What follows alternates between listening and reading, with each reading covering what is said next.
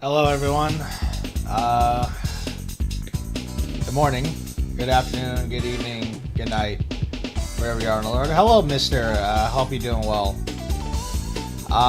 So this stream is just going to be different than the others. Normally, there will be some playing involved and all that, but so to kind of make a long story short, I've been working on this video project that I'm still in the midst of writing a script for because, I'm, at least on my YouTube side, I'm doing like primarily Left 4 Dead stuff, and I've had this video brewing for a minute.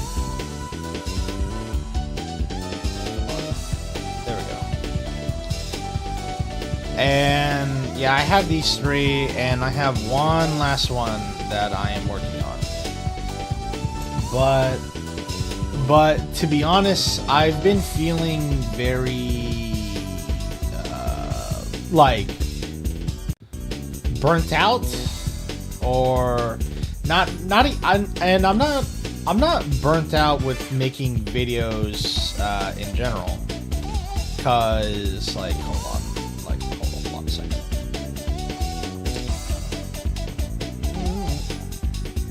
Hold on, I'm gonna access my Twitter for a moment.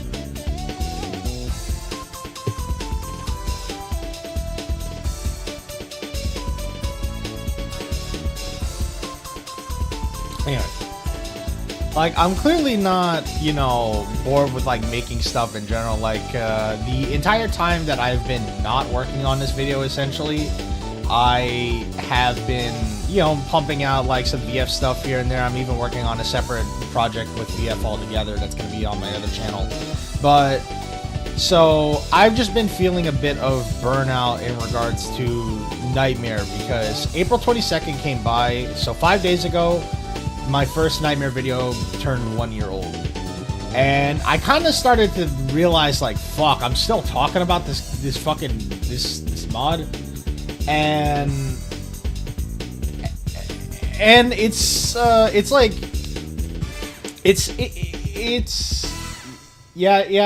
heard about what's happened with Yoru. I'm not really gonna go into or discuss about it.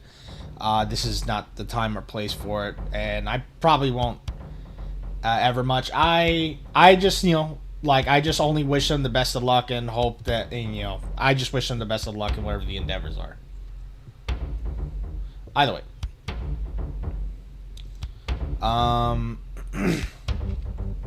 Either way. So anyway, the thing that I wanted to get at the very least is that, so I am talking, so today's stream is going to be a bit different because, so the reason why this is going to be a work focused one is because, I don't know, I just got the idea from an artist I follow where they said that they were struggling on working on commissions at one point, and so they started live streaming their stuff just to give them the, thinking it would give them the motivation to, and all that. And, I thought, screw it, why not? I'll do the same. I'm thinking that maybe having, because I think there's a lot of reasons I'm just a little bit burnt out. How do I put it? Number one, it's been a year and I'm still talking about this. It's been a year and I'm still talking about this. And I'm not even saying this necessarily it's a bad thing or anything. I liked Yoru's Nightmare when it was still around. I still do, for the most part. I liked Red's a lot, and I like the one that I like the one that I'm writing, that I'm currently working on right now, and they're all very interesting and very fun to play and to discuss about. But it's just also just this kind of desire to just want, I wanted to move on. Essentially, I wanted to move on. I was ready to move on, and I just kind of got myself into something that, granted, I wasn't, no one put a gun to my head and said I still gotta talk about this, but it was also just it felt like just kind of one of those where I just didn't know if I didn't, I I feel like that if I wasn't gonna talk about Redux like in full, then I don't know if anybody else would really do it. Essentially, that's part of why I made these videos in the first place, was that no one really talked about, like, when Yoru's Nightmare came out, no one really made a video, like, you know, not even, like, people made videos that were essentially just highlight reels like this, yeah, but no one really talked about what separated the mod, like, what made the mod different from vanilla game and all that stuff, and no one was really gonna do that for Red's Reimagined either. So I wanted to make something that, you know, shows highlights, but also just, like, goes into, you know, tries to go as great of a length as possible to like, you know, just discuss, like, what makes these mods unique and all that stuff. And to be honest, I don't really know if people would really do that for, like, I just didn't know if people are I just don't know if people are really gonna do that for Waltz's Redux either. And it'd just be kind of a shame, you know, because the unfortunate thing is that I don't want people to think that Nightmare was just like, I'm not kidding when I say that when Yoru's Nightmare first came out, yeah, people doing no commentary expert runs, yeah, like, yeah, I didn't like that was like the only, I didn't like that was the only kinds of videos surrounding Nightmare that were out there, essentially.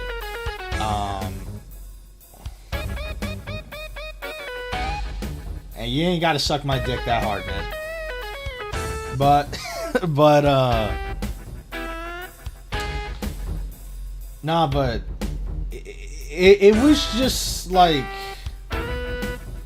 I don't mind the no commentary expert run stuff. I mean, personally, I don't really like watching those videos anyway. I think they're just kind of boring.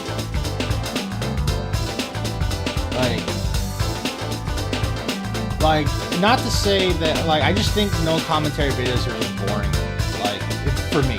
People might find them, like, interesting just to watch the gameplay and all that, which is fine. Let me turn the music down on the stream. Alright. So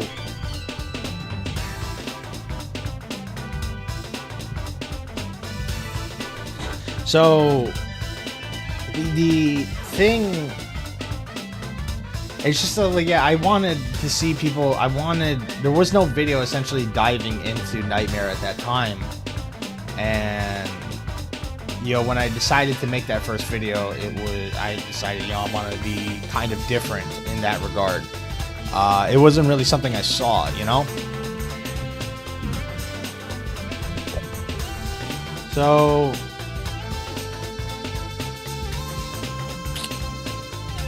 I need to figure out, like, what it is I'm going to do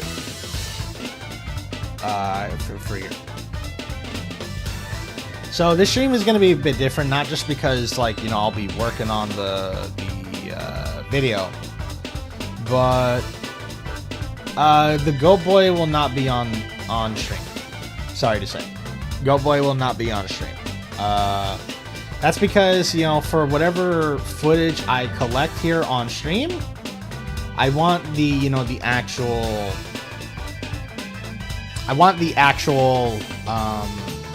footage to be clean looking as possible, if you will. So that also means I'm sorry to say, but I might have to disable chat too. Or at least disable chat appearing on screen.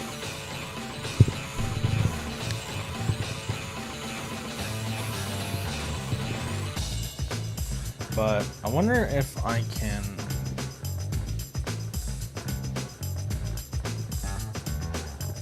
Okay, so if you guys want to know what it currently looks like at the moment,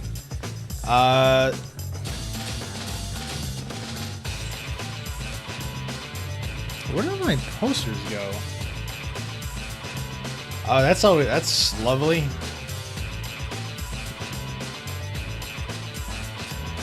Okay, I have no idea where I did not move those. I had the Coldstream in the last stand there. So weird, they just disappeared. Are they... Where the fuck? Huh.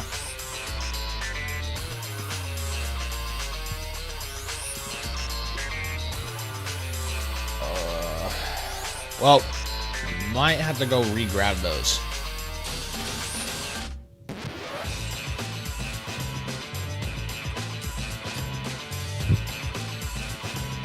It's so fucking weird. They were right there. Oh. Wait, if I... Alright, no, they're right there. What the fuck?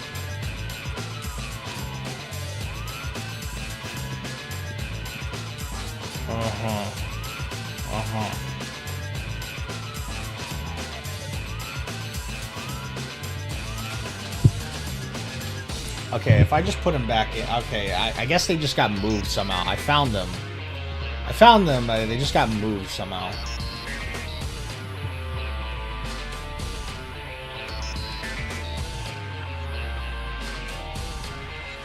Alright, there we go. Alright, we're back. So, you guys... Alright, so... Do you guys want to see what I have so far? I got 7 minutes. Waltz has already seen some of it himself. Like, he's only seen the introduction. So, I only just really got the lore section done. Really.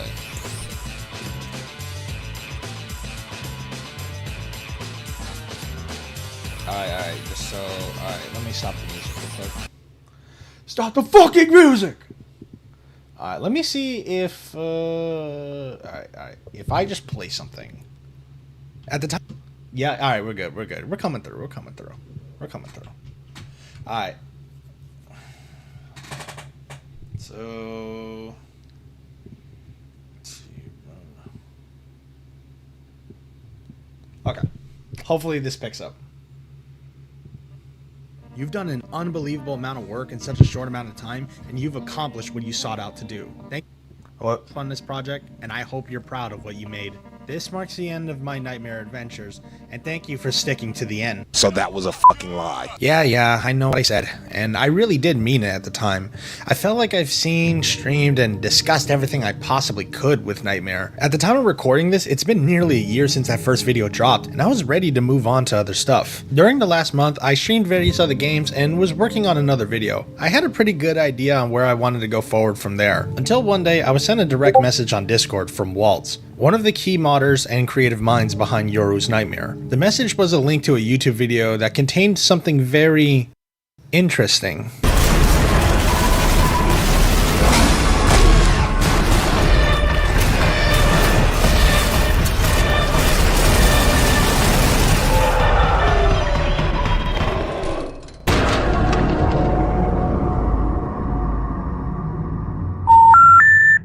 We're sorry. You have reached a number that has been disconnected or is no longer in service. If you feel you have reached this recording in error, please check the number and try your call again.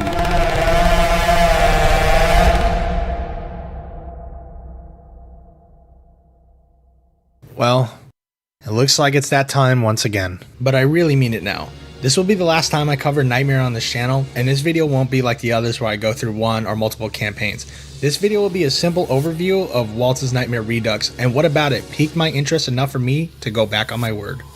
So I've known about Redux for a long while now. Some 6 or 7 months ago, Waltz himself had brought it to my attention. Redux is Nightmare, but in his vision, adding a heap of changes to the world, the health system, gameplay, etc. This version of Nightmare is perhaps the most unique of them all. You see, with Yoru's Nightmare and Red's Reimagined, they still function under the vanilla foundations of Left 4 Dead 2 as a reference point to build off of. Waltz's Nightmare Redux is so far detached from it though that it is truly a unique experience, almost like a completely different game at times. I tested it on stream when the mod was in its early stages. I was impressed by what had been done and saw great potential with it. However, in time it faded towards the the back of my mind. Then one day, I got an invitation to join Esther over at the Cozy Dragon Cottage to take part in a charity stream where she would be playing many games over the course of a couple days. Nightmare Redux being one of them, and where Waltz himself would actually join us to provide a run-through of the mod pack. The mod was completely unrecognizable from its early stages in nearly every single way. I had a lot of fun playing through various campaigns with everyone present, and I felt this urge to find out how much had changed over time and what really sets it apart from the others. I continued playing over on my own streams,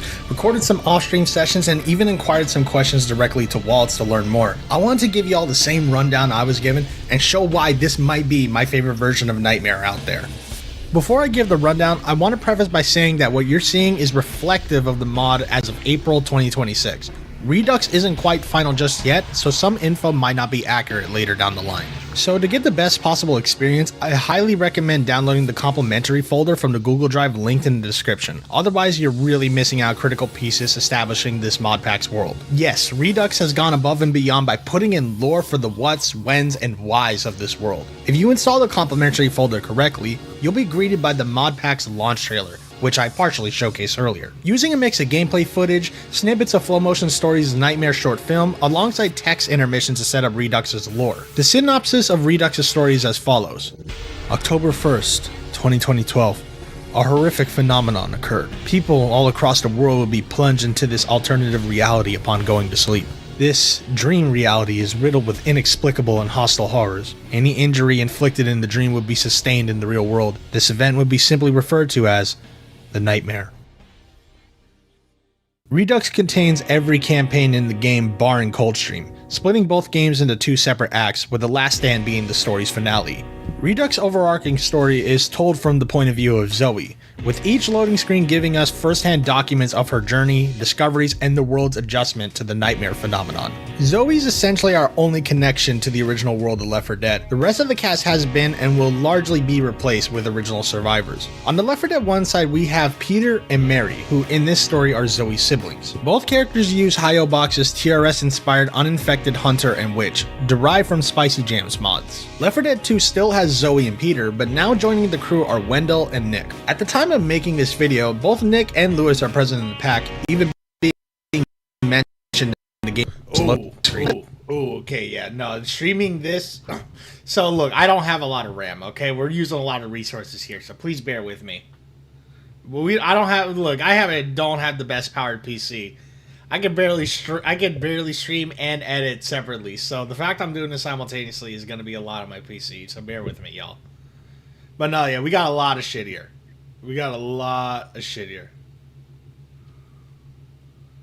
Like, I only have 16 gigs of RAM and less than 8 gigs of VRAM.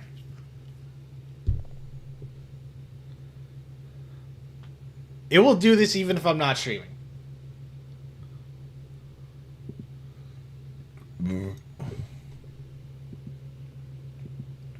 But it's trying to showcase, like, you know, this where I show that. Yeah, let's see. Let's try this again. Let's see. All right, let's try this again. So let's try it again. Still has Zoe and Peter, but now joining the crew are Wendell and Nick. At the time of making this video, both Nick and Lewis are present in the pack, even being mentioned in the game's loading screens, but Waltz has plans to also replace them with two characters named Dwayne and Anthony, respectively. Much like Mary and Peter, their designs are based on an uninfected survivor concept, a smoker and tank to be specific. Also, on a fun note, the reason Coach is named Wendell is because of the answer Chad Coleman, Coach's VA, gave when asked what he thinks his real name is. Or what would you name him, Coach? What do you think Coach's name is? Oh, Coach's real name, when I look at him, I think he would say, "How you doing? I'm Wendell Jones." Redux's lore is far too large to get into this video and would require a separate video dedicated solely to it altogether. A project I'm sure someone else out there might be willing to do. Waltz has essentially created a fanfic AU with all these changes to the world of Left 4 Dead, replacing some of the cast with OCs, telling a much more hopeless story compared to the original game. Which is saying a lot because Left 4 Dead's world is actually really bleak once you look past its whimsiness. Personally, I really dig the fanfic vibes of this mod pack. I'm a bit biased because I am someone who finds themselves reading on AO3 at 2 in the morning all the time, but really, the Left 4 Dead community is no stranger to fanfic stuff either. Coldstream, Last Stand, and all custom campaigns are just playable fanfiction when you think about it. but Redux having it on this grand of a scale is really cool. I will say I'm 50-50 on including a whole new cast of characters and also of the interpretations of the two that stayed. Seeing this loss of grip on reality that is conveyed through Zoe on the loading screens as the story progresses is an incredible concept to follow. However, I do think her writing could use some work. I think she swears too much, and ultimately a lot of dialogue could be shortened to say a lot with a little. Even with a 4-person lobby loading in, there isn't really enough time to read through the text before the game starts. The loading screens will eventually be updated to include the new survivors Dwayne and Anthony, so here's the hope that more will be done for the screens than just name swapping. Now, take this opinion with a grain of salt, but I'm not too big on the new survivors just because I'm too attached to the original 8. Left 4 Dead just doesn't quite feel like itself with even one of them missing, so this mod replacing 4, soon to be 6 of them, can be felt even though dialogue has been turned off. I can imagine that it's going to be hard for people out there who are very attached to the original cast like me to really bring themselves to care much about the new original characters. I personally would find it more interesting if the original cast were all still here and just to see how this new world affected them. Nonetheless, I still think that with some proofreading and perhaps a dedicated video from someone in collaboration with Waltz overviewing the mod's world, there's a ton of potential in making a nice AU for the game. I only added the little end transition and fade out, if you will, just to be like, you know, this is what I got so far. If it doesn't have it ending of some kind as a teaser, if you will, like, I'm gonna be weird about it. But yeah, that's all. That's 7.5 minutes so far. Nice. So, no, yeah. I was gonna say, I will like even explain a bit more on the whole. It might be harder for some people to care about the original cast of characters and why. Personally, I still would find it more interesting if we still had the original 8, if you will, just because I think to me that is the whole point of an AU, if you will. Is just to see how different, how the characters would be in this alternate universe when thrusted into a different scenario or situation. But nevertheless, I think the even just the attempt at lore building is quite ambitious, and what we got so far is really interesting, for sure. But anyway, so let's see. I want to turn the music back on.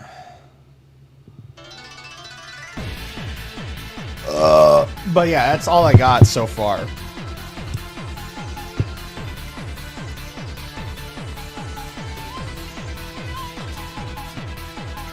But I also understand that I think if you bring in new characters, it makes it easier with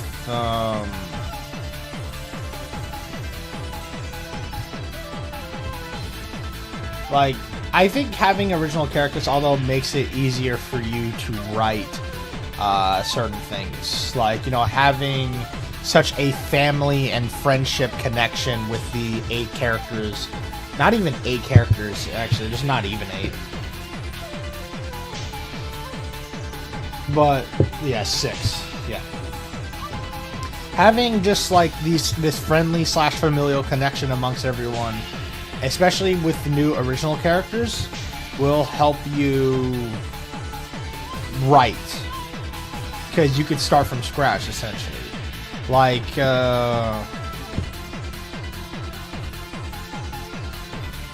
But also, it makes more sense. It also, helps you write as to why everyone is together, more or less.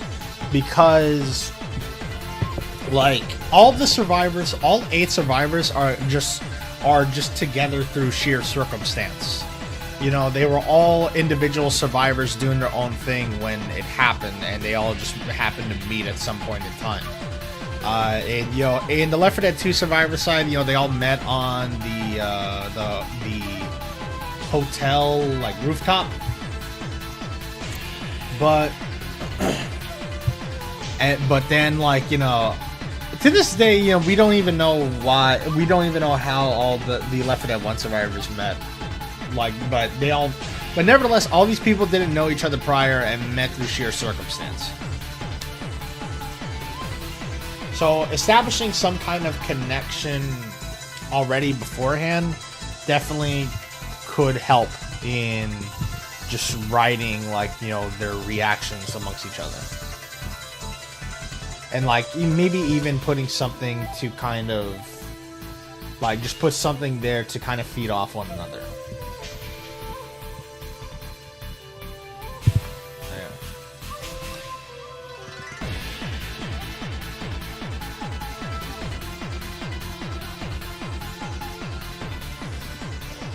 Nope.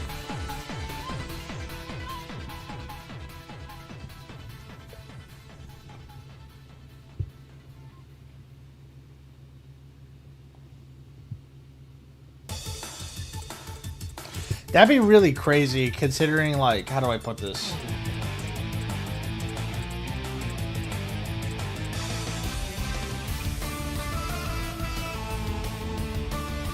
I don't know, like, that makes it hard. Like, I don't know, Cruiser, that kind of, like, kind of puts into question about the passing.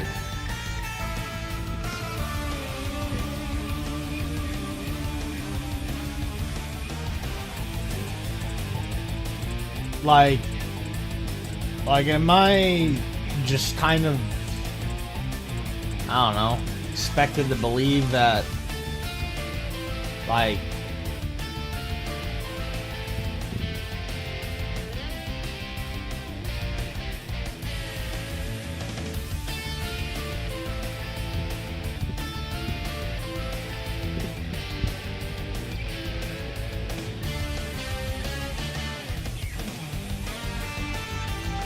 no, yeah, like, you know, I definitely think the passing and the sacrifice, I like to think that the passing happened probably the night after.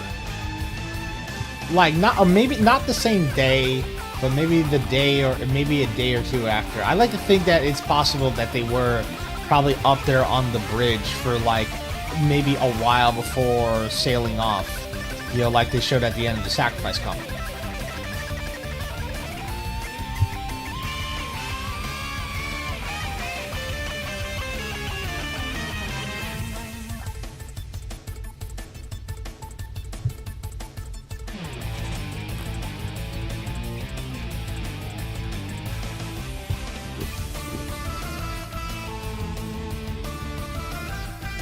Anyway. So...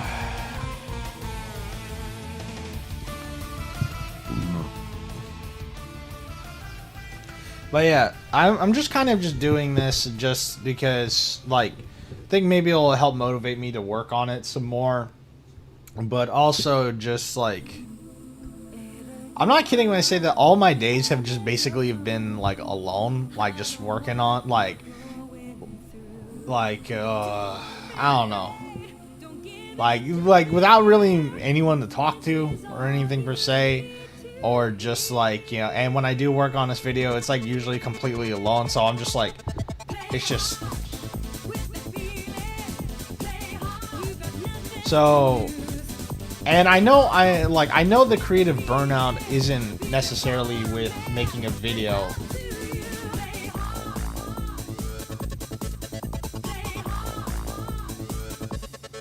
Like, how do I put this? When you, like, I know it wasn't with making videos in general, because I really like, you know, I really like this one I'm about to show. Like, hold on. I'm definitely about to get a copyright claim for this. Hold on.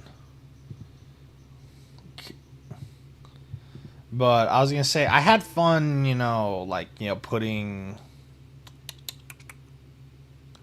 like, just either uploading, like, clips from when I was playing VF, right? Which is all fun stuff. Because it's not like I was doing nothing in, like, some of my spare time. Yeah, obviously, this is my favorite game. This is the one I travel for.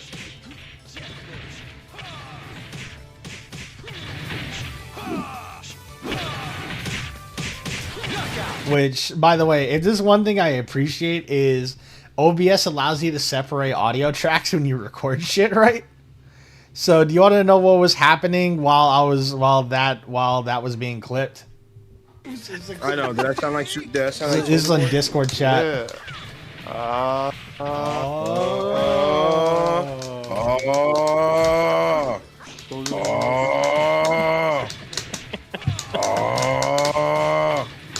Man, I got beat the face. Yo. Oh my god. Did someone see that?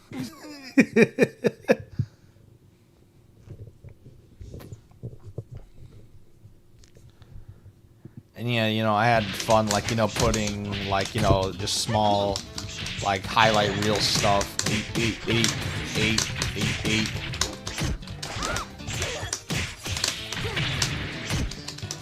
Knockout. Yeah, no, yeah. You saw that, yeah. There's like,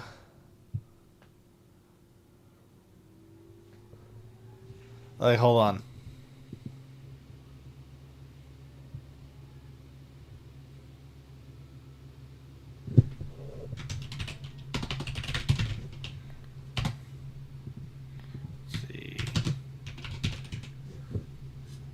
I can just put that there. There you go.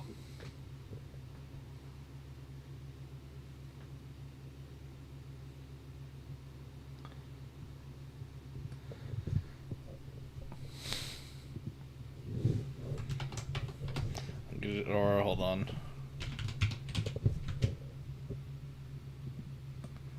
Or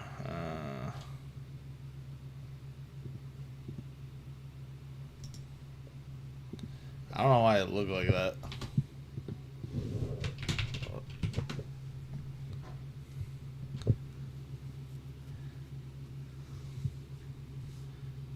So let me disable it. Ugh. Okay, just wondering if that made sure mess with any of the image. I don't know. No, I was just so I do that sometimes just to see, because sometimes like it could even mess with the image. I don't know why it used to look like that, but either way. But no, yeah, this is great. And yeah, I had fun, you know, with this.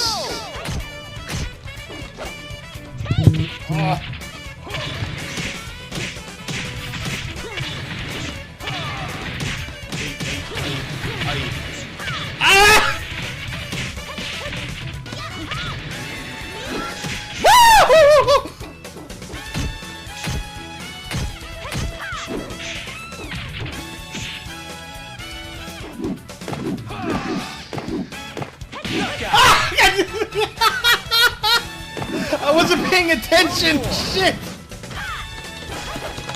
Okay. Okay. Okay.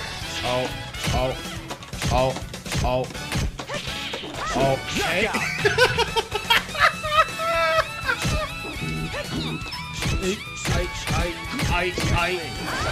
I. Fuck. Mid. Mid. D. D. D.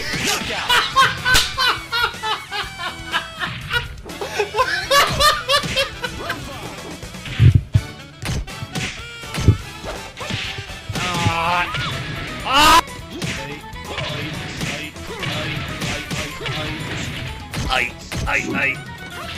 No! No! Low. No! No! Oh!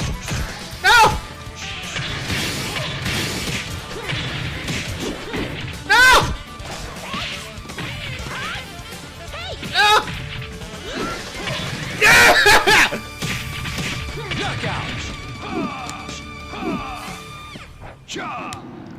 Don't worry, pal. I won't forget you. So I still have fun making stuff like this, you know, all that's still fun to make and all that. So I knew that the passion like was still there to just make shit in general, but you know, I realized that maybe I'm just a little burnt on making why is this voice lines? Because it's a 20-year-old voice clip. that has gone through 4 different versions of the game.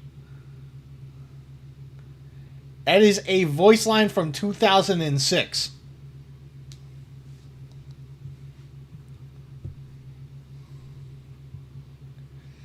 It is a voice line from 2006 that they keep reusing.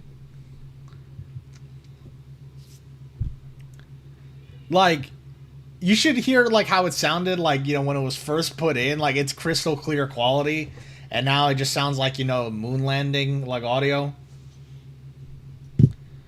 Oh yeah, and alright, this is great. So, have you guys been seeing these? But warned and out of here if you keep out. This is serious city business. It ain't a laughing game in your school. I believe Goofy Butt is an attack and name Dookie calling. Butt? I didn't say Dookie Butt. No, you hearing wrong. I said Goofy. Laughing. Goofy is Goofy Butt warned and out of here if you keep out. This is serious city business. I'm fucking... Oh, dude, this is my favorite one. Dude, this is my favorite one right here. Man, fuck the coronavirus, man. This was really wrong, you hear me? This nigga stuck, you hear me? That boy got that? Boy, hell no, boy. That boy is stuck in time. Oh my god. That boy got that. It's just the it's the fucking the dead scream. I gotta hear that again. Yeah, the re-dead screech is so great. Stuck, you hear me? That boy got that? Boy, hell no, boy. The other one too. So the other thing too. Okay, so the first night is never usually that bad in any game, so I'll play through. Ah, fuck! What the fuck? Coca-Cola, don't forget dies. And I'm not making money off the monkey foot, bitch. So I'ma sell clocks, bitch. Motherfucking clocks. Look at this ancient ass clock here.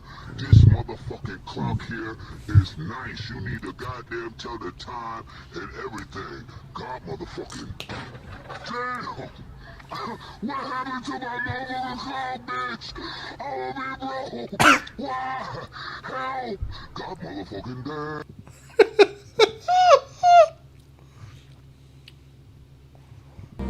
Oh god.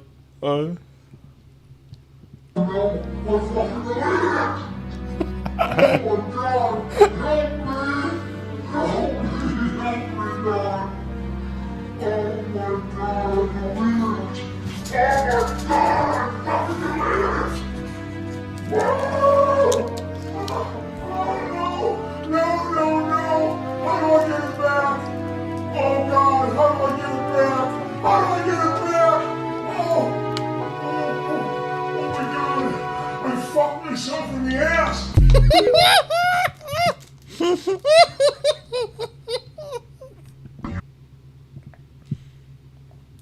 This is my favorite one, dude. This is my favorite one. Hey Trent, you want some ice cream? Yeah.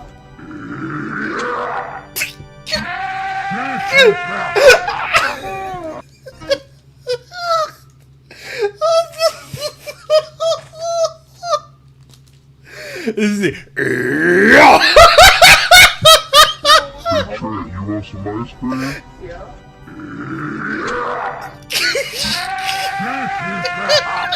It's the fucking wind up, dude. It's the fucking wind up.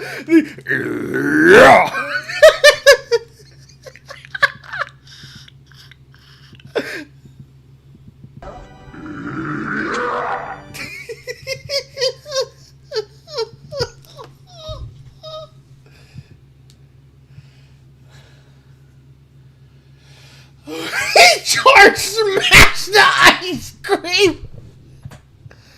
Oh, this is great. This dude did a 10 combo. This dude's like straight. What?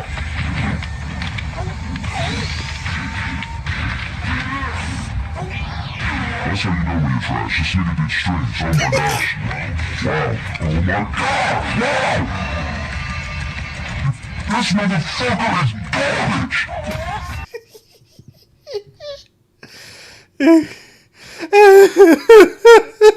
Dude, it's so good. It's, y'all know what makes it so great? It's that it's literally just like, it's just like pitching down. That's all it is. It's just like, it's all it is. They just pitch the audio down. And it's so fucking great, dude.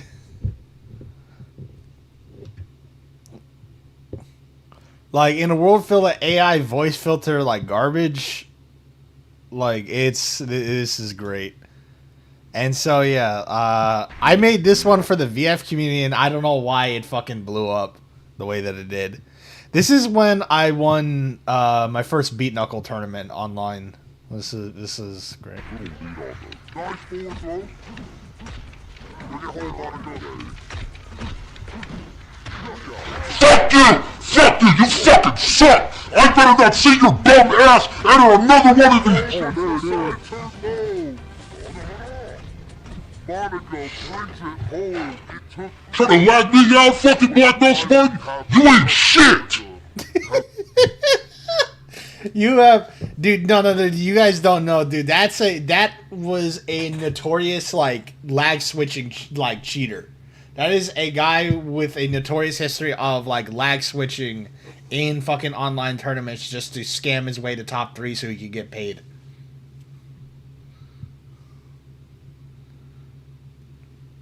And at the very least, he made it to top 2, which meant that he got paid. But at the but he made it to top 3 at the very least, so he did get paid. But I remember thinking, I'm not about to let this guy get top 1. I am not allowed to let this guy be the winner, you know. And I fucking saw it to the end.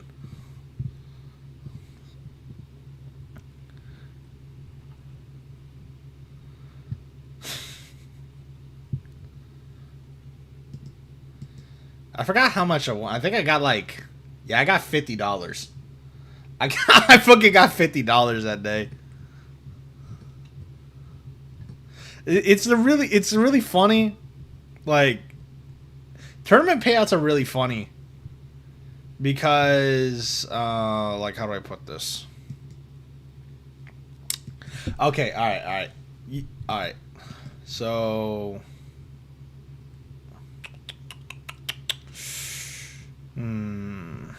it's probably on a different one, I bet.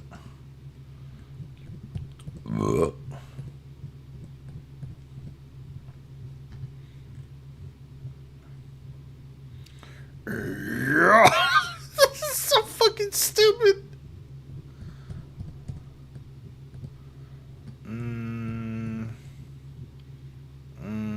Okay.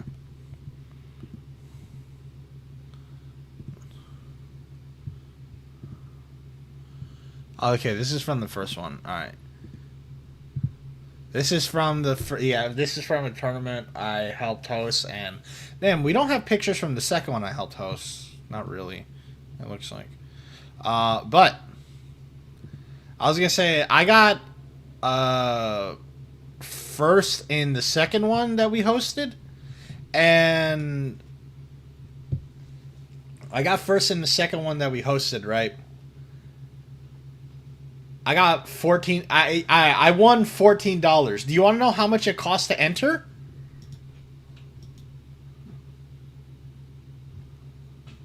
I got $14 for getting first. Guess how it costs. It costs. Also, thank you, Wolf Lord, for the follow. It costs $14 to enter. I mean, I won $14 for getting first. It cost $15 to enter. So I lost $1.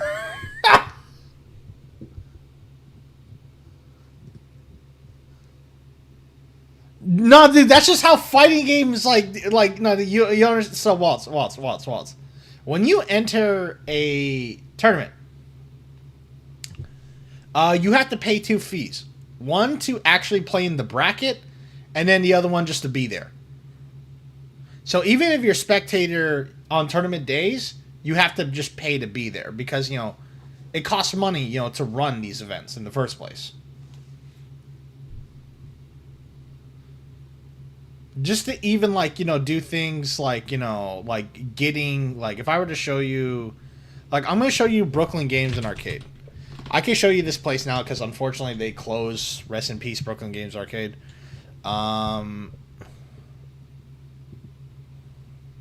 Like, yeah, they just closed their doors permanently, I think, last week or this week, even.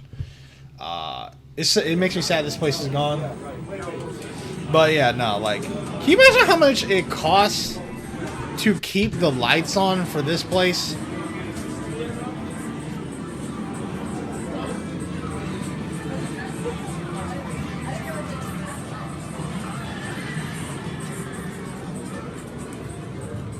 That's just the basement. That's just the basement.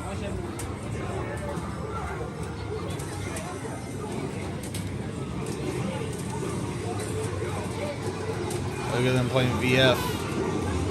KOF 98. KOF 15. What is that? Is that dude just playing Call of Duty?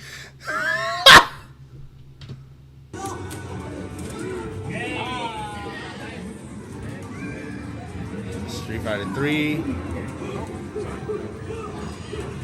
Super Turbo.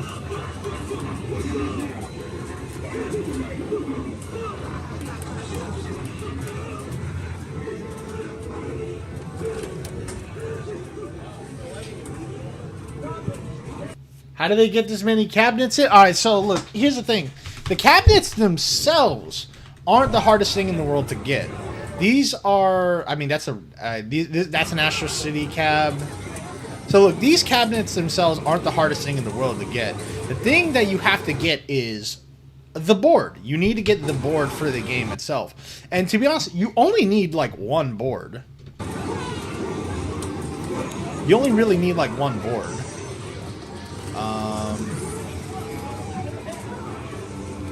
And so these are head-to-head. These are what are called head-to-head. So these two are playing off of one board, essentially. And, and the screen is being transmitted to, the separate sides. These two are just kind of linked. This one's weird. This is weird. These two are linked, but they're not right next to each other. They're like in between this one. It's really interesting. But yeah, cabinets themselves aren't the hardest thing in the world to get. Or even to make. Even. I hate these. I hate these kinds of cabinets. I do not like the side-by-sides at all. Like, but I also don't really like head-to-heads that much either. My favorite, like, cabinets to play on are, like, if you get two that are just connected to each other like this, but imagine if this one was direct, like, instead of having it be one cabinet apart, it's like, like they're directly next to each other. I think that's more interesting. I think that's more fun to play.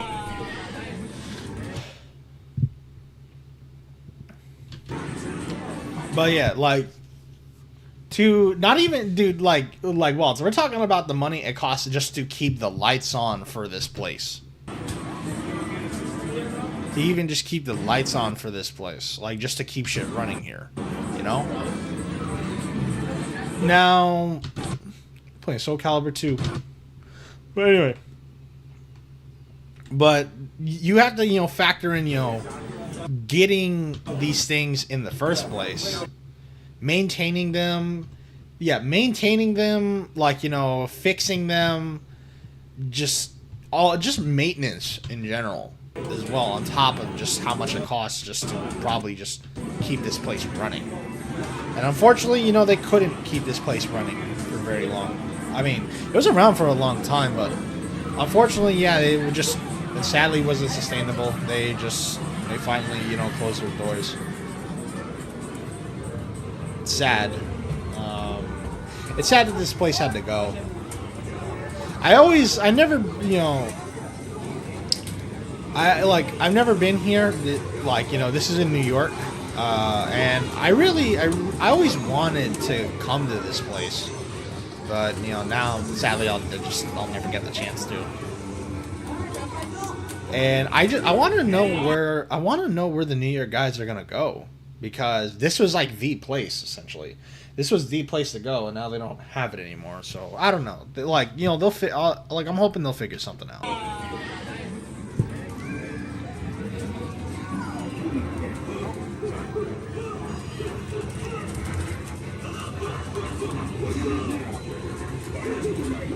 And oh yeah, by the way.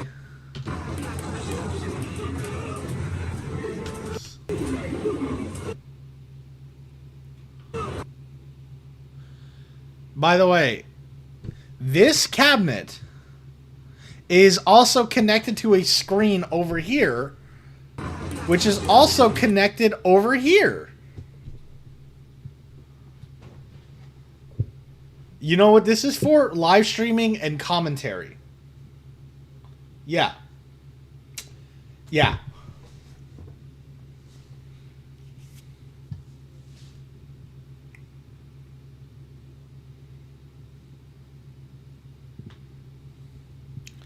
Like, hold on, let me show you UFNet. Yeah, UFNet Sunnyvale. Let me show you this place. This is a really cool place. Is it?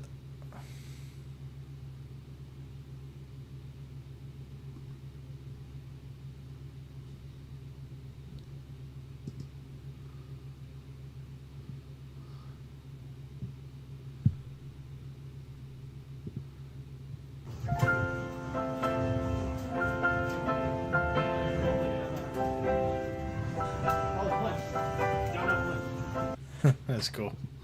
Anyway, I want to see if I can show you all UFNet Cyber Cafe. This is where the folks in Northern California go.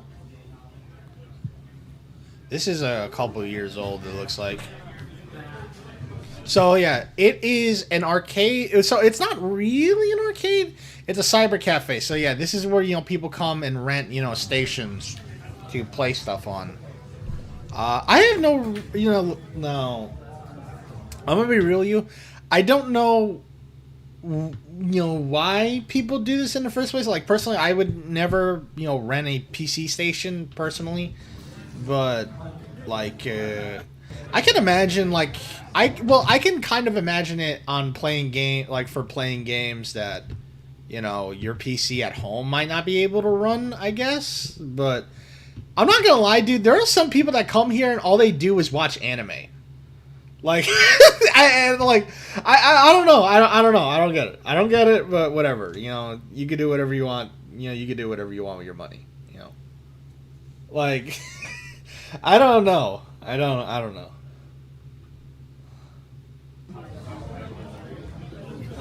I don't know what the charge rate is for, like, per hour, because they charge by the hour.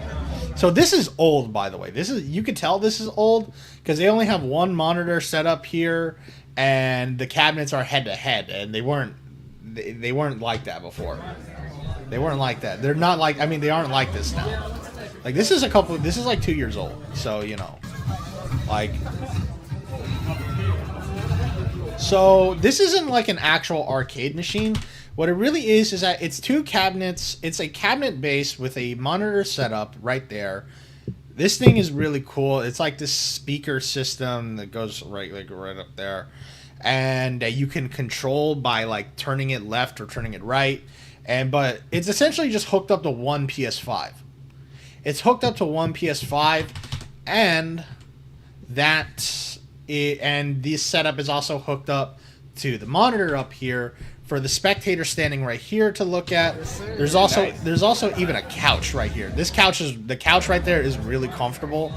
Oh wait, I don't even think the couch is there. Did they not have the couch yet? But yeah, because it's a PS5 setup, that means you don't need to use the controls here. And by the way, the reason why there are two is because actually because, you know, there are some players that prefer to play on a bat top handle and some that prefer to play on a ball. It's really a matter of personal preference. And yeah, there's a whole front station where they have a bunch of snacks that you could buy. That is a tray of mints right there that I steal out of every time before I leave. I mean steal, but it's like, you know, you could take as many as you want. Like they just hand them out for free. And yeah, I always take a few mints with me whenever I leave. And yeah, you can, you know, get some snacks out in the front and all that stuff. Is the fridge here? Is the fridge here? No, the fridge isn't here, it looks like. But yeah, but now there's even more setups here with more PS5s and all that. And it's really cool because, like, at first I thought it was, like, this is one PS5, once again, hooked up to 2 monitors. These 2 guys right here are playing the same game. Like, they're playing, you know, each other right now. So it's really interesting just the lengths they're going through to make it less cramped, I guess. Because, you know, if these guys shared one monitor, they'd be absolutely next to each other, like huddling next to each other and all that. It'd be really cramped. And look, I know it doesn't mean much because, look, you see how cramped it looks. This is kind of a small space. He's been around for 30 days. He's the longest living team. Oh, bro. Really crazy. Like, look, he's still alive. And yeah, this is the commentator station. This is the commentator station. And do you want to know something? So, alright, so look. This is the, so where this guy is, that's Joe, by the way. He is the owner and all that, like, you know, really nice guy, really cool guy. But the computer that he's working at is the streaming station. That's where he changes the camera and all that stuff. And right here is where the commentators sit. And it's really cool because, dude, yeah, there's no, like, yeah, there's a camera set up in that arcade space. That arcade space is where the stream is being monitored. So yeah. So I'm not kidding when I say that this PS5 is being streamed and monitored not just right here, like not just right there on top, but let's see, will it show? Do you see that monitor right there? Like, hold on. Do you see that monitor right there? So this PS5 setup is not just being monitored to the 2 cabinets, but it's being monitored on one monitor. On the other side, it's facing outward to the left over here, and one that's facing outward to this section, so that way the people standing here can also spectate, while also at the same time, it's being streamed over on these 2 monitor stations for the stream in general. It's insane. You happen to give me the coffee you're drinking. Oh, it's nervous in the bay. I don't know how that fucking I don't know how Joe did it. I don't know how he did it. Like I don't know. It's going through the ceiling. Like, you can see that wire coming down. But Jesus Christ, what the fuck was it like to set that up? You know. But that's not what it looks like now. That's not really like what it looks like now.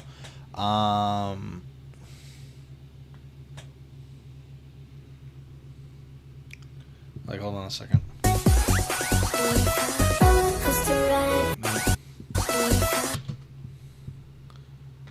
Oh, wow.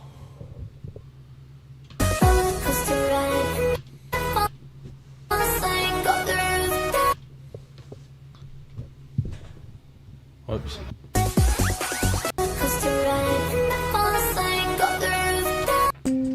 Come on, man. I'm trying to pause the goddamn thing, dude. Why?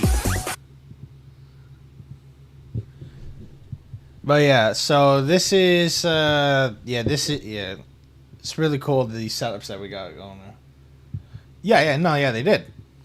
To us, where the fuck is it?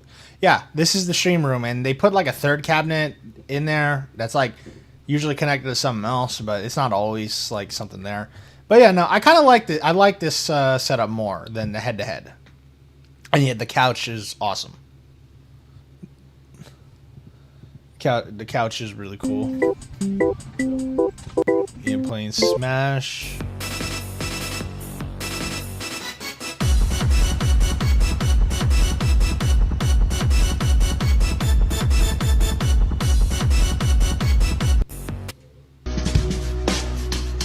Where are you? I'm over here.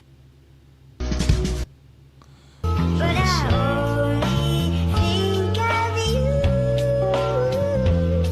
Will we be together soon? Trying to figure out like.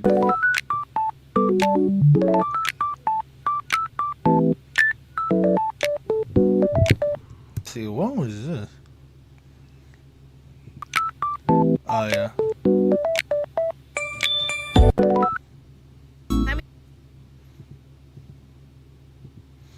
Oh, I remember this. Yeah, no, this guy brought fudge. I was here that day. I was here this day. This guy brought fudge. It was really cool. Really good stuff. Are you? All right.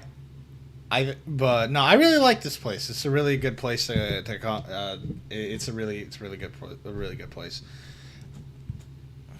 Anyway, I am procrastinating right now. I am very much procrastinating. So let me fix that. I need to.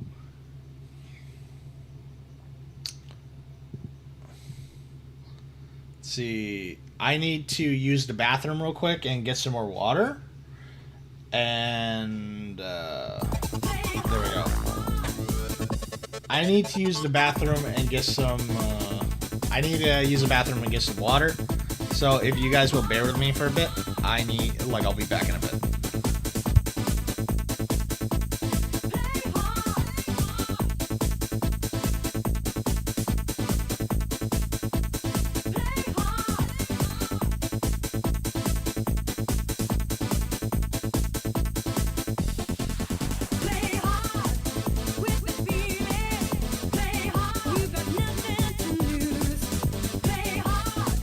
With the feeling, be a boy or a man. It's up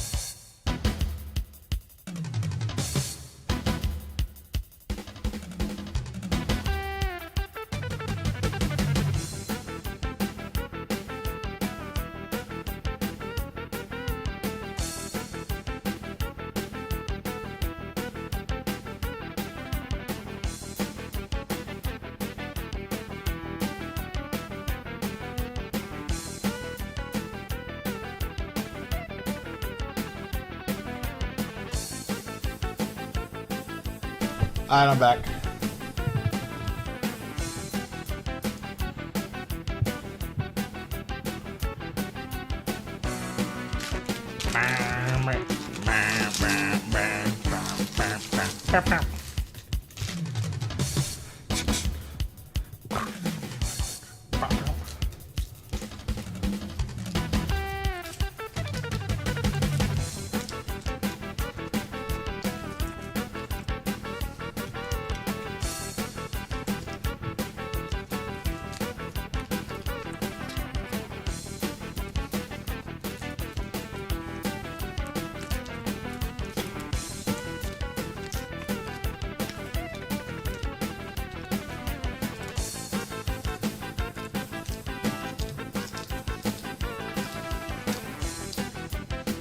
Whatever happened to the original creator of the Nightmare mod pack, I wouldn't know. They just you know, disappeared. Took everything with them. You could find re-upload. I know you could find re-uploads of their stuff, though, no problem. Nightmare is fairly popular. It's too popular that even if Yoru were to delete it, it can't just go away, you know?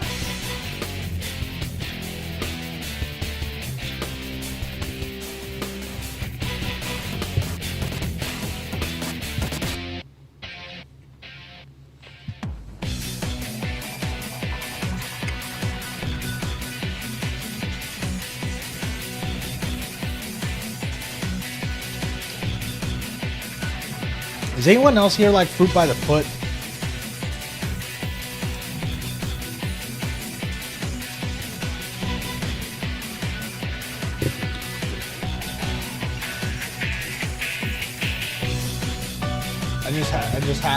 I just had some right now.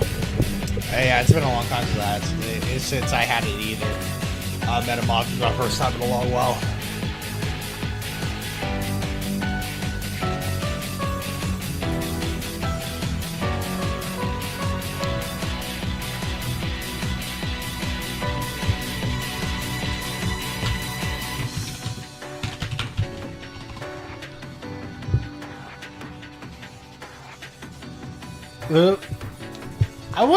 I don't know if I would. I don't know if I would put it like up there.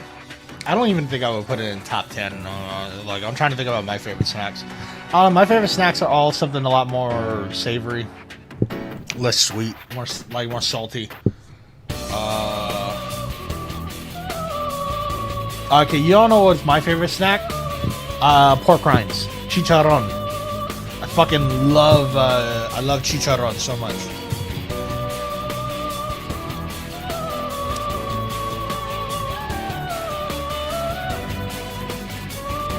No, yeah, I don't have a high range either. Thankfully, chicharron has been fairly cheap over here, you know?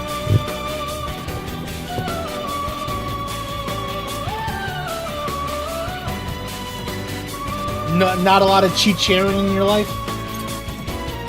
No, yeah, I mean, obviously, like, over here, like, you know, on the West Coast, well, especially over here, you know, we have a big Mexican population. So, like, you know, I get, you know, a lot of access to it. I have a lot of ways to get it. Waltz is not blessed to have chicharron in his life. Chicharron. I don't even think you got Hispanics over there.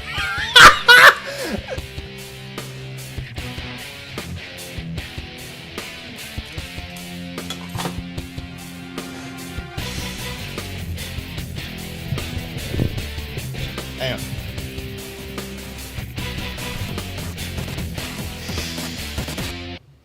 So this is going to be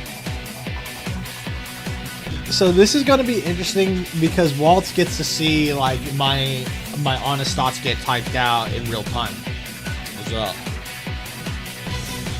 Best Mexican food we get is Taco Bell. All right, yeah, you're good.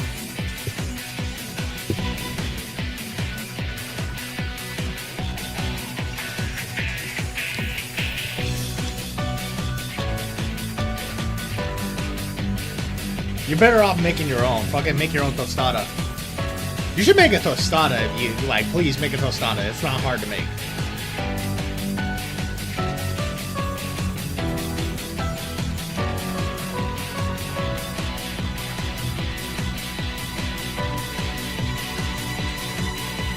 just trying to... Let's see.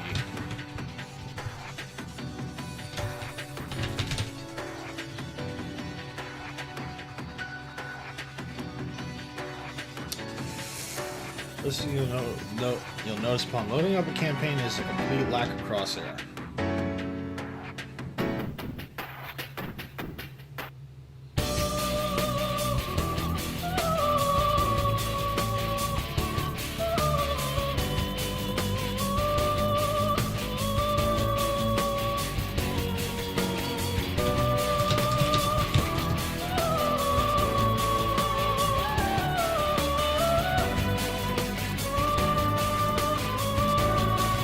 I always, I know what I want to say, but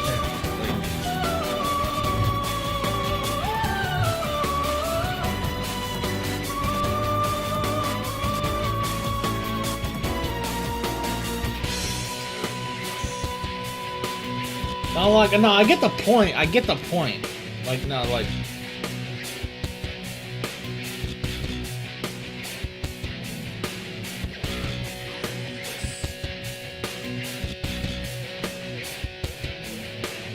I'm just trying to figure out how to put this.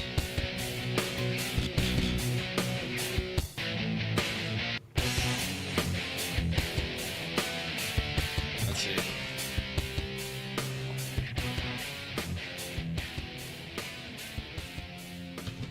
What did I say?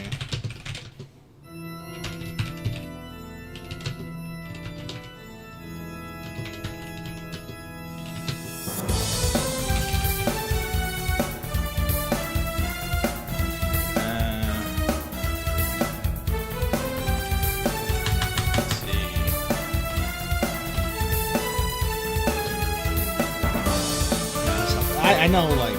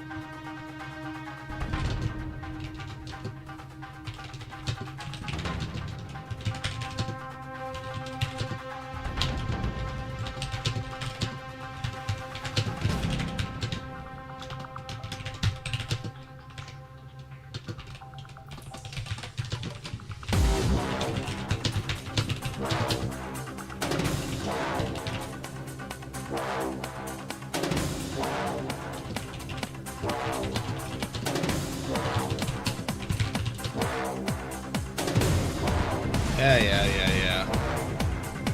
I know, I see the fucking typo, man. So, this is me, like, just typing shit out. These aren't even lines I'm not even necessarily going to say. I'm just really more so jotting stuff down. I just realized, is this, I just want to be sure. Okay, 1.5. I don't like double space, but I don't like 1.15. Am I alone in thinking I feel like double space is too much? Like it's too wide?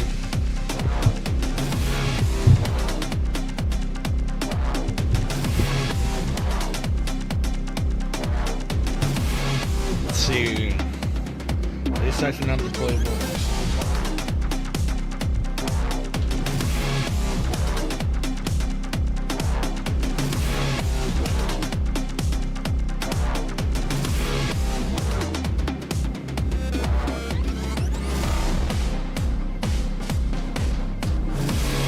I know there's custom spacing, but I'm talking about the presets here.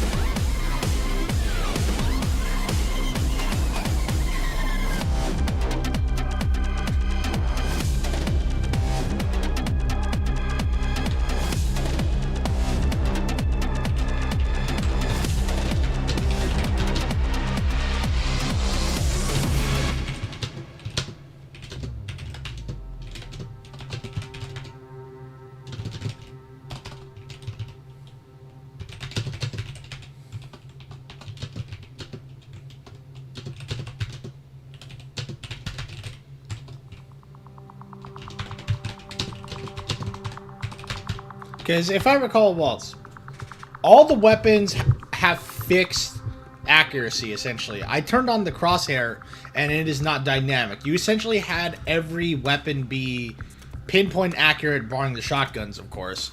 Yeah, okay.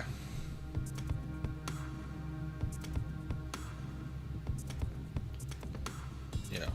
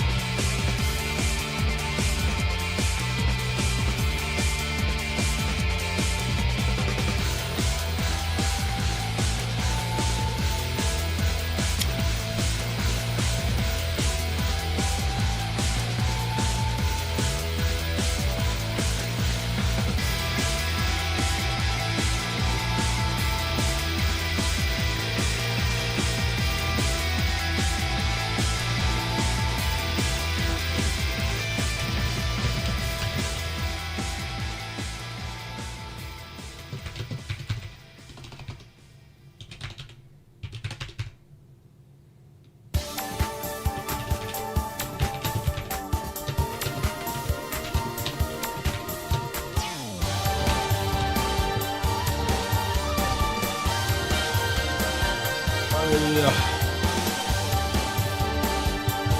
yeah, I'm trying to figure out this.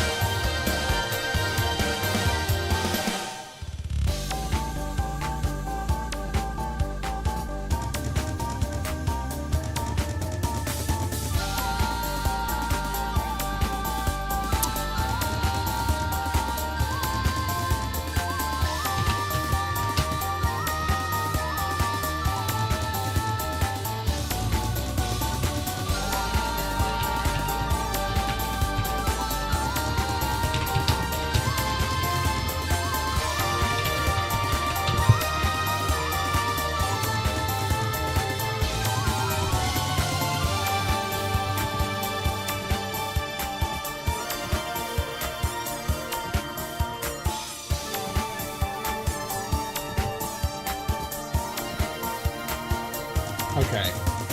That's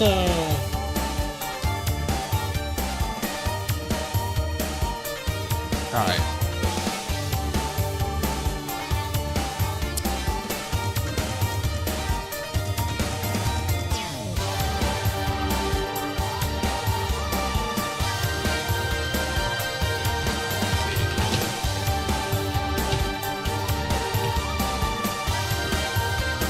Well, barring the shotguns, of course.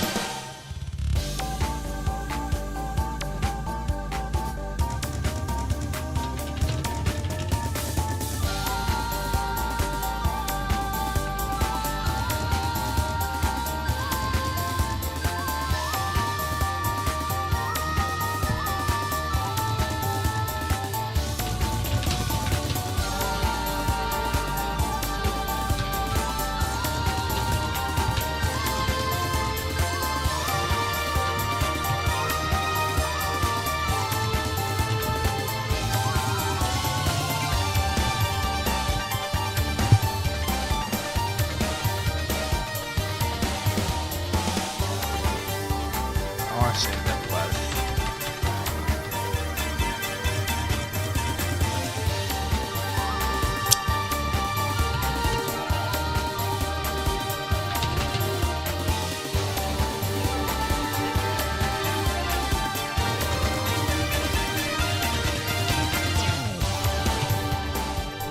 Wrong hits. Oh fuck, I hit the wrong one.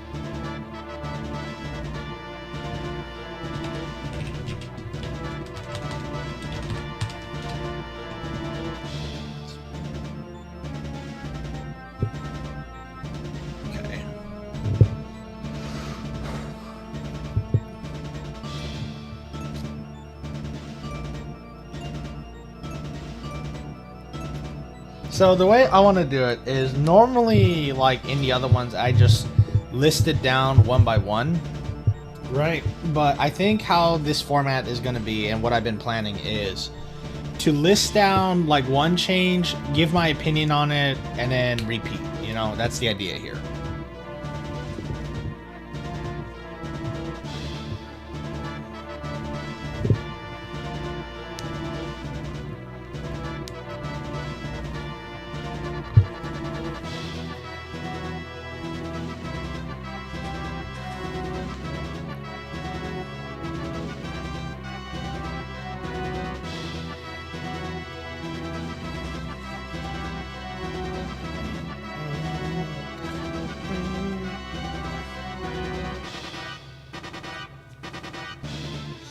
Second.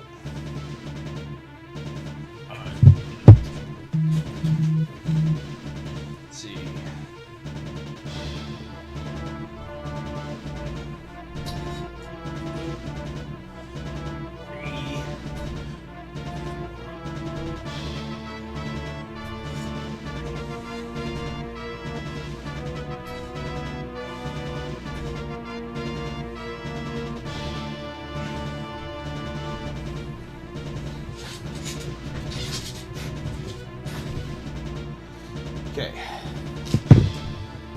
see.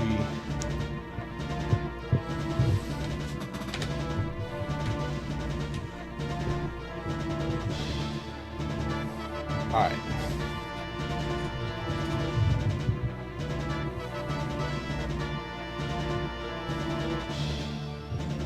So.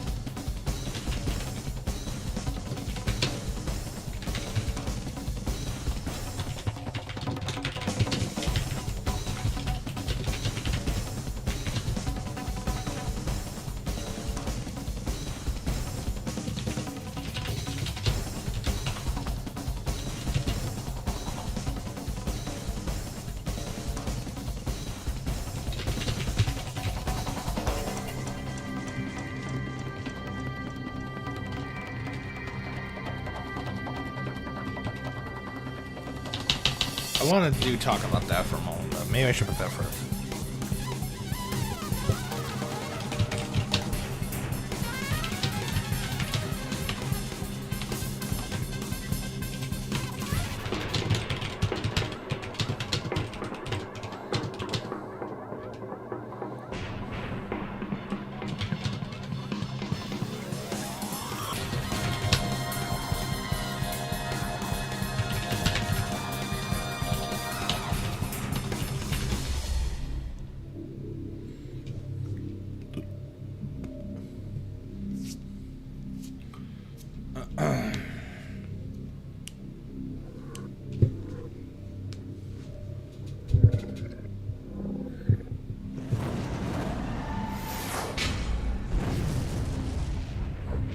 Trying to figure out how to phrase this. All right.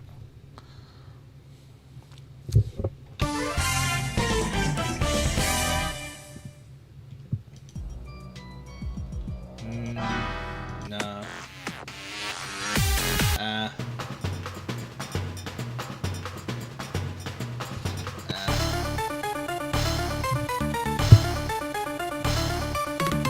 Alright, so I'm thinking like... I'm trying to think like, how do I want to put this? Because I know exactly, because I've been thinking about these talking points for a minute. Alright, I know.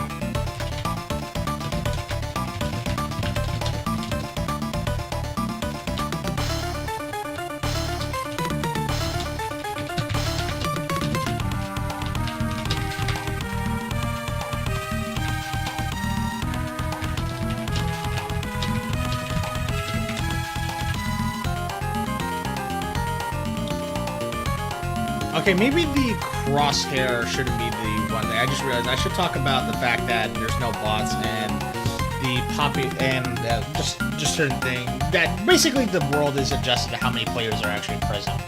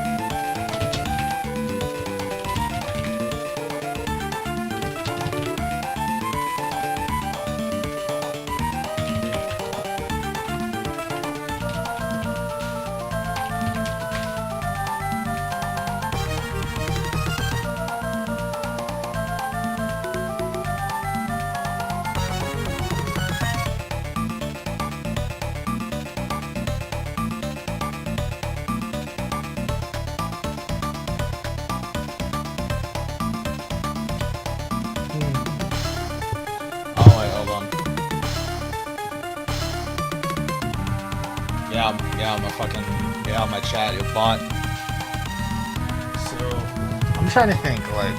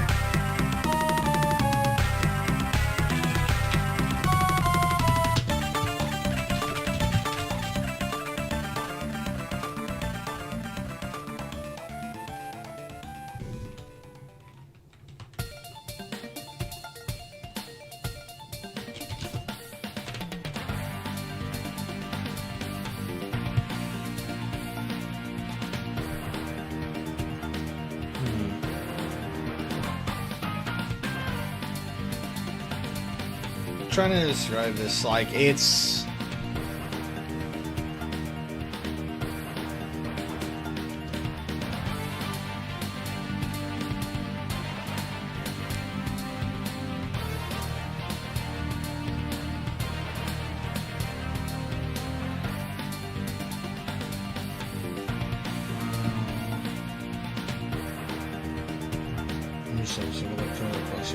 Big source of info to take away from.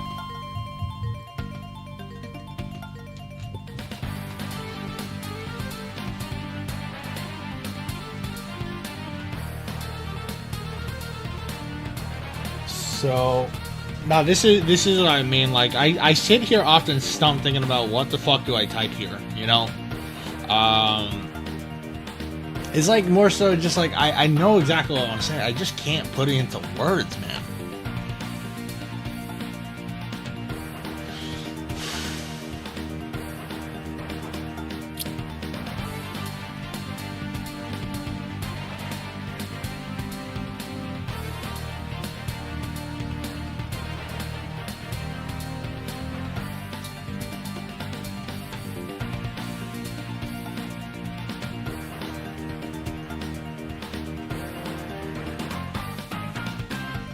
Yeah.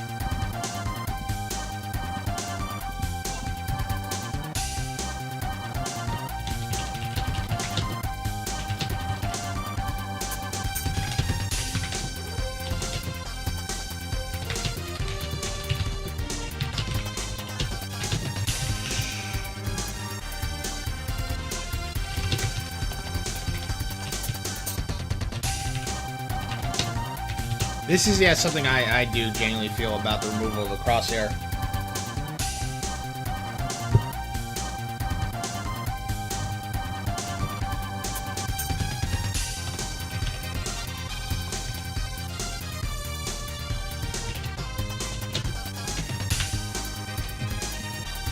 I was gonna say that I feel like the unfortunate thing about the removal of the crosshair is that I feel like I've recorded a number of campaign runs already, and I've already played through a couple on stream. I've had runs where I just didn't even come across like one laser sight box, even though they are new deployable, you know. And I feel like, especially on advanced and maybe even like nightmare difficulty, the safe bet will be shotgun melee. Because, look, which is already the meta of realism in Left 4 Dead as is. So, and that was also a critique I had of Yoru's Nightmare, was that I felt Yoru's Nightmare did absolutely nothing to shake up the meta of Left 4 Dead 2, which was Shotgun Magnum, Shotgun Melee. Shotgun Magnum in Yoru's Nightmare was even better than Shotgun Magnum in the vanilla game, because the Magnum was a super key precision-based weapon that like two shot or even one shot a charger if you shot it in the head, two shot to the body. But now, because the crosshair is disabled, and you can have campaign runs where you might not even encounter a box, then people will probably go shotgun melee. Shotgun melee, shotgun. Go shotgun melee, because you don't need to worry about aiming. And to be honest, like, it works out, especially because the shotguns do really good damage even at the mid range. I have like, clips of me just basically almost sniping smokers with like even just the sawed-off or the other pump or the other shotguns. It is hard to that's why I think like you might not be able to get rid of that meta, but however, I think removing the crosshair unfortunately has made it makes that meta stronger, because now I don't have to worry about aiming with them. But, however, I do have a problem with something in regards to melee that I will get into.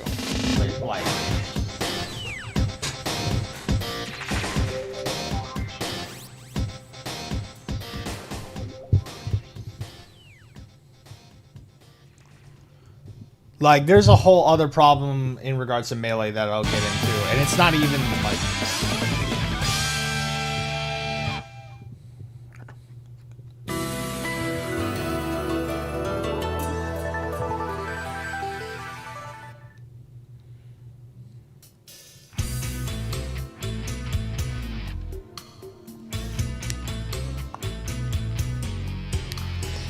That was the one thing that I felt like Red did right with weapon balancing, is that Red did, but then again, look, Red's damage values are more so based on the vanilla game, so his damage values are not comparable to yours.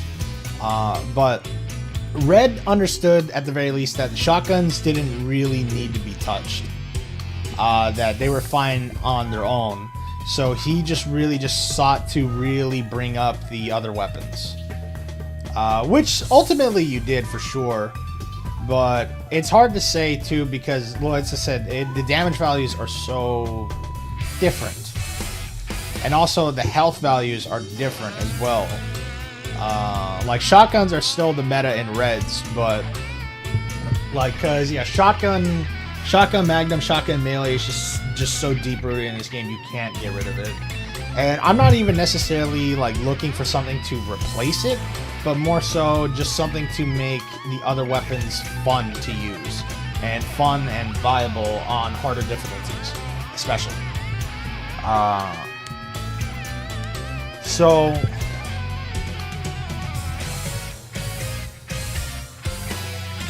But the issue is that, like, it's just, dude, even the pellets on the shotguns do so much damage. Like, even just stray pellets do a lot of damage. That I don't feel right when I kill a smoker from the mid-range. Like, by shooting once, essentially, with a shotgun.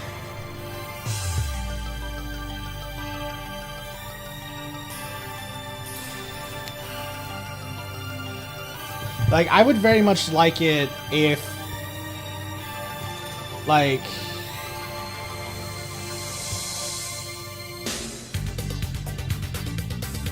But I'm about to get into a problem with them. No, it did not. No, like, yeah, no, it is happening with the pump, dude.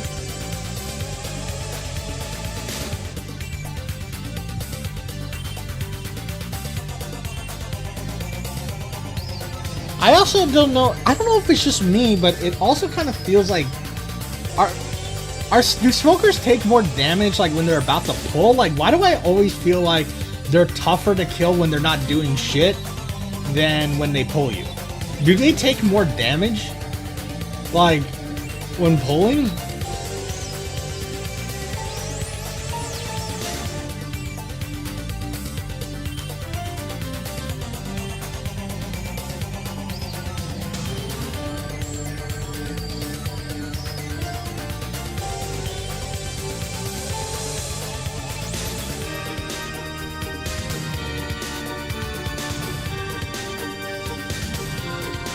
Okay, yeah, no. Because I remember that's also a thing for the charger, ain't it? Like, a multiplier when he's charging? Yeah, okay.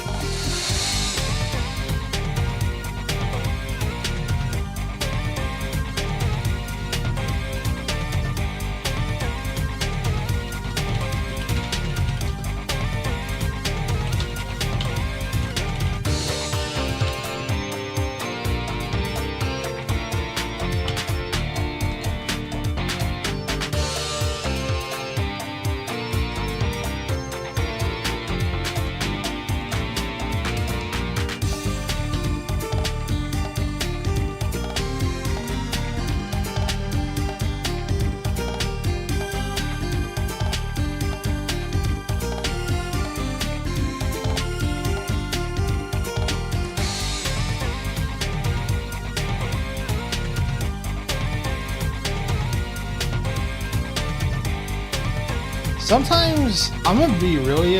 I'm wondering if having another magazine-based shotgun that isn't the AA-12 might be a good idea. I don't mean, like... you don't have to make it automatic. But I'm just wondering, because, like, look, there's a lot of reasons why I think... There's plenty of reasons why I think shotgun melee is... The meta for it is more reinforced, just going by Nightmare's logic. Going by Redux's logic, there's a lot of reasons why it's more enforced. Number one, you don't have to worry about aiming now that the crosshair is gone. Number two, shotguns are like the one weapon that isn't affected by shoving.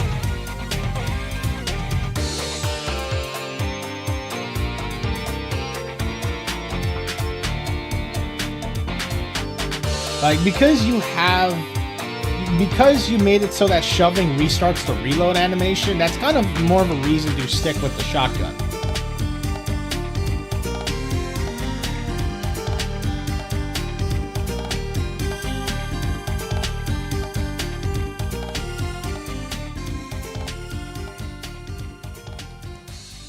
Like, the reason why Yoru's shotgun Magnum meta was even better than in vanilla game was because the Magnum would just like two-shot a friggin' charger with precise as shit, unlimited ammo, and And the reason why you would go with the shotguns is because, well, it was also really good at killing the witch, just like ambushing you even by surprise.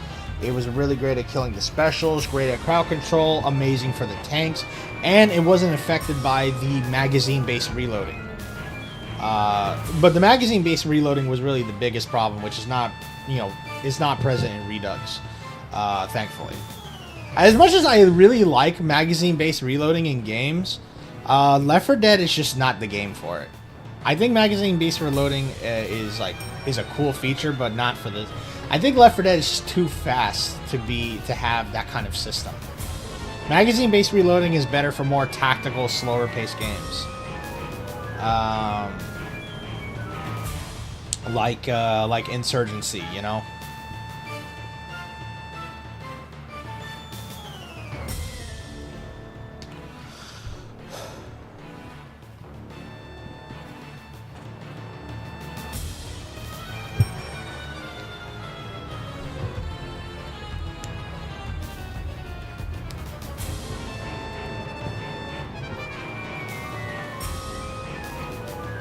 Really? You know why this is so hard to balance, Waltz? It's because they added too many fucking shotguns in the game.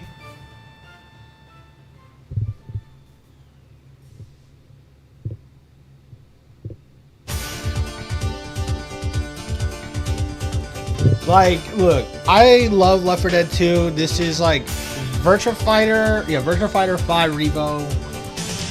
Virtua Fighter 5 Revo, Resident Evil 4 2005, and this game are my two favorite games. I mean, are my three favorite games ever.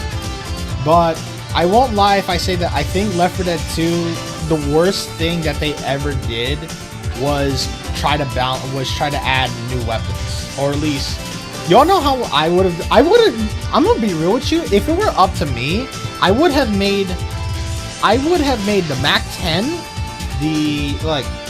I don't even know if I would have had the Deagle in the... I don't know if I would have had the... I know it's not a Deagle, but, like, we call it the Deagle anyway. I don't even know if I would have had the Magnum even in the fucking game. But, yeah, the Silence SMG, the Spaz 12, the Chrome Shotgun, the Military Sniper, they just would have been weapon skins. Like, they essentially would have been weapon skins. So imagine in, like, you know, in Left 4 Dead 1 side, you get, you know, the Mini 14 or whatever it is, and then, yeah, like, you know, and then the Left 4 Dead 2, like, you know, play the Left 4 Dead 2 campaign, they get the G3. Like, they're the same gun functionally, accuracy, damage, and all that side. They're just essentially glorified weapon skins. And I think that would also be a good way of establishing, like, I don't know, establishing some kind of world building in the sense of, like, they're in a completely different location, so maybe the weapons are different. You know what I mean? Like, the weapons that they find are different. Like, obviously, every place in the country has guns, but certain guns are just more popular in certain regions of the country.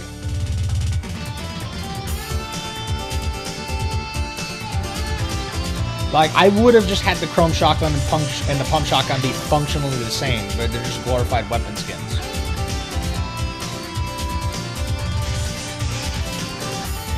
Like, am I making sense here?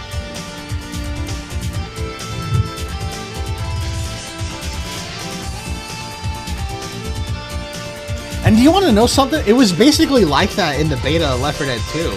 Like, the beta weapons of Left 4 Dead 2, like, you know, with the Chrome, the MAC-10, and all that were basically the same.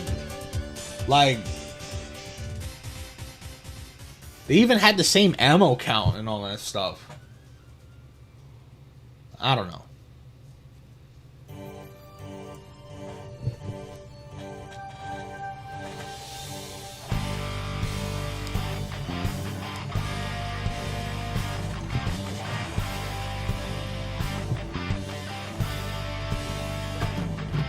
Like, if I were to have it, Waltz, I think I would probably only have like 3 shotguns max.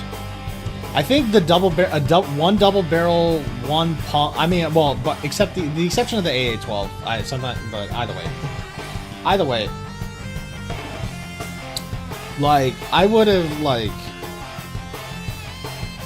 just done, like, you know, if it were possible, but because sadly I don't think it's not possible to get rid of the, you know, the other two shotguns, really. Like the two auto shotguns, the semi-automatics. Like, unfortunately, I would just have one double barrel, one pump, and one semi-automatic. And that semi-automatic would have the lowest ammo count on the shotguns, but would do, like, insane damage.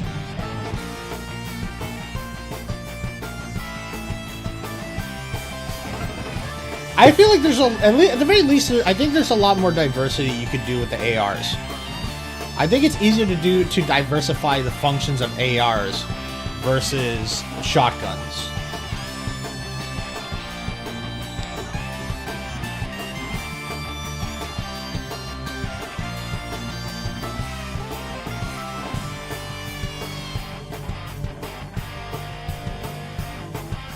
See, same thing with snipers, more or less. Either way.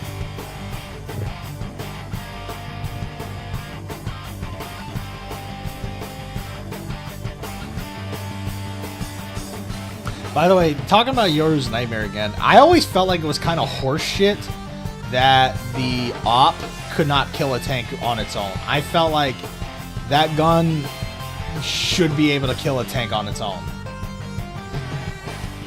Like it would have to use every bullet in the mag though. Like, you know, I think you were only given like what, 10 shots, if I'm not mistaken.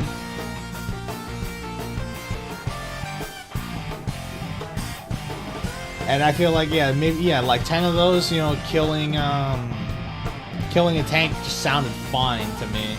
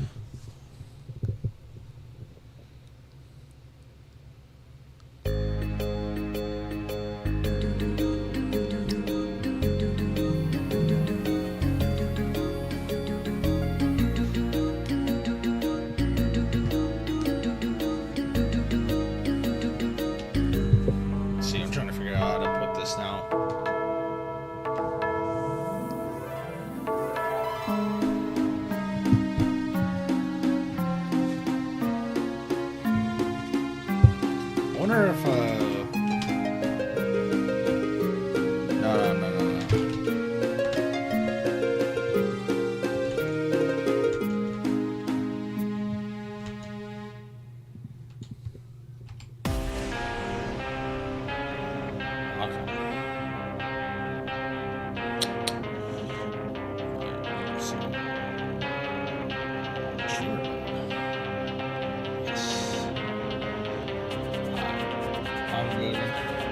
No.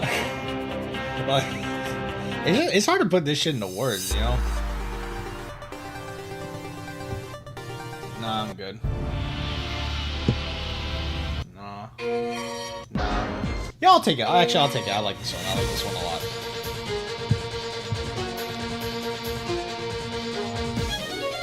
No, yeah, no. Payday 2 music is absolutely goated.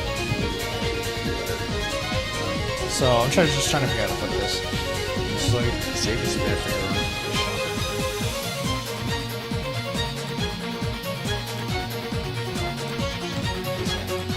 precision isn't a factor.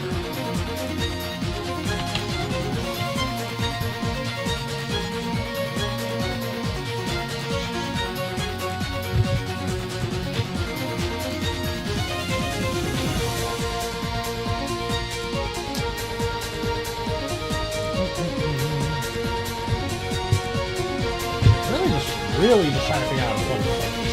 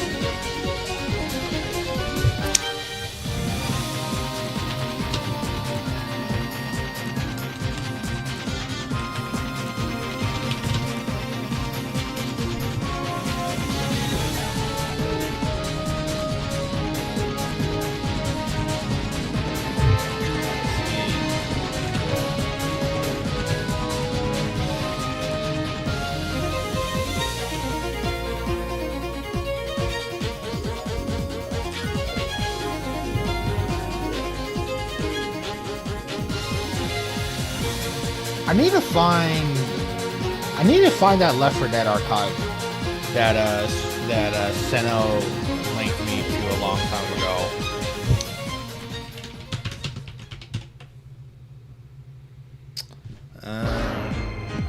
Oh, Left 4 Dead archive overall. Let's go.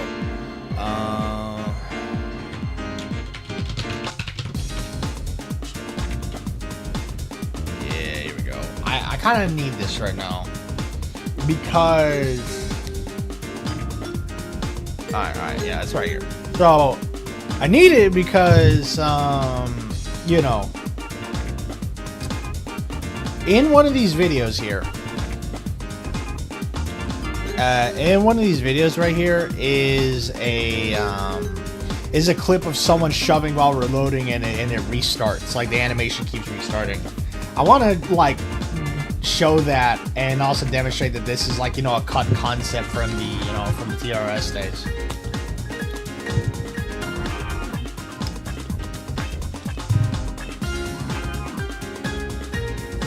I would have to go through all these at once, so.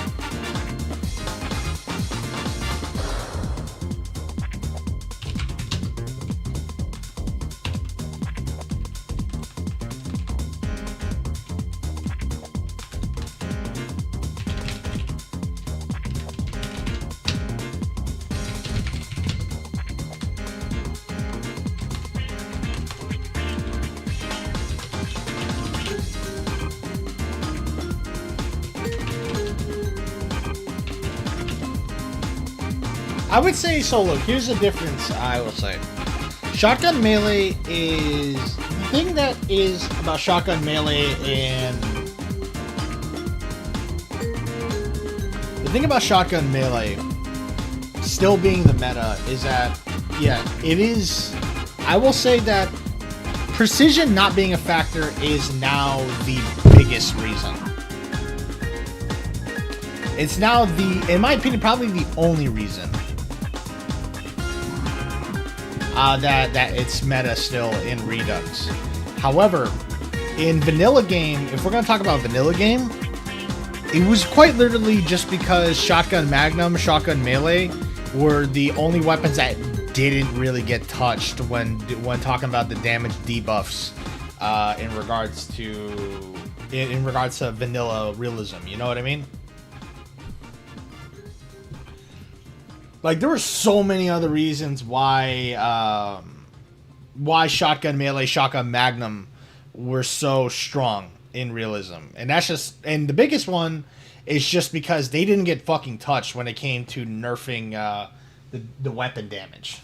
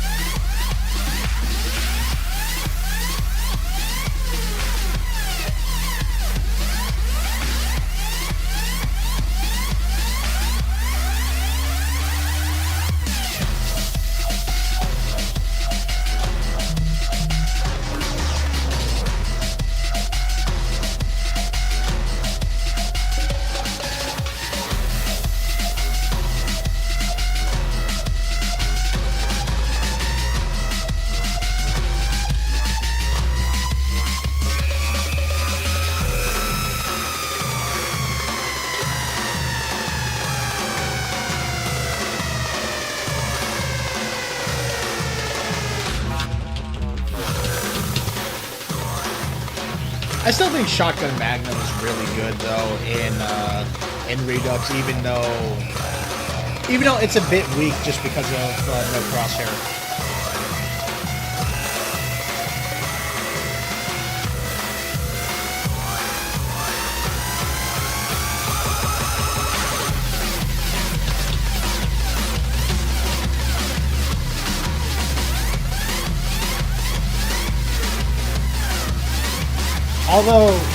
Although I think what you did with the Tech 9 is good, though. I will say what you did with the Tech 9 was good. Because it is much better at crowd control. It's the best.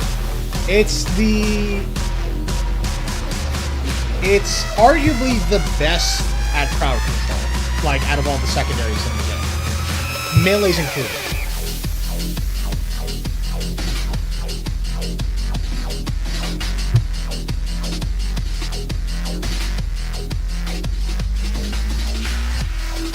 However, I still think Shotgun Melee, but Shotgun Magnum has its value at the very least because it still does a pretty decent job at, killing, it does a good job at killing specials. And it's only just a bit trickier to kill the Charger, in my opinion. It's only a bit trickier to kill the Charger, at least compared to regular Nightmare, it's a bit trickier.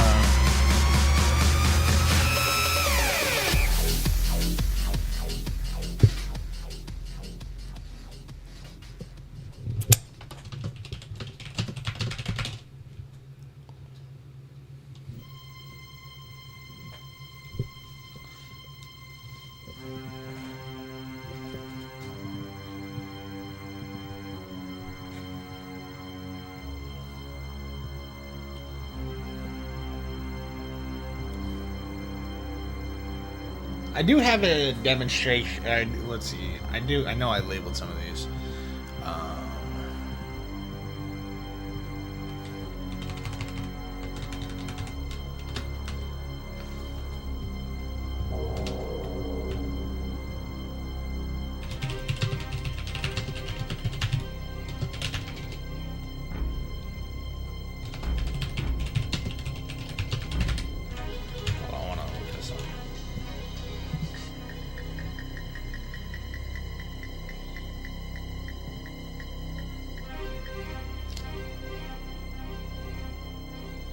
Okay, yeah, just check in.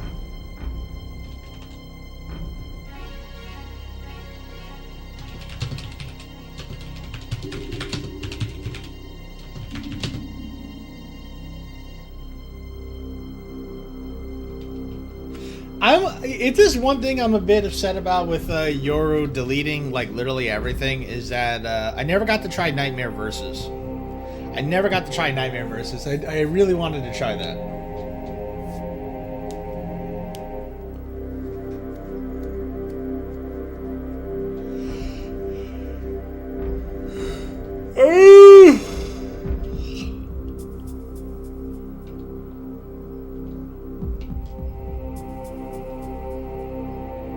Alright, my 45-minute timer went off, so I need to do 10 squats. That's the thing, by the way, guys. I've taken up a bit of an exercise routine in general as of late.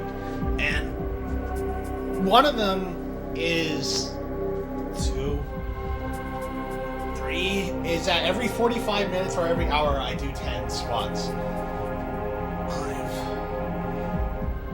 5, 6, 7, 8, 9, 10. It's a good habit, good exercise routine to get into yourself, into your system. If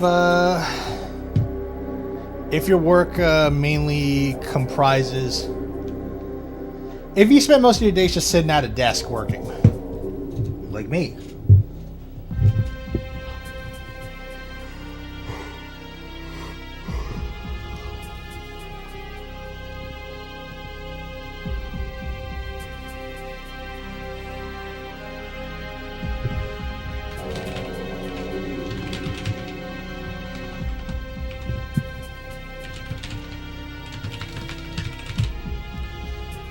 Wait, multiplayer.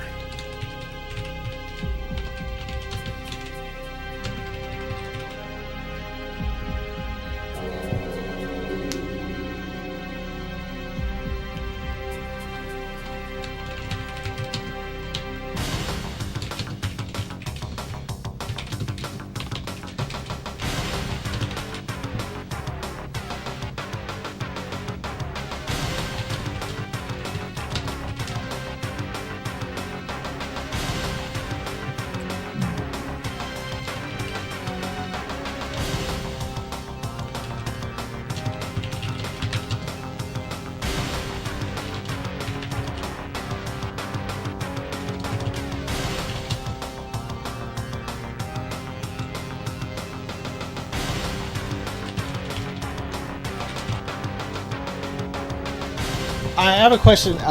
Because this is realism, right? Because this is realism, does that mean the witch only downs you on easy?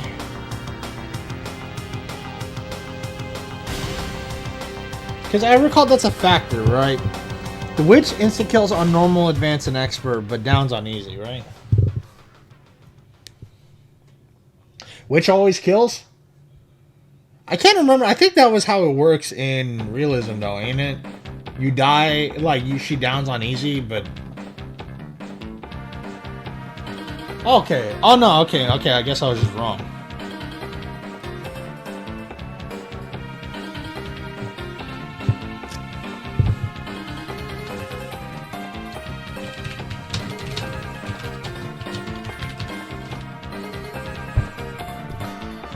So...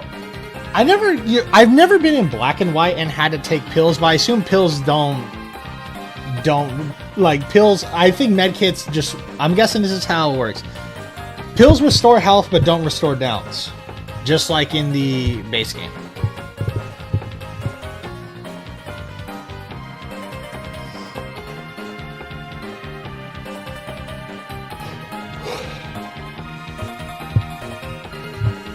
Realism is such a weird...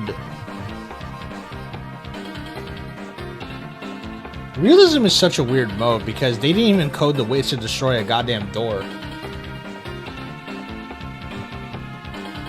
Obviously that's fixed now, but... Okay, alright, that's interesting. Alright, that's good. I did not know that.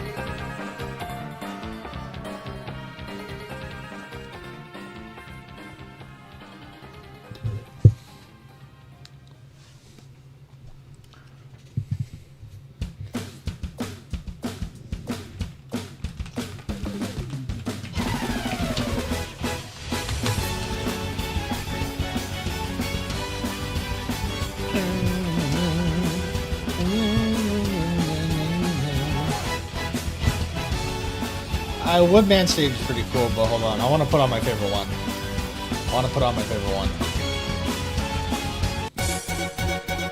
This is my favorite one.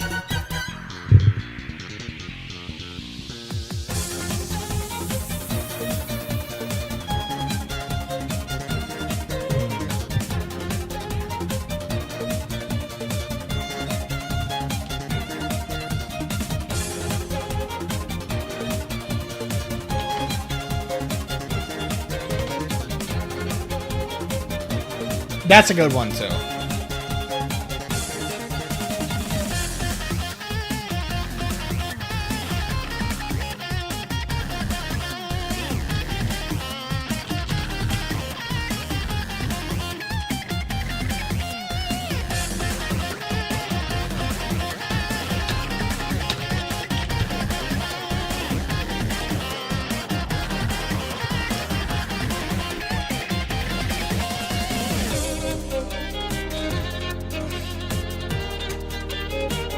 People poo-poo on the game, but it's as horrible as people say.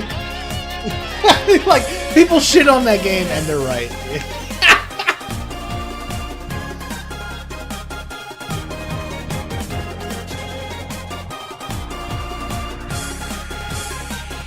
Maybe I'll bring the chat back. Sorry, y'all. I know y'all probably want to see it. There you go. Now, X7 is just genuinely awful.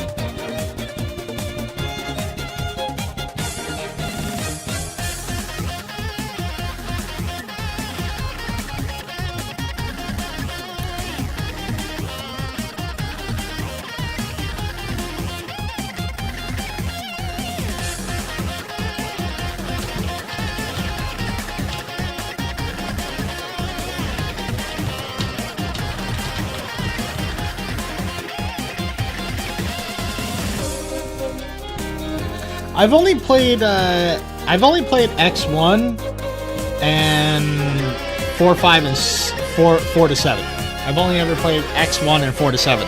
I have not played either X2 or X3.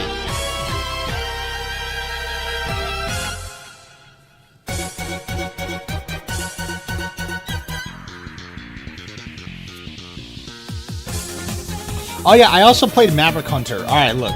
Am I alone for thinking, like, I think Maverick Hunter is really good.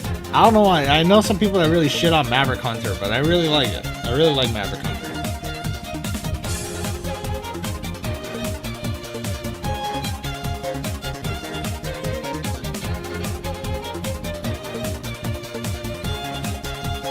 The movie it comes with is also really cool. I really like the movie that it comes with.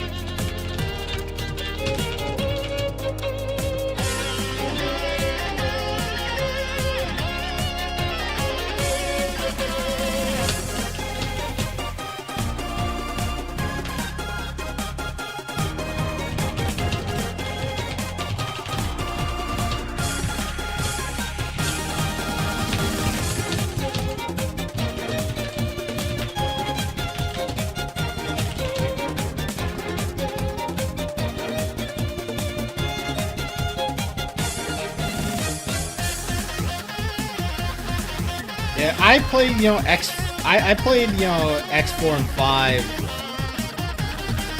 Like obviously in the original with the, you know, the English dubs and all that shit.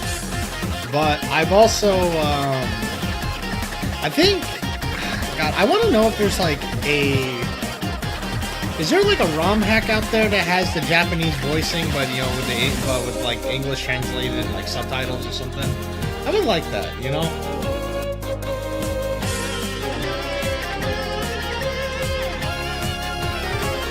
I hope there is, especially for X4.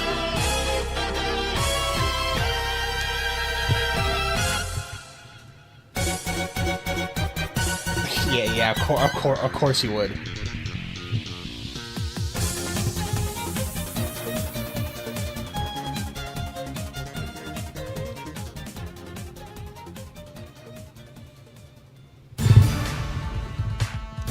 See, plus the things.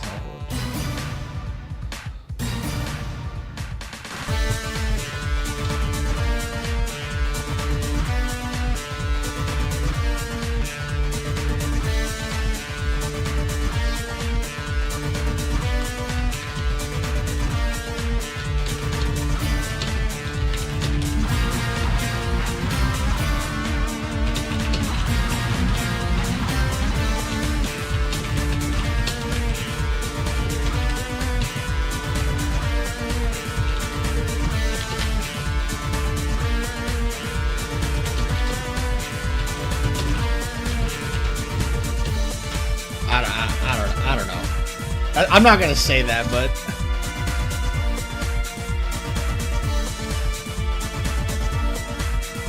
I don't know. I might say that. I might say that.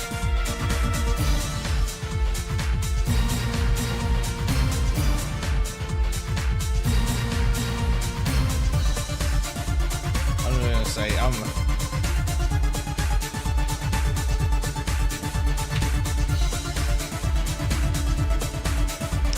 biggest reason I can put this mod pack without wanting to put my nuts in a cheese grater.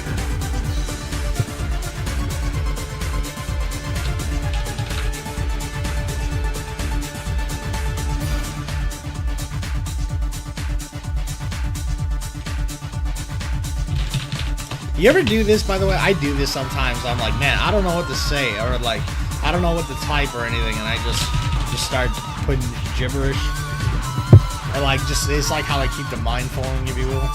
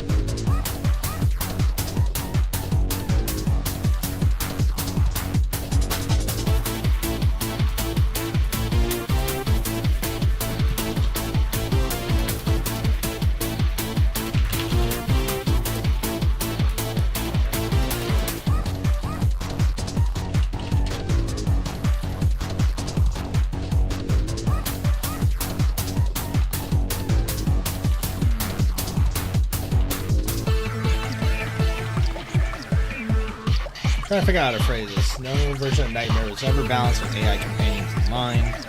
But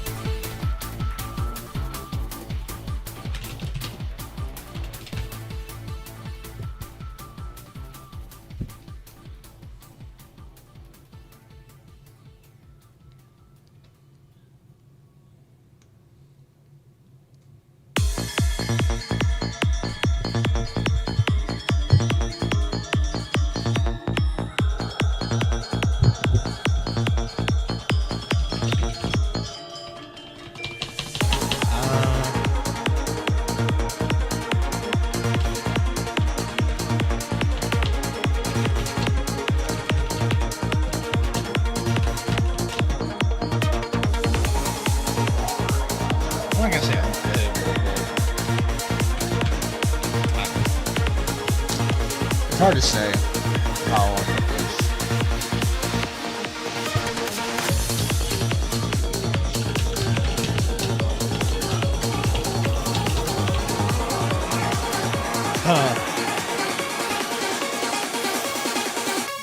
Server balance.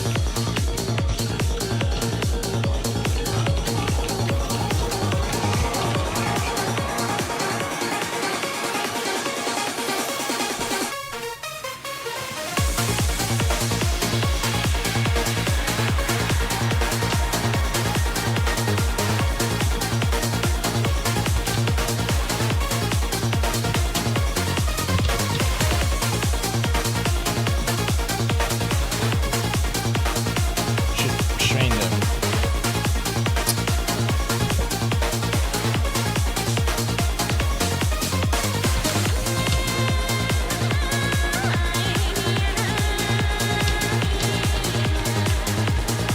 Makes a heap of difference.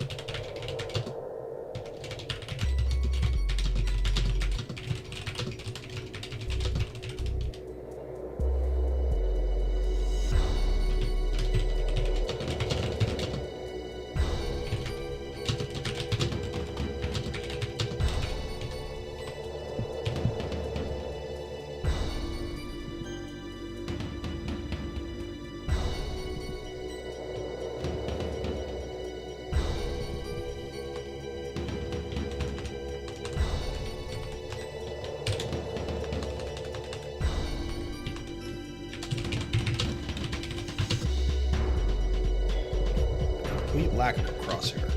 Shooting from the hip with anything that isn't a shotgun can be hard to keep.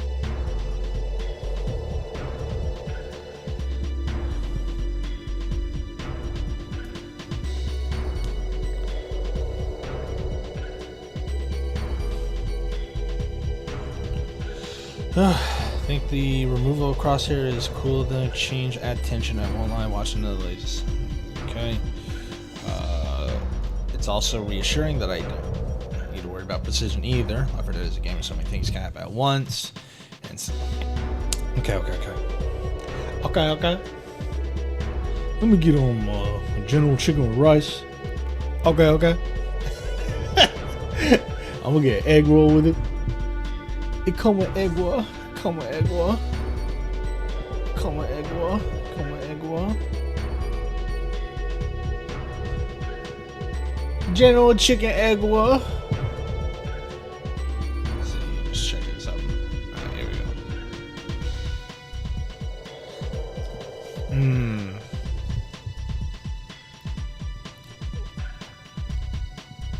So definitely. Let's see.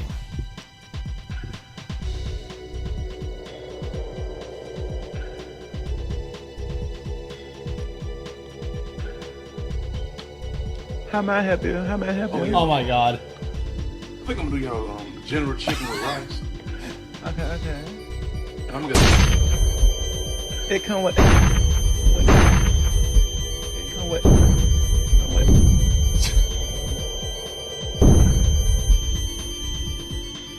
General chicken. General chicken. Oh, what do you mean? 812, so it'll be 812. General chicken. I ain't with the general chicken.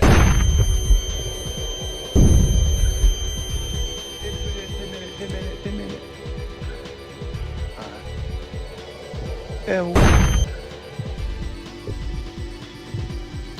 putting other factors on top of that.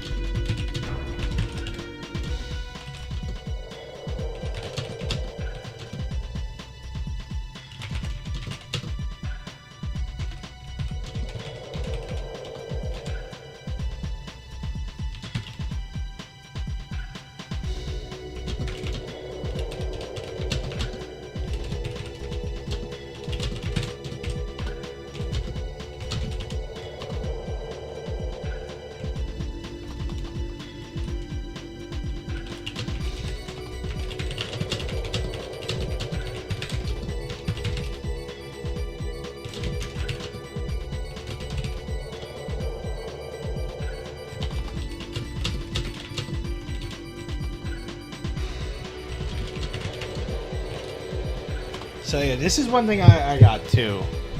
The reserve ammo for each weapon you pick up is never the full capacity, and the number of bullets upon finding a new gun is always random, even on two of the same gun.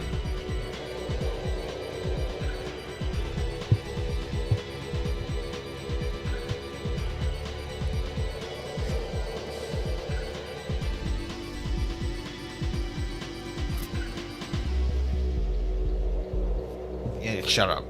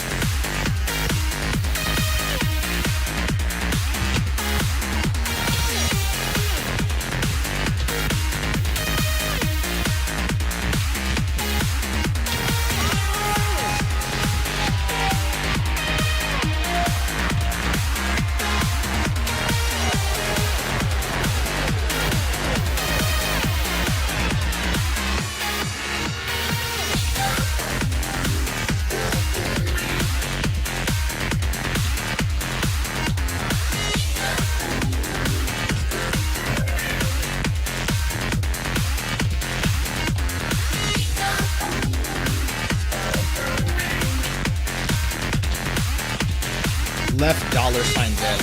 Left money dead.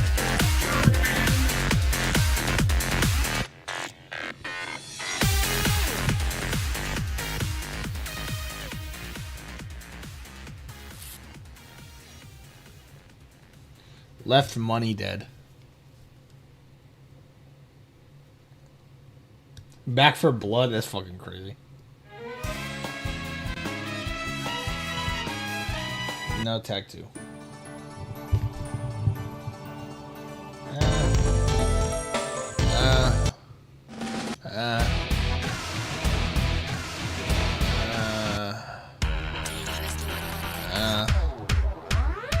You know, no foobar anymore. No foobar anymore. All right, I hate to do this, guys, but YouTube music, here we come.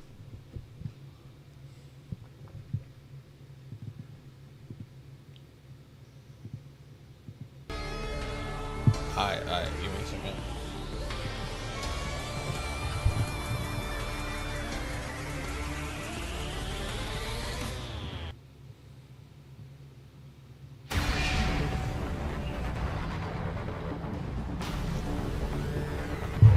Don't Tap the Glass by Tyler, the Creator AI. What?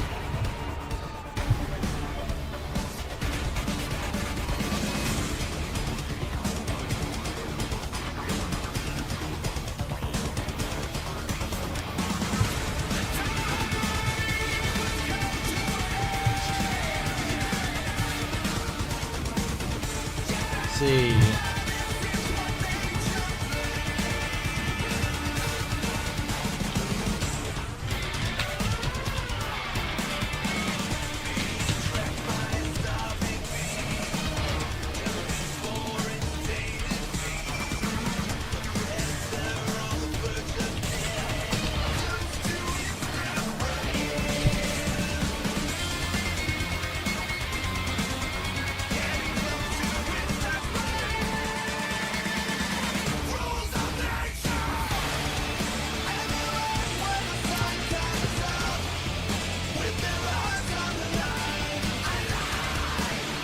No, yeah. Like, hold on, I got something to show you.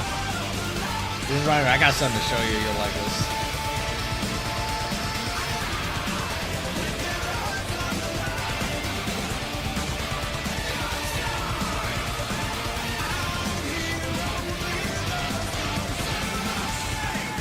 You guys aren't ready for this.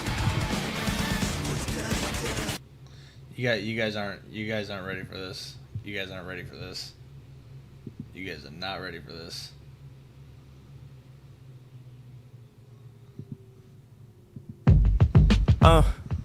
Yeah.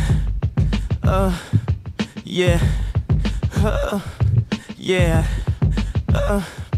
Yeah. And I heard him say, fuck me in my ass, I swear it ain't gay. In my butt, like Timmy, your heart away. I can feel his love when he pounding away. Before you stick it in, is it clean today? Can I suck the dirt off from yesterday? I know the government administer AIDS, and now I'm getting fucked by the minister, yay. I'll walk bar getting fucked on hot cars. Dudes with the peens on the screen, it's all ours. And these niggas from the hood so sexy and not far, where the dope boys are really them cock stars. And they can't slop ours till we go top hard. And I'm trying to leave his anus with scars. Yeah. And I heard him say, woo, from me and my ass, I swear it ain't gay. And I heard him say, fuck me in my ass, I swear it ain't gay. It isn't gay. I swear it ain't last forever, but this pain is pain. It hurts, but it may be the only way.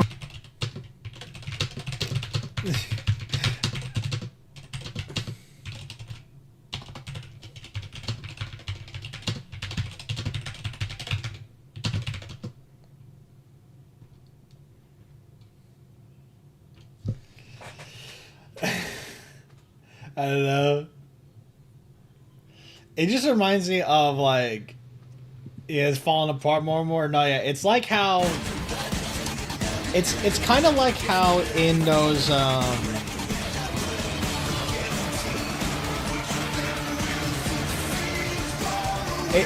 it's kind of like how in like when people try to, what is this? But it kind of like reminds me of like when people would do like covers, AI covers of songs that have harmonies in them, and it would just completely shit the bed because the AI can't do harmonies, you know? Like, you guys know what I mean when I say the AI can't do harmonies, right?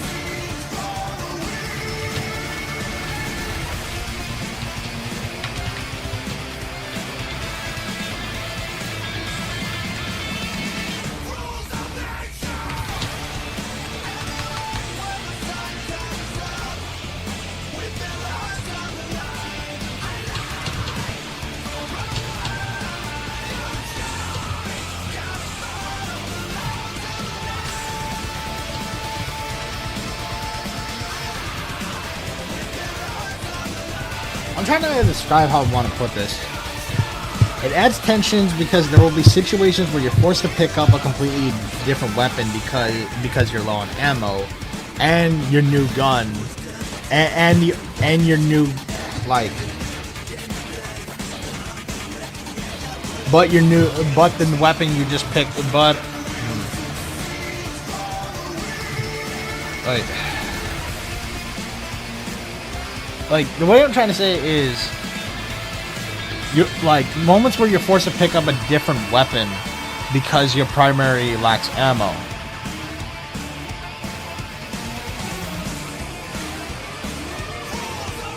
But your new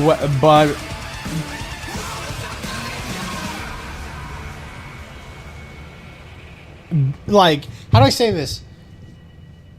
My new weapon will always have more ammo than my primary, but it isn't much better off.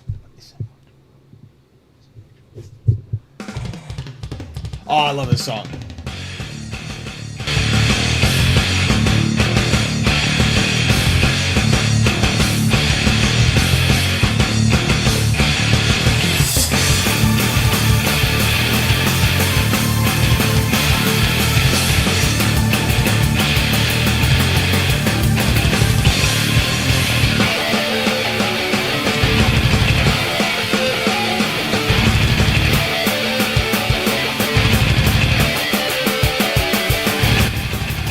By the way, if you guys want to know, this song will be in the video at some point.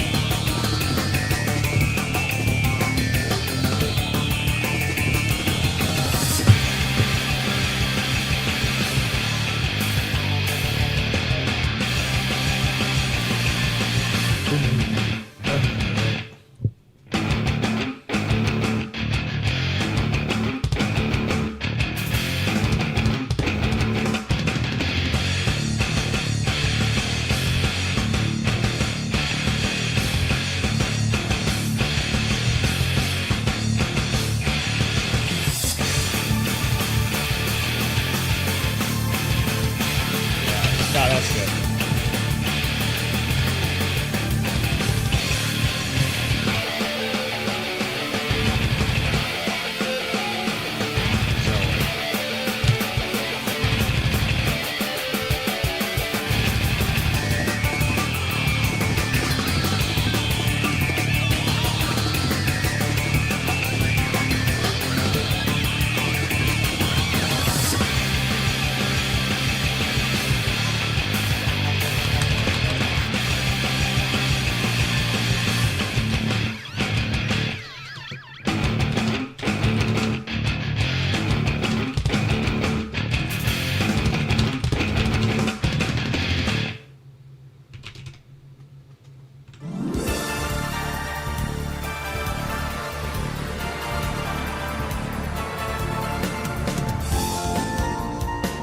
I'm trying to figure out, because like I also want to say that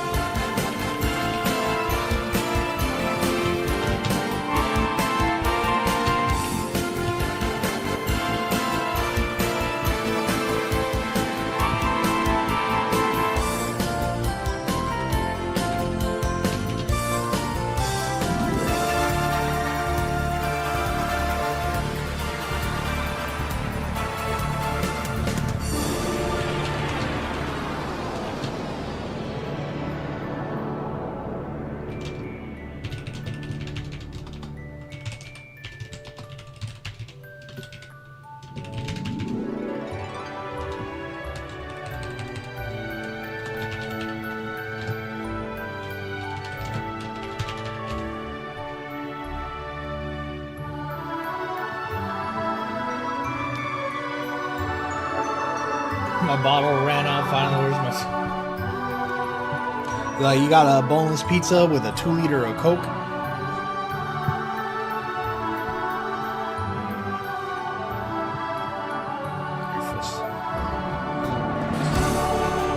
Mountain Dew.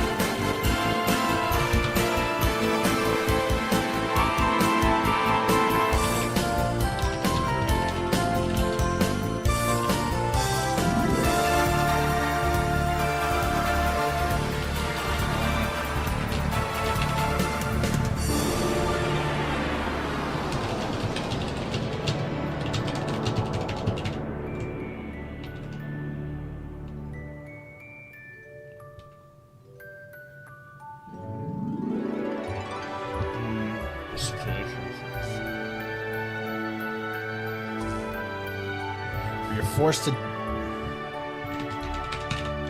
wait to ditch a weapon.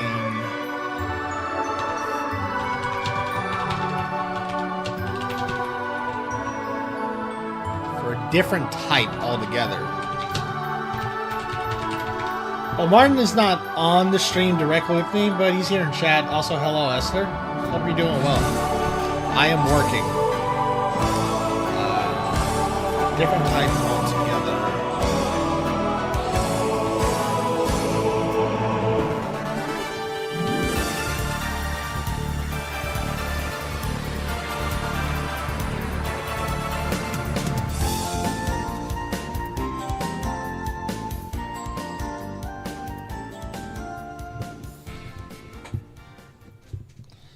I know we still gotta get lunch at some point. I know, actually, I'd love to. Oh, I love this song.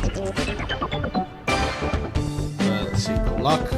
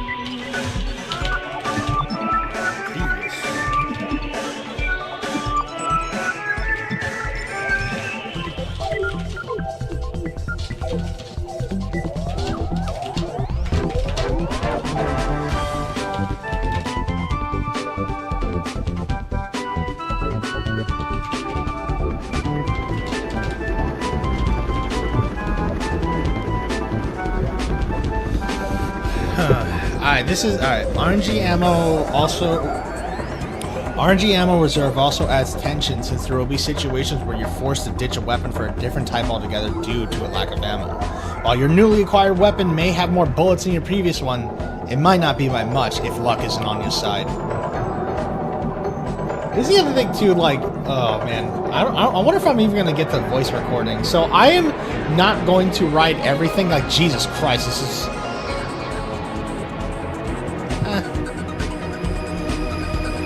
I might only get to recording some of it, but, and I'm also just trying to figure out how to organize these talking points.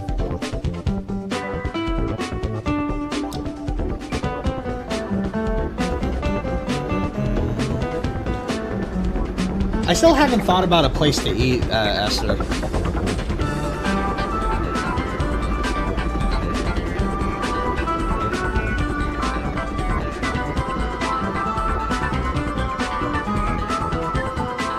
Wait, did my alarm go off? My alarm goes off in a minute and a half.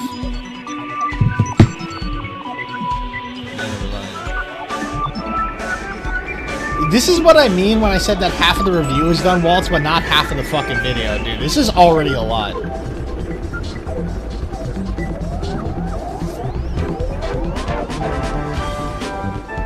This is already a lot, man.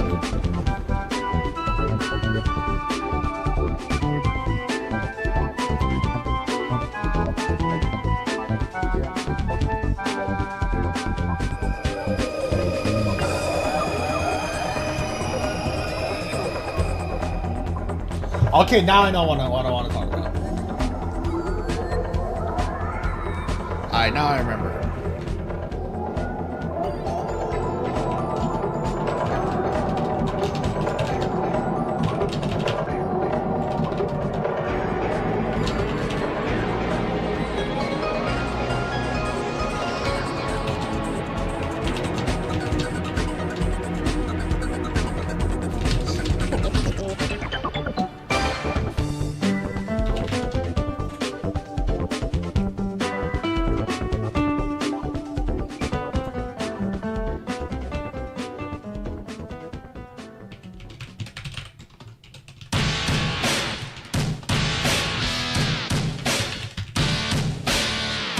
Why is that so loud?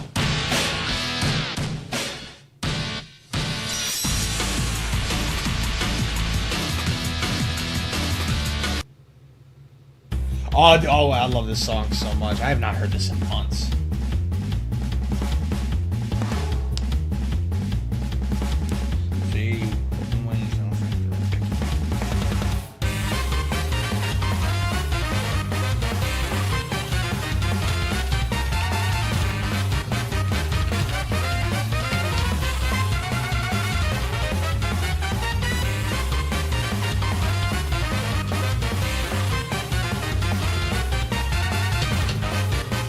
See, I'm pretty sure it's 220. I think that's the speed that survivors move at, is 220.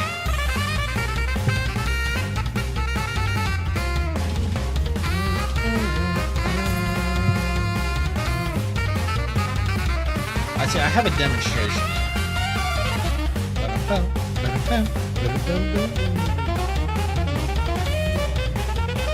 Yeah, okay. I'm just gonna say 220 units per second. 220 hups. How about that? 220 hups. My alarm went off. I gotta do my squats.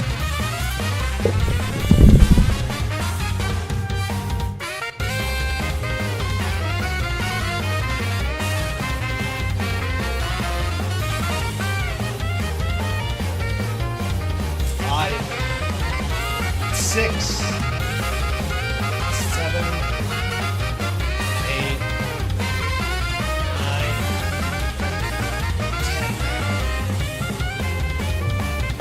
I do these like 8, like I basically do this like 8 to 10 times a day. So yeah, I basically do 8.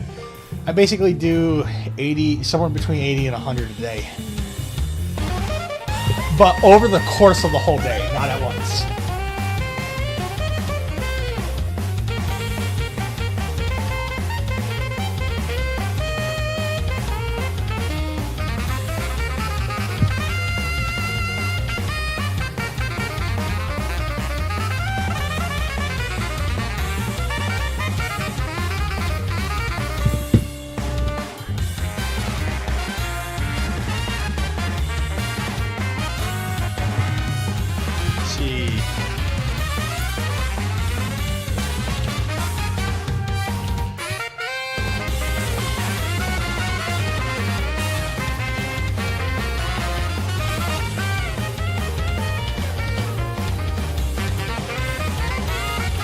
I like.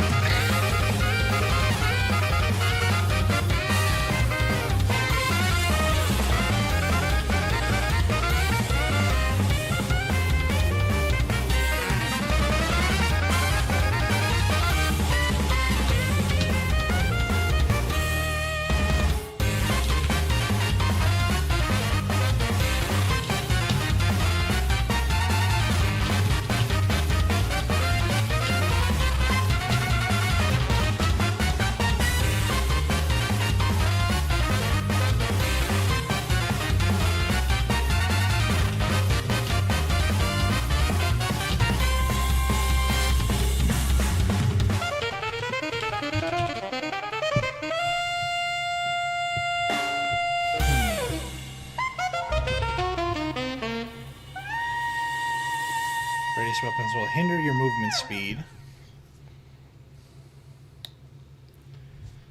Ha! Think you can win at that level?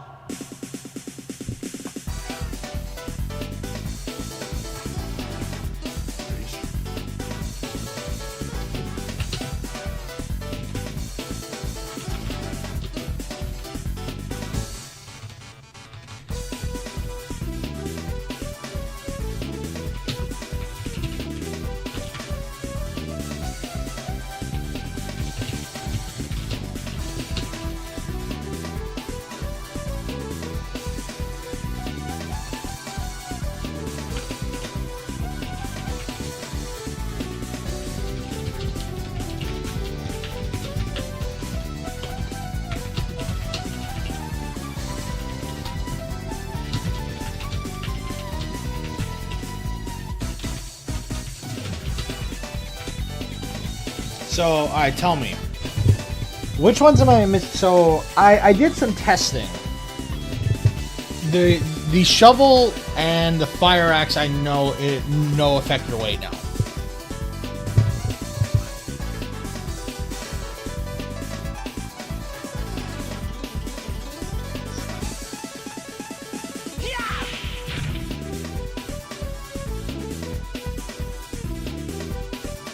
Guitar and pitchfork. Alright.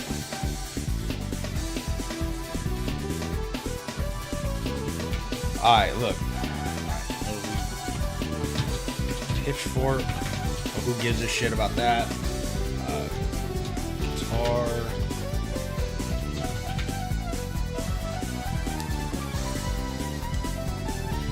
Wait, what do you mean all of them were one hit and stumble charges on hit? Wait, they do that now? Because they weren't doing that in my tests.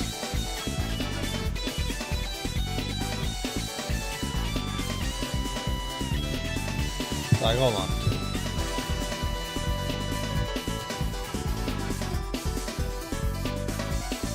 They were not doing that in my tests.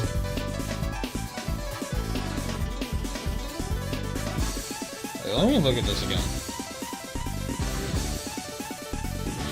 Like, and keep in mind, when I loaded up, to, like, you know, Tumtara, I did it with the realism mutation on, too. Like, I put that in the console and everything.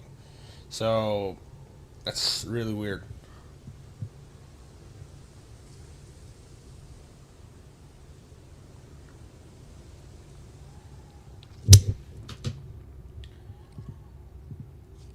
Like, yeah, let me see if I can showcase this.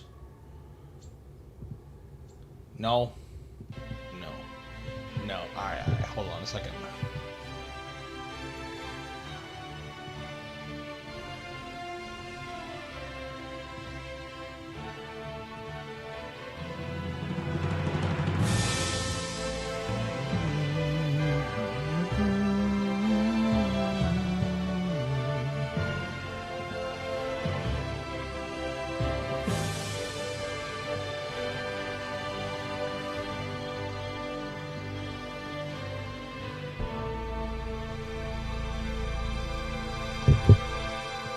Now, alright, look at this. So, I tried it here, no stumble or anything on that one for the charger. And I even have, like, you know, other ones too where it just wasn't.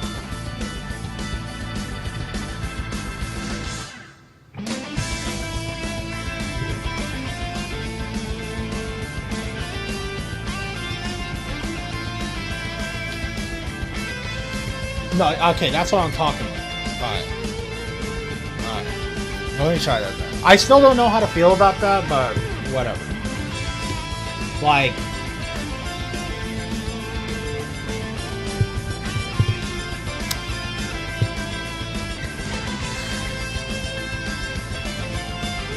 I don't know.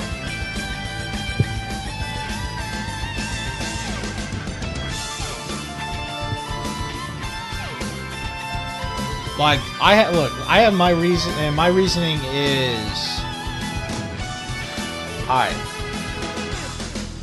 was a situation I was put in where I was put in where I didn't have a throwable or an item to. I literally only had a fire axe and an Uzi.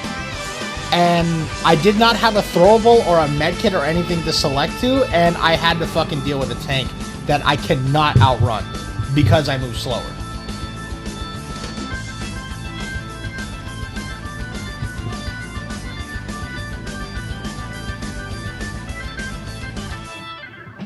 Like, that's a big deal of a situation to be fucked up for.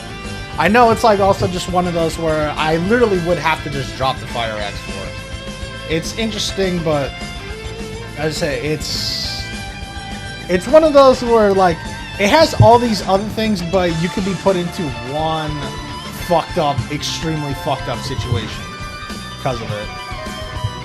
Like, it's already bad enough that, like, it's already just kind of bad enough that I would have to switch to a melee weapon in general to, like, make sure a tank doesn't catch up to me, because that means I can't be hitting him.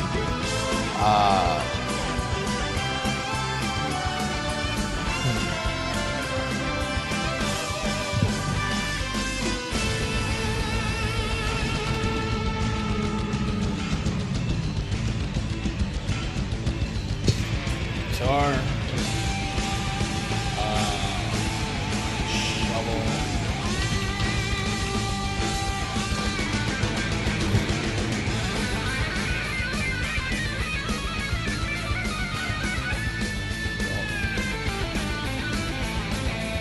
it.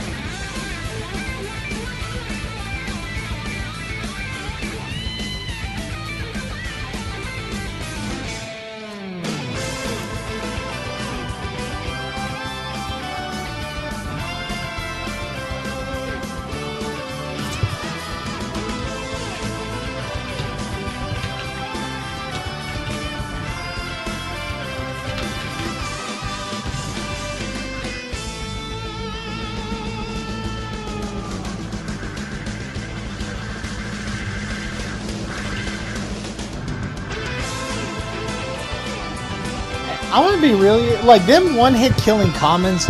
Like I don't know if that's that big of a deal, considering that aiming for the head with melee weapons isn't the hardest thing in the world to do.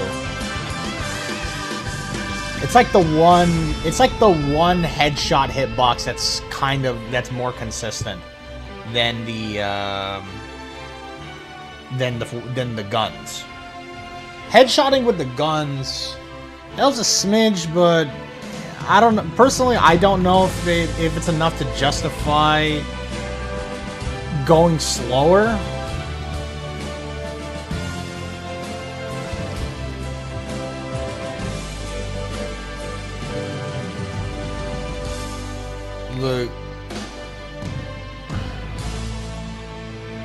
Like I think the increased range and faster speed is enough. You can take away the fucking you can take away even the Charger stumble, and I'd be like, just let me move at 220, and it would be very good still.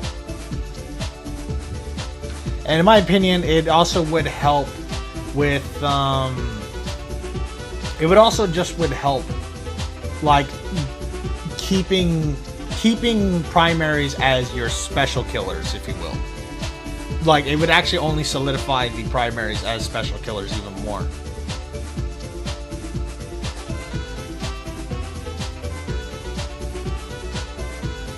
Meleeing a Charger, I always felt it's just is suboptimal. Meleeing a Charger is something I feel is suboptimal, even if you give it that buff, just because even with the buffs of increased range, it's hard to not trade with a Charger. It is hard to not trade with him.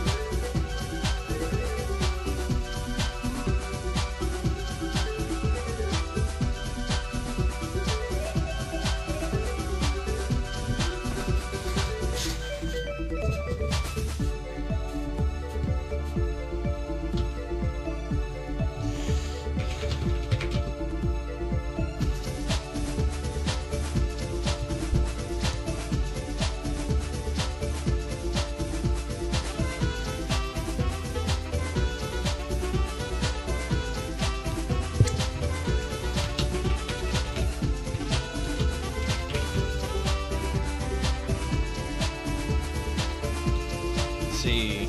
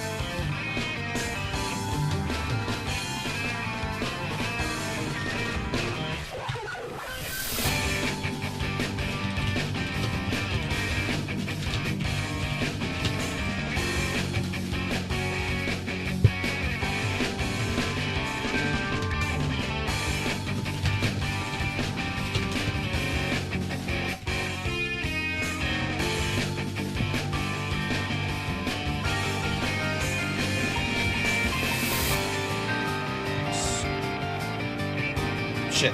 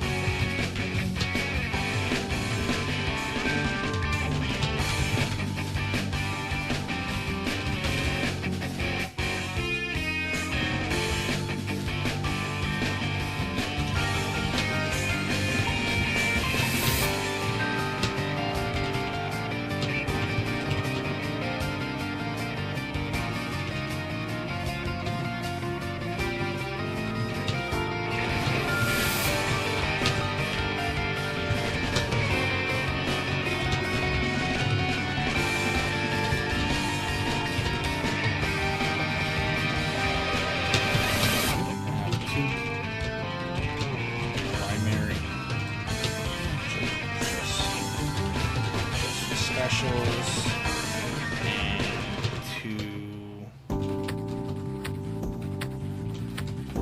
and two players with melee serve as crowd control.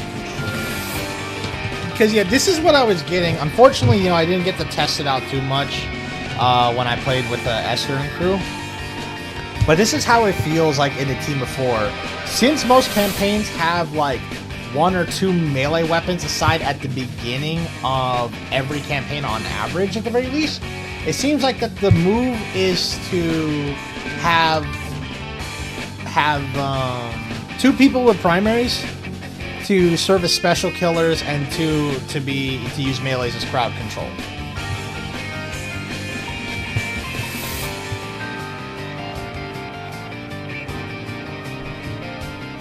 Look, I don't get to play team games with people a lot, but I am a team fucking player. I don't get the opportunity to play team games with people a lot, but I am a team player.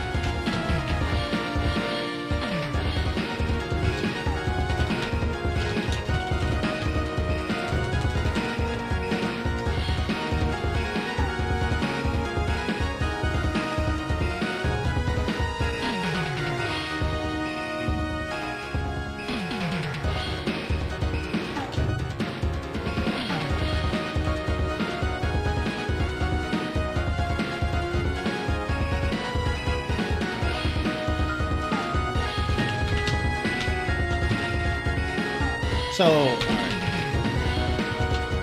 Music classic.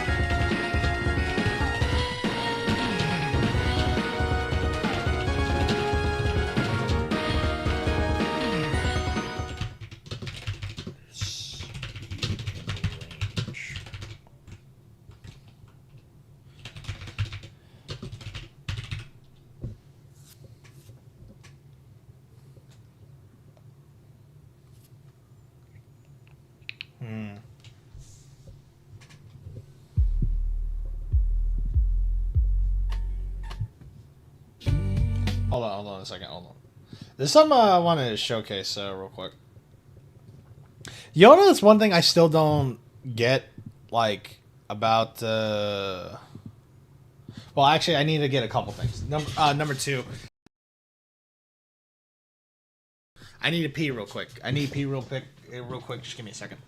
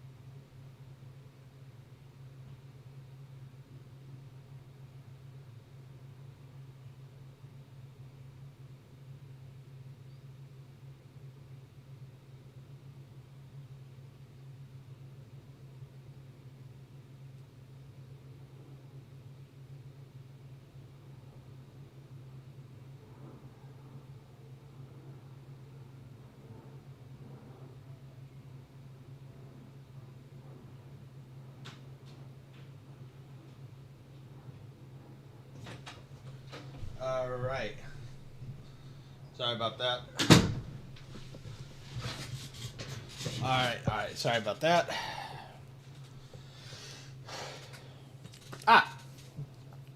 So, there's something that I don't, to this day, I don't understand this, what I'm about to show you.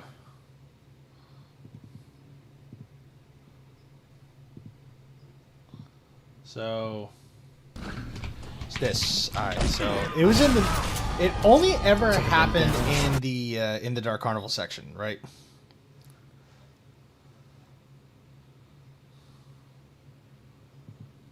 It only ever happened in Dark Carnival. This right here.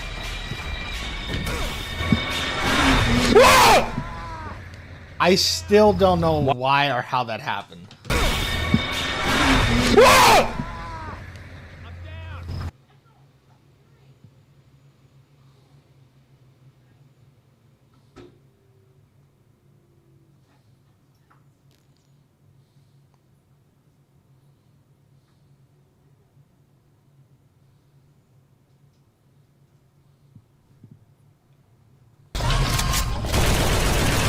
I think it was right here too. No?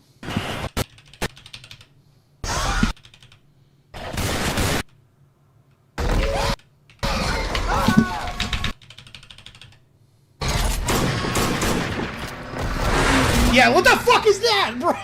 It's crazy because I've never seen that happen before. Like, I've been playing this game my whole life. I've never seen that happen. Yeah, what the fuck is that, bro?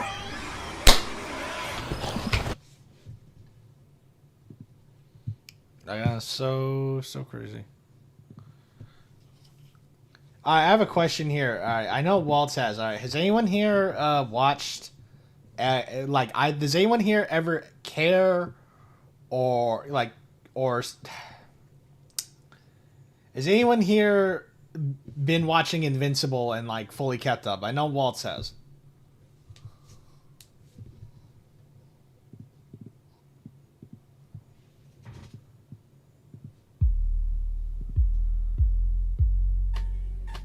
Anyone here been watching Invincible? Live off of summaries from a friend. Protein tubes with the white sauce. Yeah, no, yeah. Waltz, have you seen the? This is edit. Dude. I lost it, man. It's so fucking funny.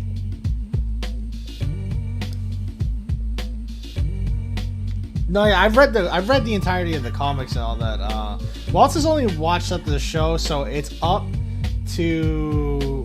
really just up to, you know, Thrag's ultimatum, where they said where he says that, you know, the Viltrumites will live amongst the people of Earth. So we're just gonna talk about, like, you know, the show, and that's up to the point that the show is at in the comics. So don't talk about so I'm not gonna talk about what comes after.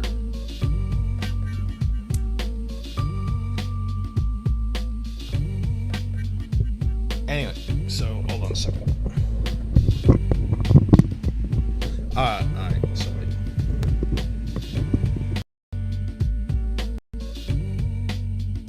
Okay, alright, I'm coming through now. Alright, so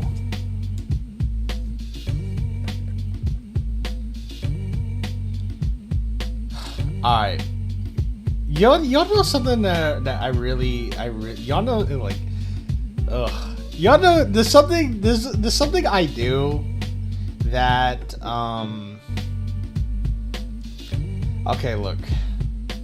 Do you guys ever enjoy something or do something, but you're always kind of afraid to admit it just because, like, certain people, just a lot of bad actors are associated with it? Like, for example, for example, I play Tekken, right? And I play Kazuya. Kazuya is a lot of fun. He's my favorite character, right? But every Kazuya main all over, like, social media and all that talks, all they do is bitch, complain, nothing is ever good for them, and or they're extremely, like, racist and anti-Semitic, you know? Like, so, like, there's, like, one of the most popular ones, Planet Medusa. That dude's just straight up a Nazi.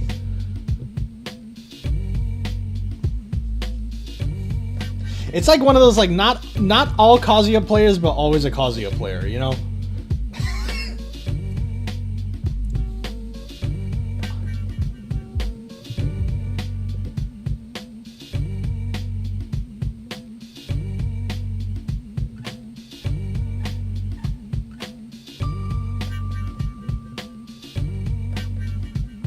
So, look, do you want to know what's, like, an opinion? No, not even an opinion, just something I do.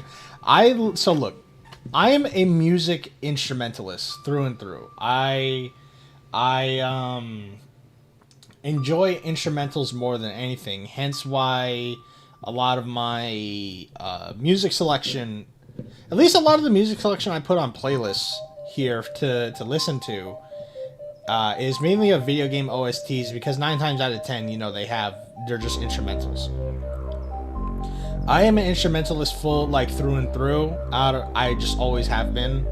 It allows me to kind of focus more. It allows me to think more. It kind of helps prevent my brain from being scattered. And if I ever have a song with lyrics, I end up finding my own thoughts getting caught up in the lyrics from what I want to say.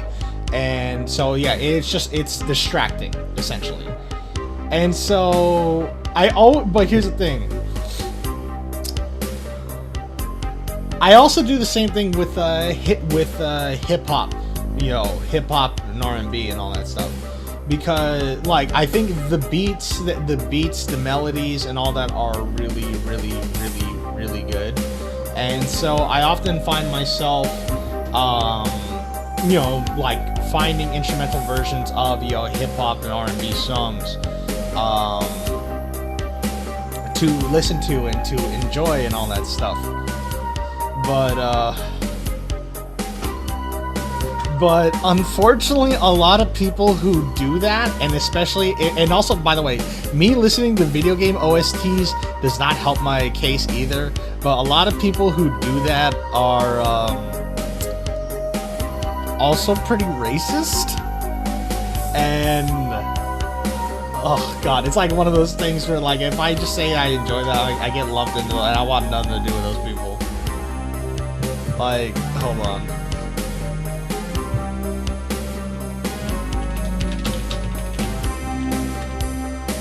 Is anyone else,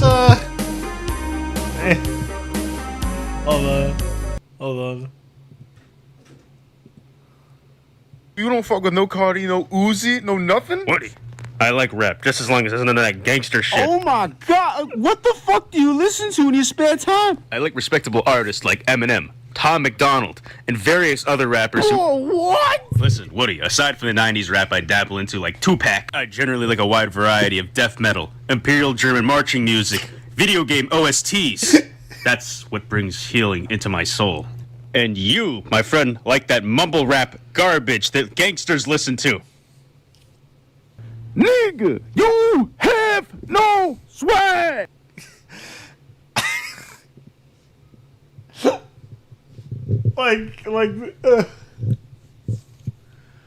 Oh my god.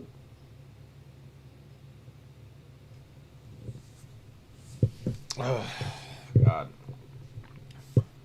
Not Tom McDonald. I know, man. I know. Oh my god. Like, I really like I really like the beats and melodies that are in those genres, and hell, I even like a lot of the lyrical content too. By the way, and I think the criticisms that I see a lot of really suspect people give to the hip hop and R&B genre is not fair in the slightest or has any kind of foundation in reality. By the way.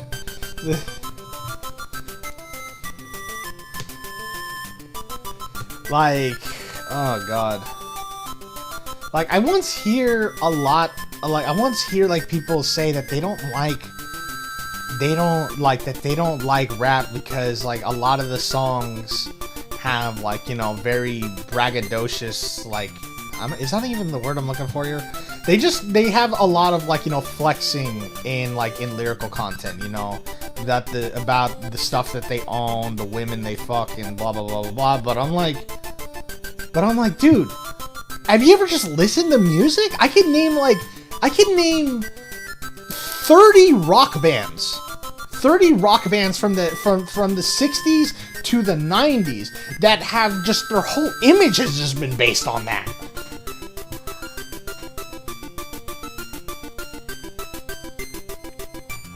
You can find it in rock, in metal, in country, even in blues. Like, it's like, why? Like, tell me what your real problem is. It isn't the lyrical content. What is your real problem, huh?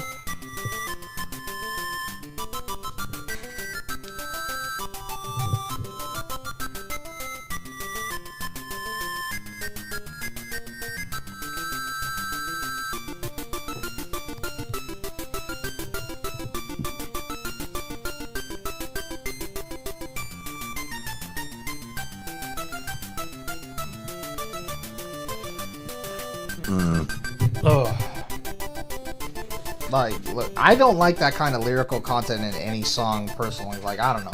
I don't get the very like the bragging, flexing kind of lyrical content. It's not my thing in general. Like, when I think about lyrical content, I'm not the biggest fan in any genre it's in.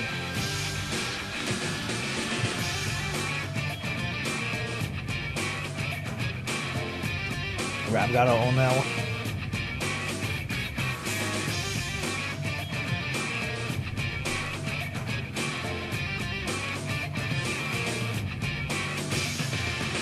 Like, that's the thing about music when you put lyrics, that you can talk about anything.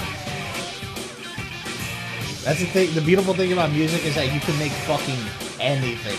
Have you guys heard the Barbershop Quartet, the song, like, Enormous Penis?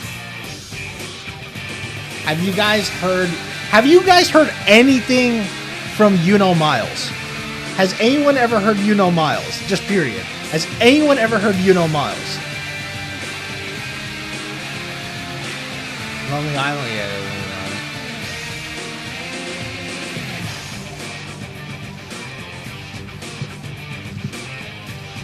Dude, I'm about to show you this. This is really crazy. I don't think y'all are ready for this. I don't think y'all are ready for this. Sounds funny.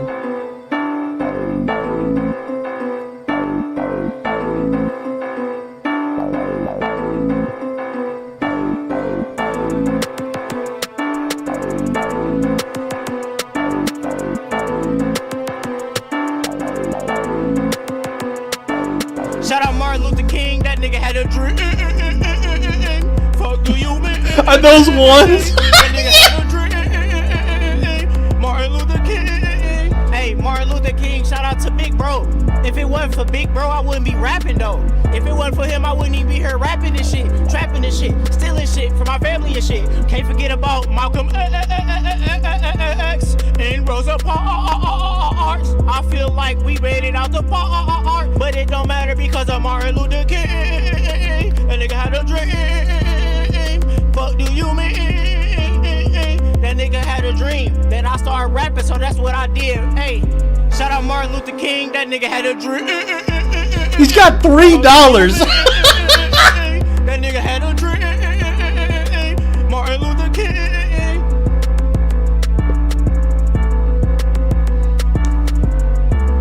My family about to be mad.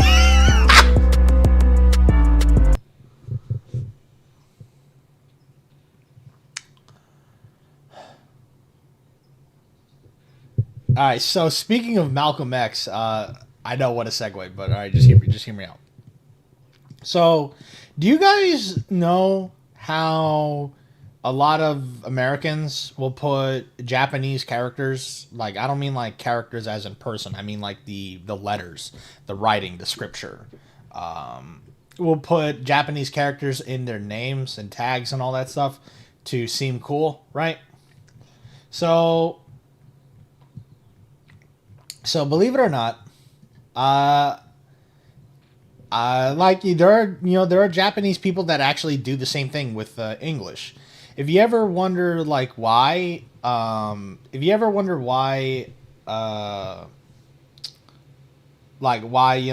you watch just like anime, for example, they will just have moments where the characters just speak English. That's just because it just to us, it sounds cool. To them, it also sounds it just like it sounds cool to us. It sounds cool to them, in the opposite direction. And in Japan, especially in the fighting game community, there are Japanese players that will just have straight up like typical Western names, and they will have just typical Western names. Excuse me.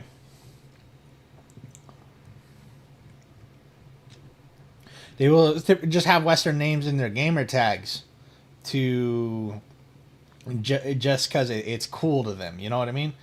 For example, one of my favorite one of my favorite Akira players from Virtua Fighter 5 Final Showdown era, his name is literally just Joseph. Like, the tag that he just shows is fucking Joseph. That's Joseph on the left. That's all he took is Joseph. Anyway, so now there was an Owie player. There's an Owie player. and this is his name. This is his name. Marukoma X.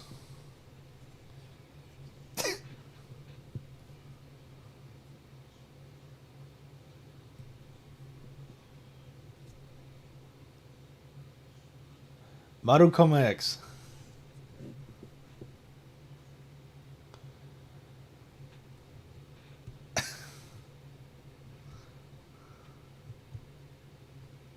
It's Malcolm. It's a wolf. It's Malcolm X.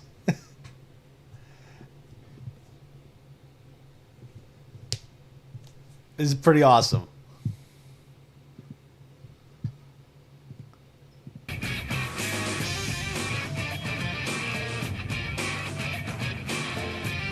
No, yeah. I don't know why, dude. By the way, yeah, this is 18. So yeah, if I want to look this up.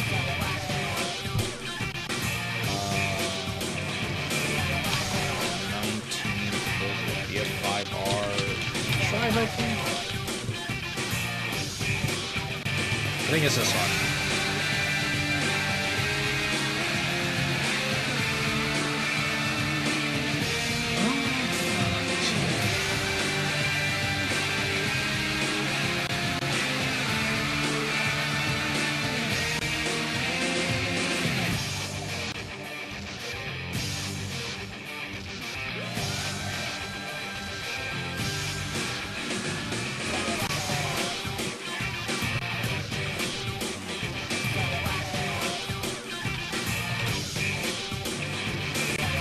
There we go, the 18th. Okay, there we go.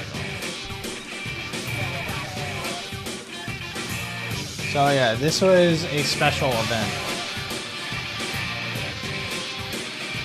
And so what this is that this is what's called a team battle, where basically how it works is that I think there's how many of them?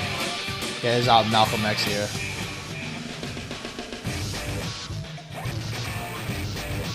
So when it starts,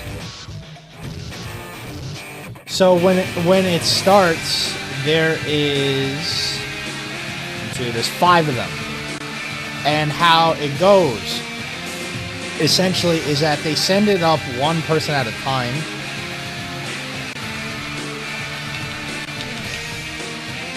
and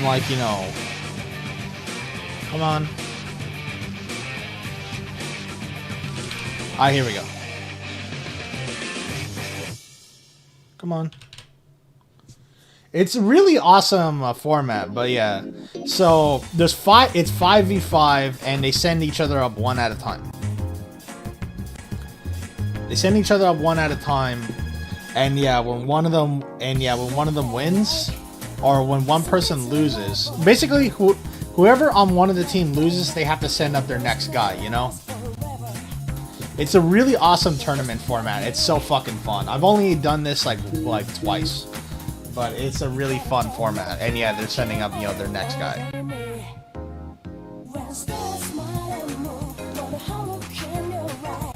And here's the thing: is that they have to pick a team name. They have to pick a team name. So yeah, this is So their team name is Villain Union, and this one is Sanrio, right? And so, for whatever reason, just for whatever reason, Tonchan's team just called themselves US Hospital. Yeah, the team that, man, all these guys are just so fucking, I know all of these guys, goddamn. I play VF too much, but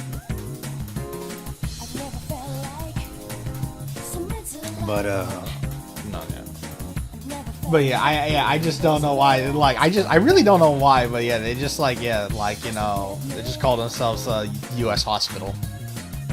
It's really funny.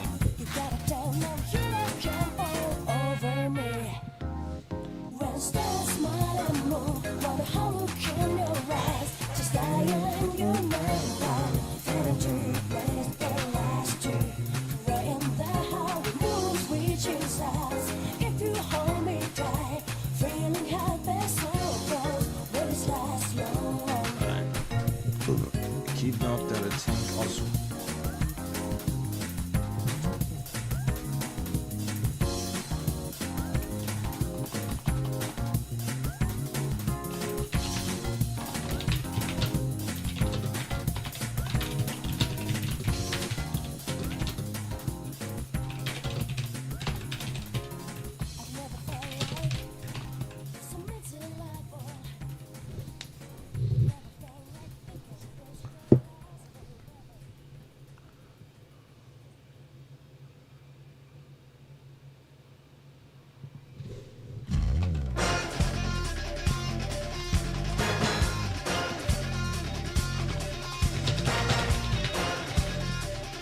Alright, that is the 45-minute timer, so it's time for me to do my squats again.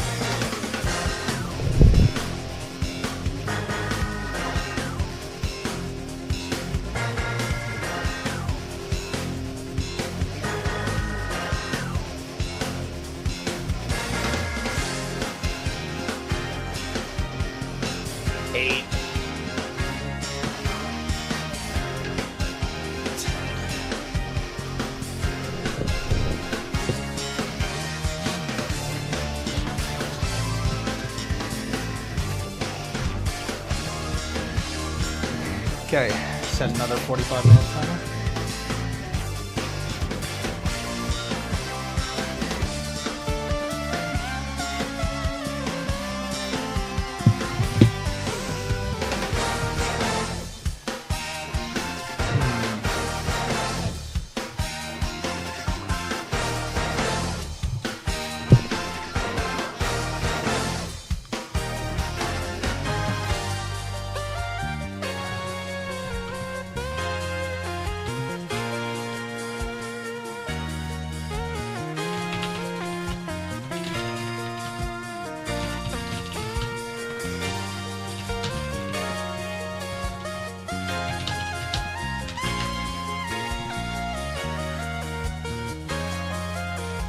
Commons will now take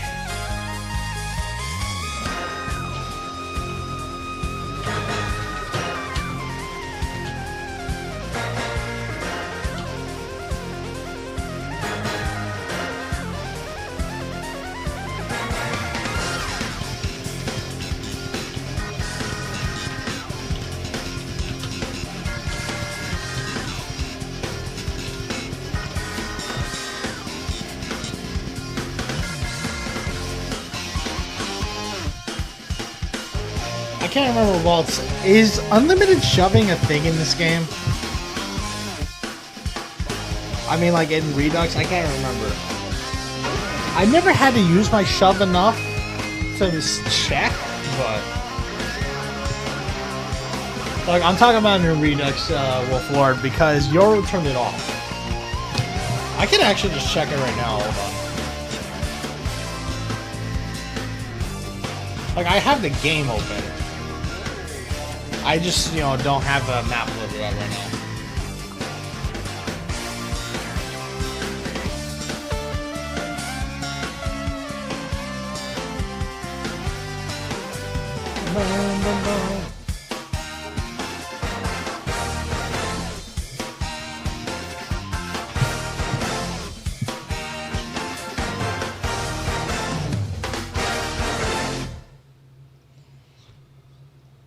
I suppose it's fine.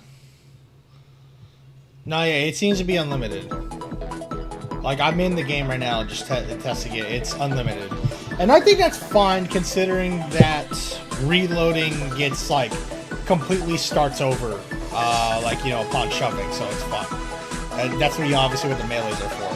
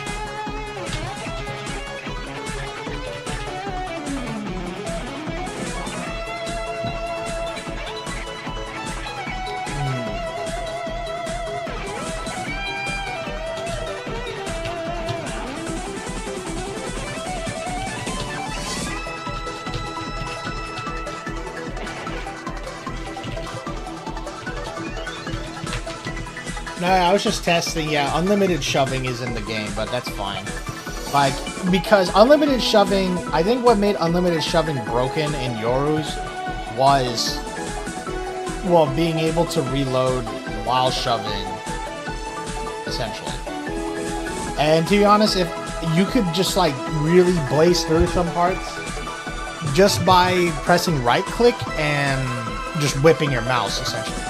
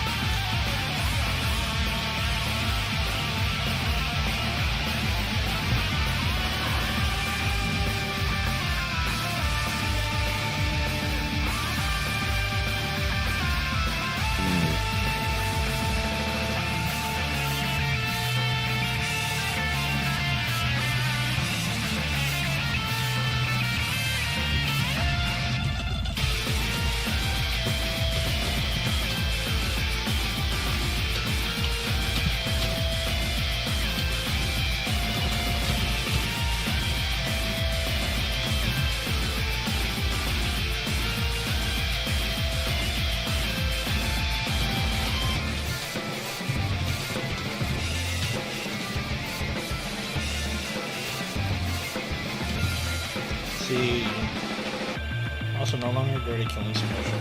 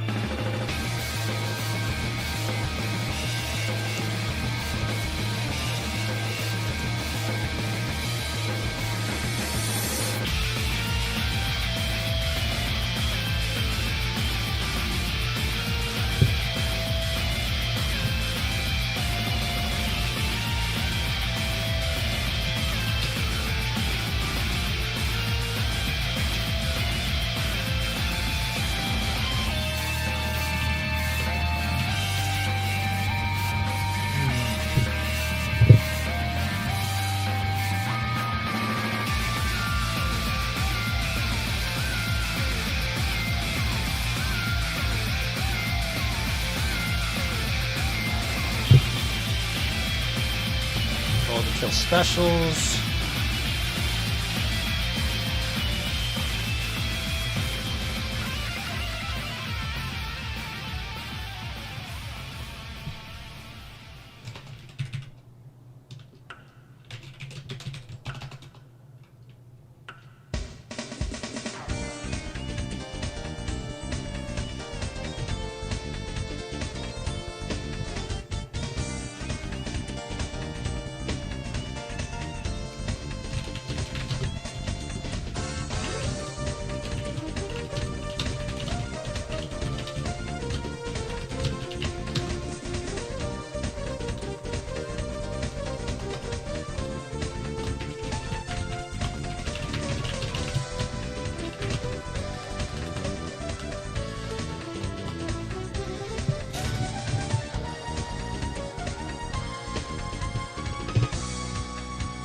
See.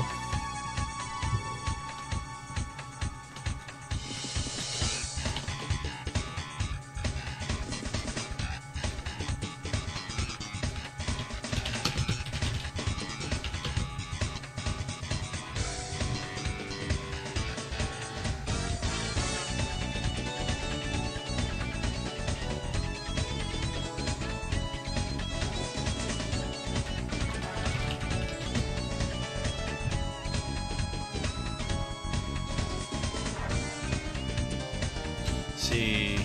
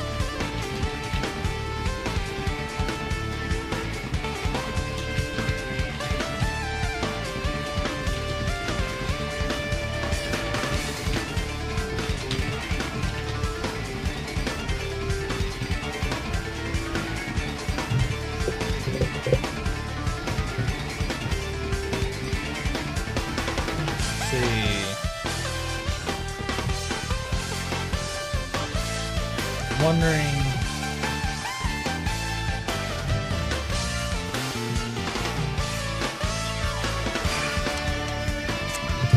Weapons have had their speed and range.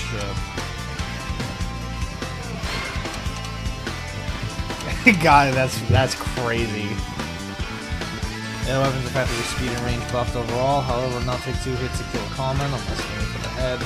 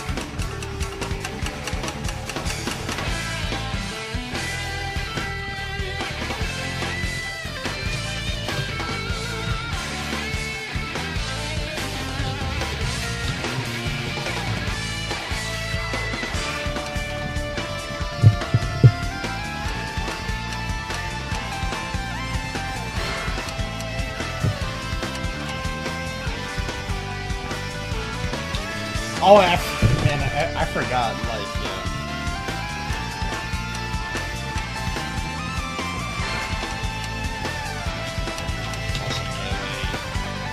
Another classic melee weapon.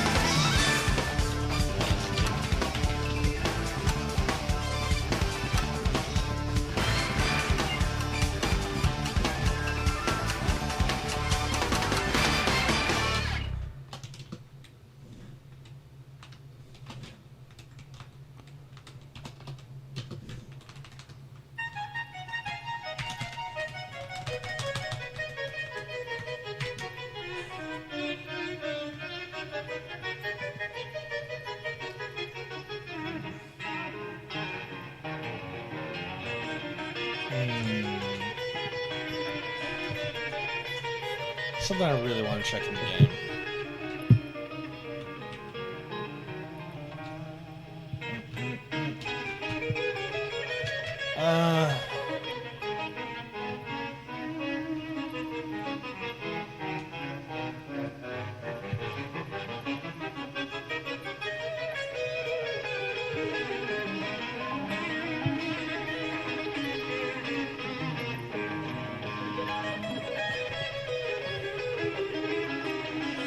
I have a question, Watts. Does the chainsaw have more fuel, or was there any changes done to the chainsaw, essentially?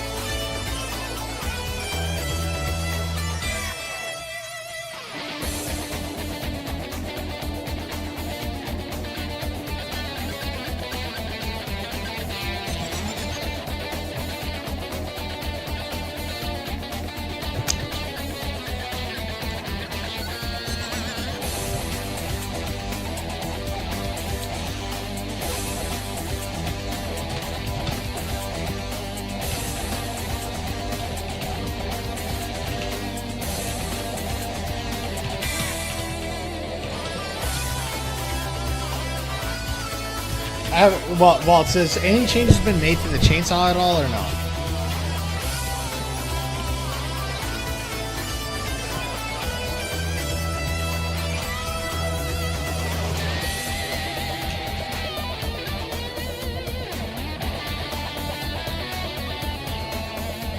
Dog, I only know that it makes you move. Alright.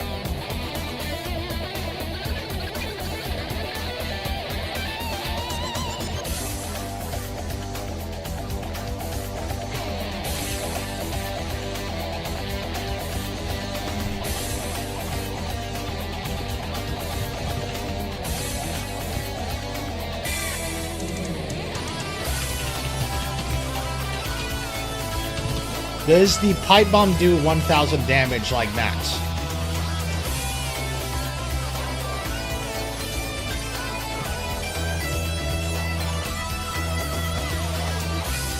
Alright. But then again, I don't know what the actual, like, yeah.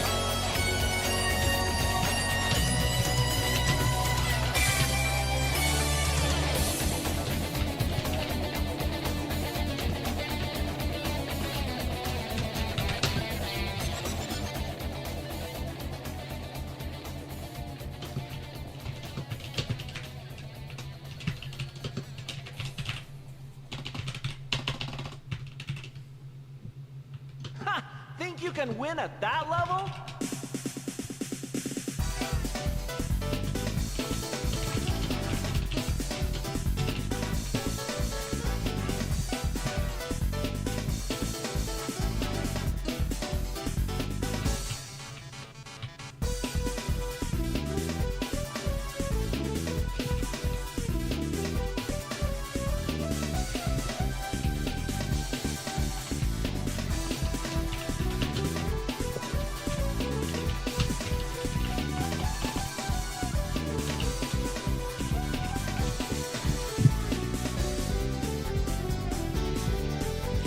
You know, the thing about the op, I have not encountered one in any of my runs. Like, I've not been fortunate enough to find one.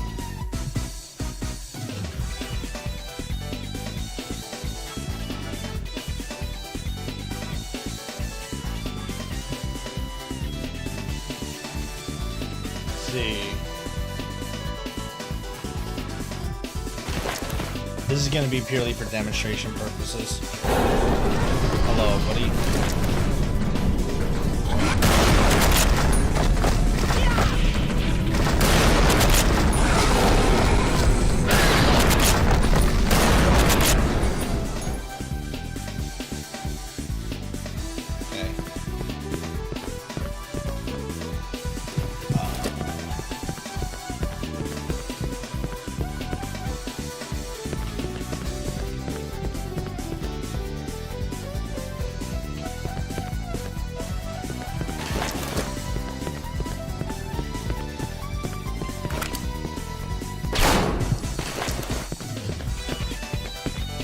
This is essentially me gathering footage.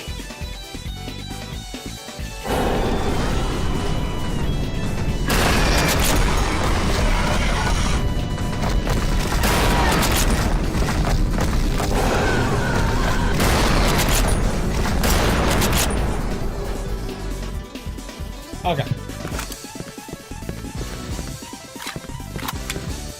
Oh, right. I almost forgot to mention the reload speed buff.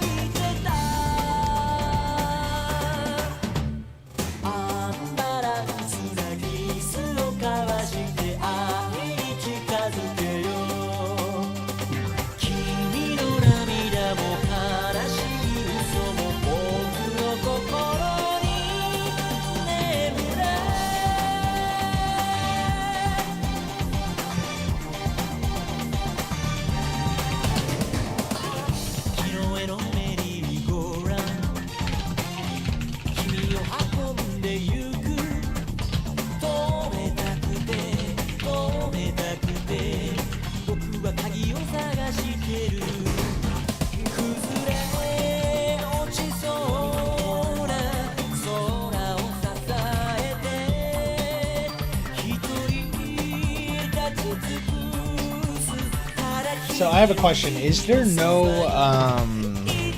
cooldown? No invincibility period to getting hit? Is that a thing still?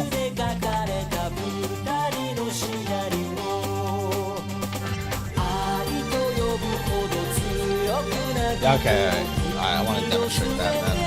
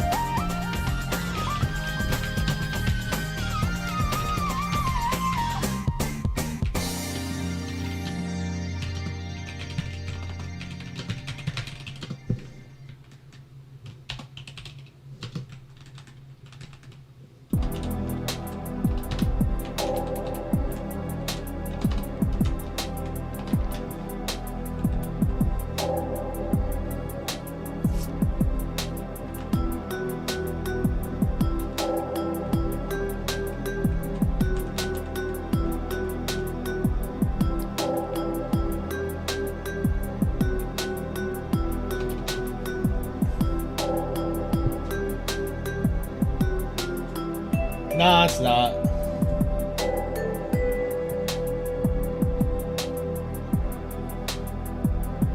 It's the GoldenEye pause music, man.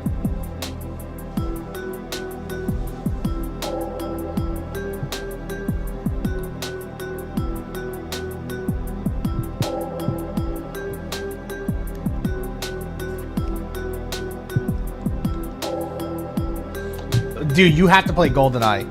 You could actually play it on an emulator with full mouse and keyboard support. It's actually a little too easy, honestly, but it's still very good. So said reload buff is awesome.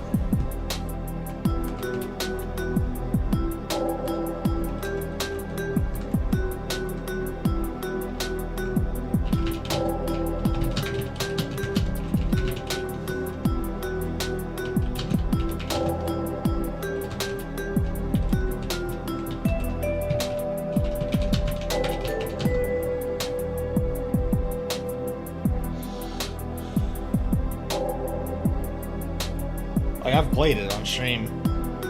Said reload buff is always active.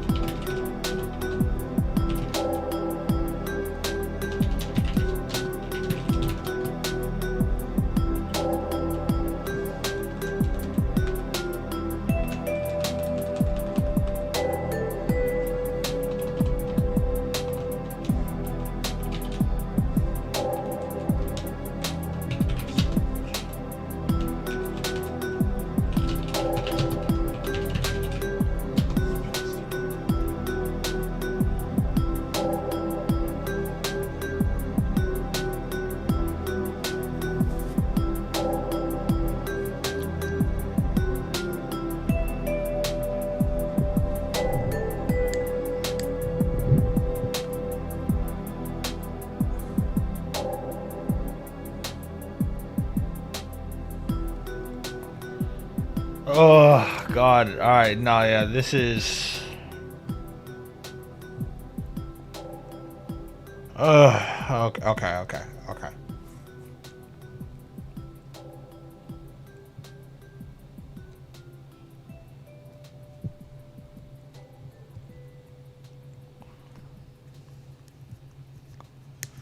Well, I'm literally just talking about the fucking weapons here, man. I'm literally just talking about the goddamn weapons here. All of this is just the goddamn weapons, and I'm not even done.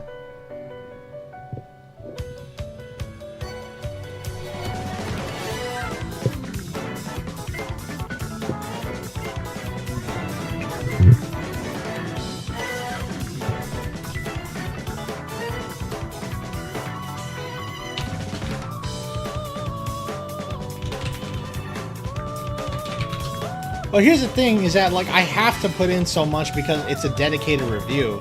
Had I just been doing a highlight reel, like with Reds or Yorus, that's why those were just 5 minutes. Because they weren't super as important to the grand scheme of the video.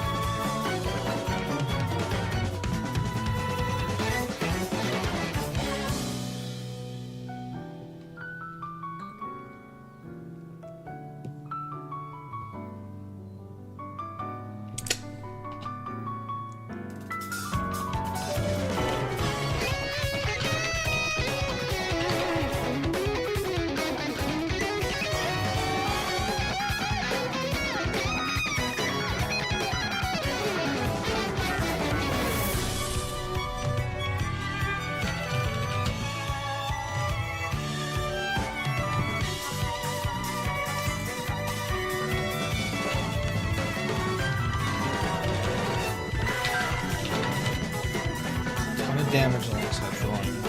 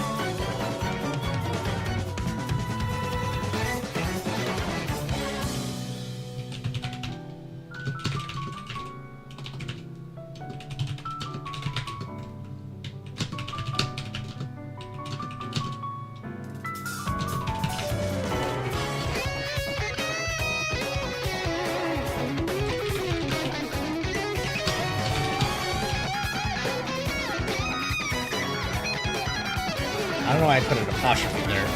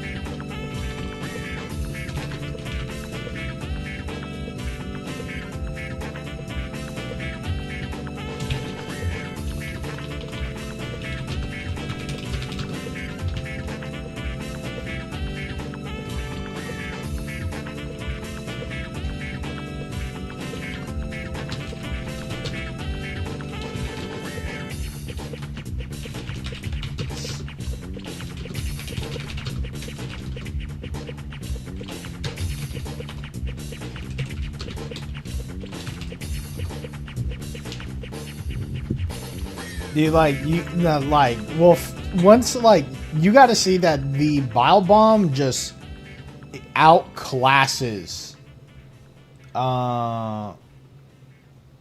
like the bile bomb outclasses the pipe bomb in every single way. That there is no buff you can give to the pipe bomb, like with how it functions vanilla wise, to make it on par or to even like make it not worth ditching in exchange for the bile bomb.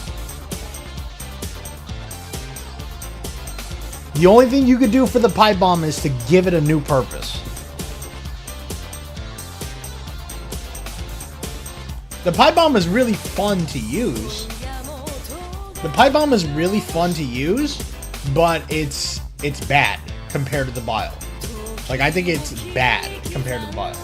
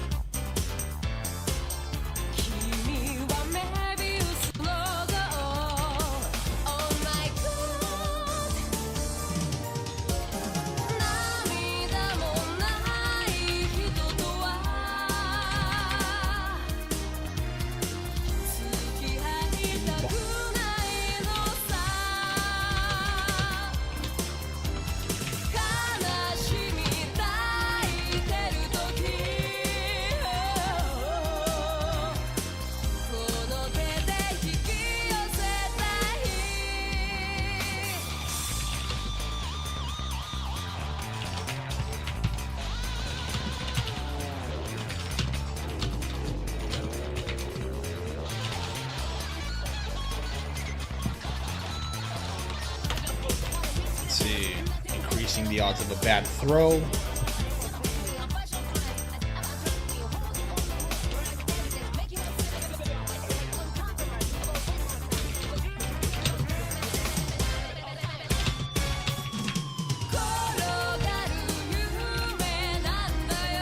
But like, here's the thing. Here's the problem to Wolflord with the pipe bomb.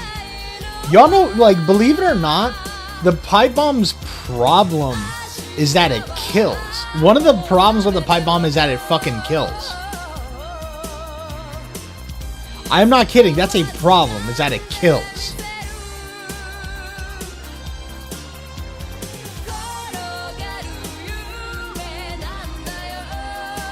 Because the reason why that's a problem is because in a rush playstyle, especially in a rush-based playstyle, all the infected will go to that one location you threw the bile, and then once it runs out, those infected need to run to catch up with you.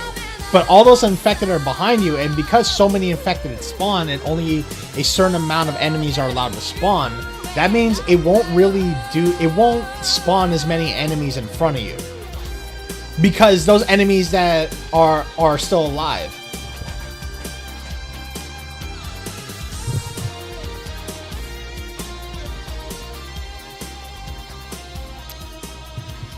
So, like, throwing a bile and just running ahead is viable because it won't, like, if you're in a horde, it won't spawn enemies in front of you. I think, in my opinion, pipe bombs, the vanilla pipe bomb is only good for mini hordes. The vanilla pipe bomb is only good for mini hordes, and even then, it's kind of whatever, in my opinion.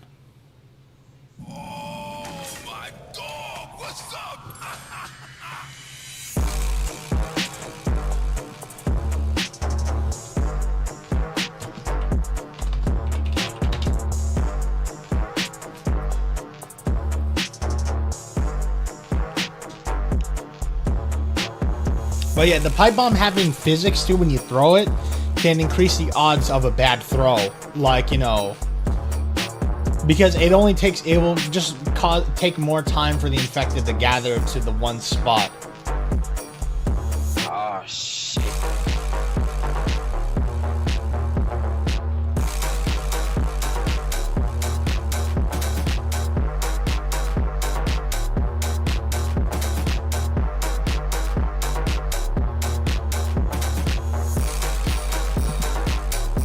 Oh, okay, my 45-minute alarm went off.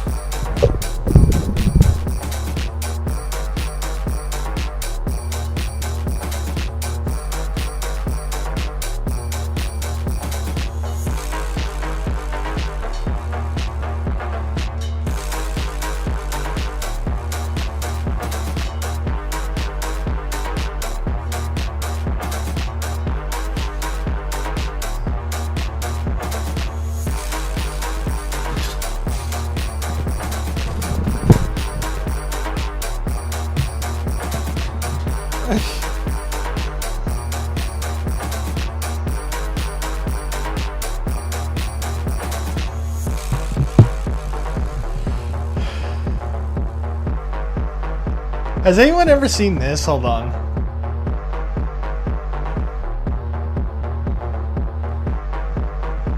I don't know if anyone's ever seen this.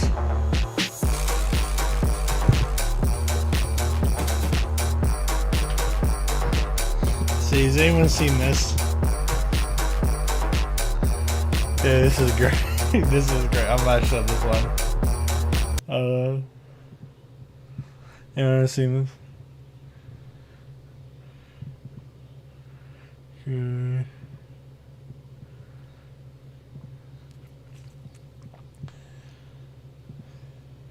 Wait for D or wait for official instructions? Shit, wait my ass.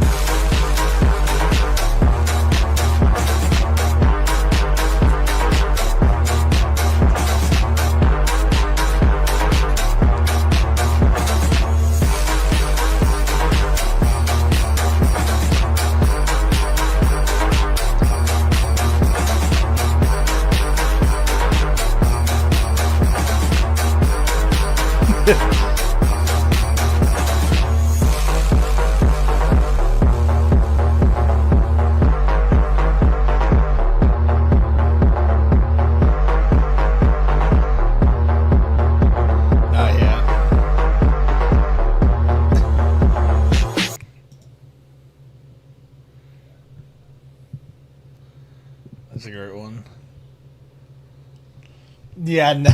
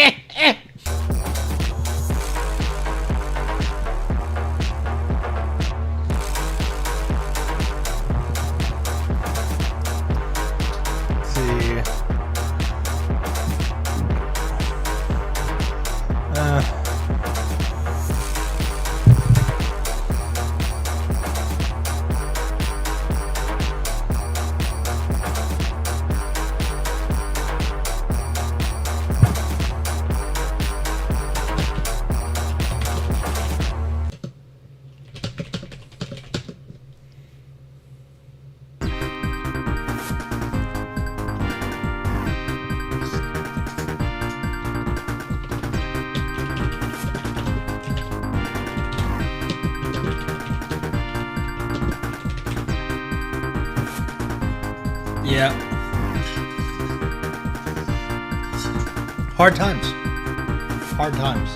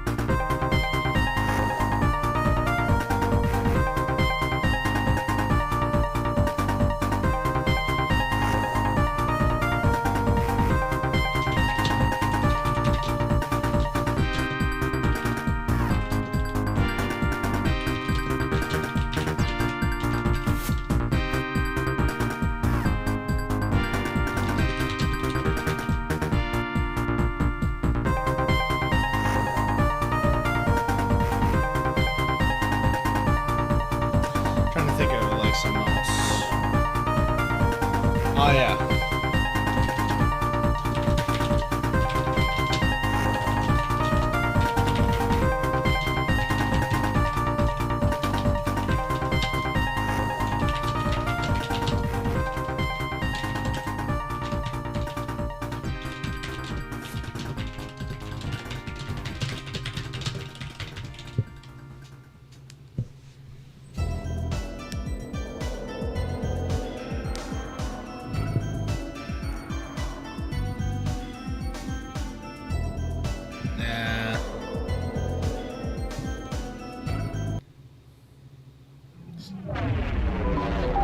Oh, I'll take it. I'll take it.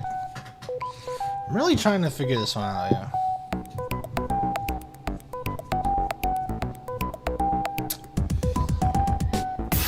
Okay, so health.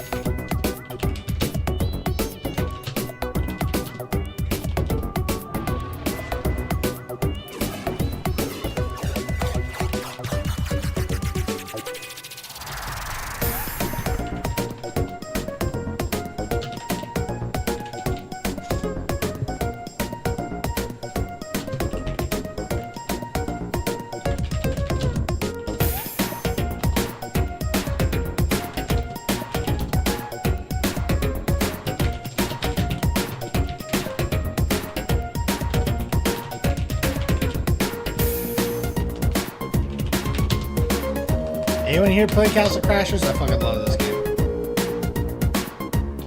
But guys, I want you to know I'm getting the fattest fucking copyright claim on this video for the music I'm playing.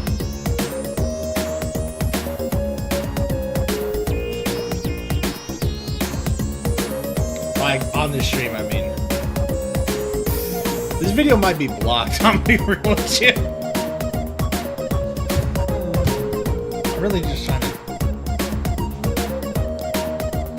Like, not a copyright strike, not enough to take my channel down. It's just a claim.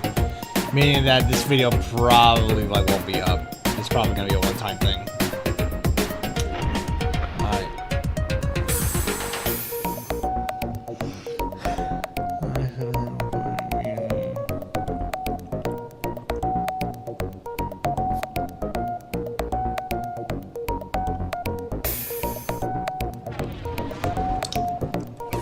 Rather than applying it.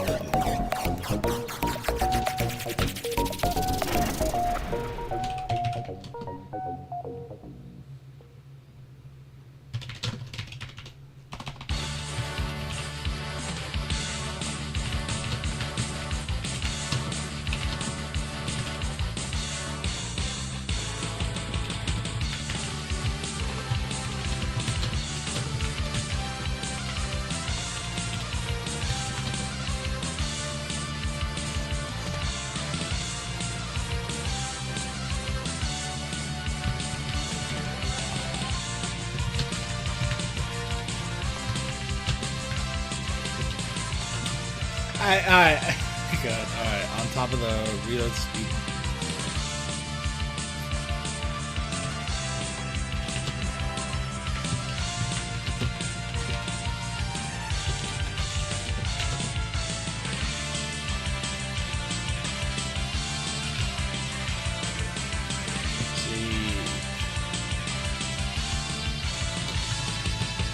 Let's see. Restore health. Restore health.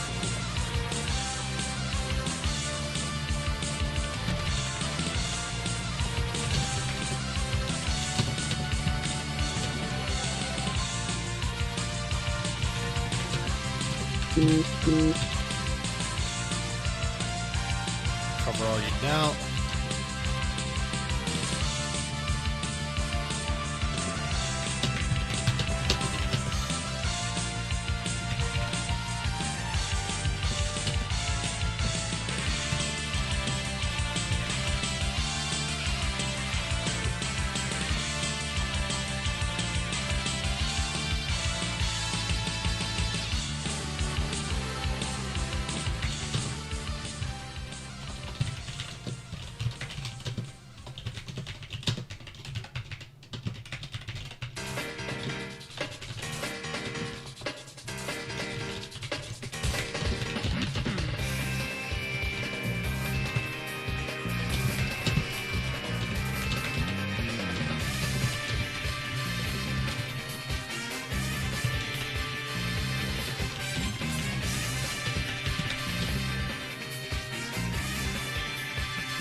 Completely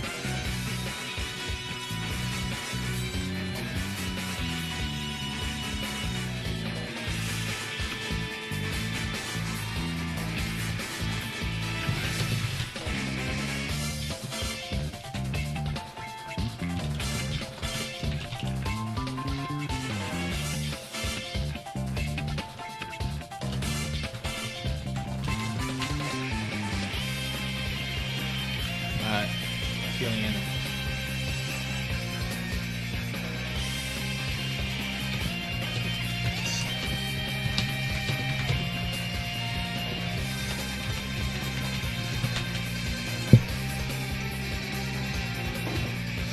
Let's see. I forgot. So, like, medkits almost heal you for all your health. It feels like they heal you more than vanilla, but I don't know.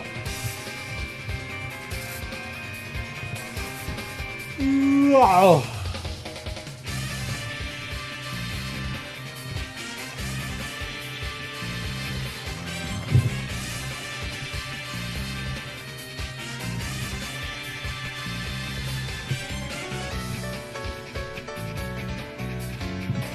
But let's see. Really?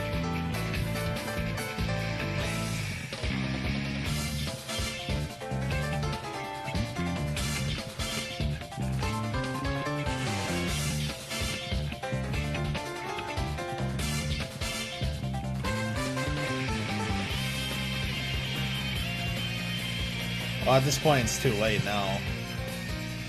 I should grab the med kit first.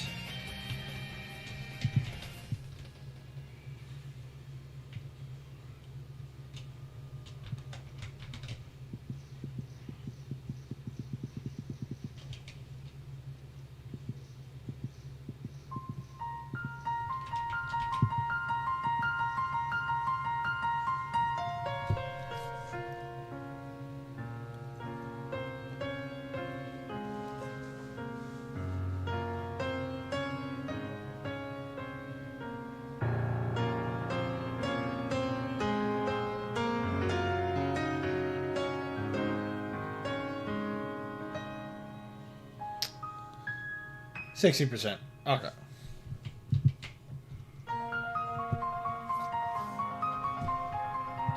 Three bars. Wow. Oh, wow. No, yeah, that would have been better. Yeah. Alright.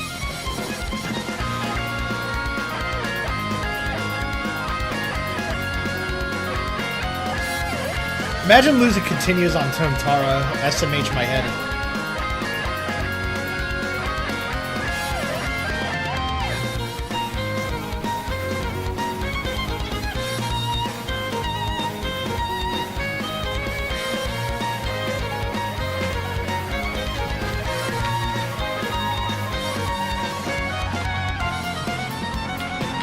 Bards.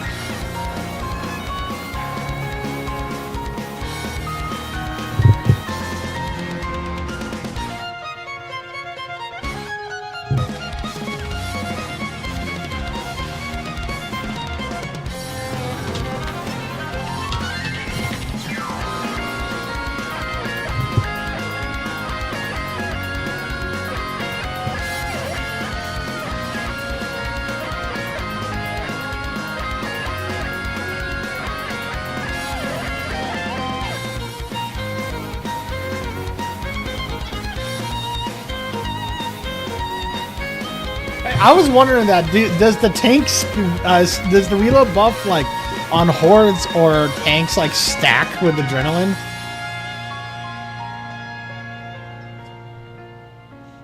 Boo! Boo! Bad mod creator. Boo!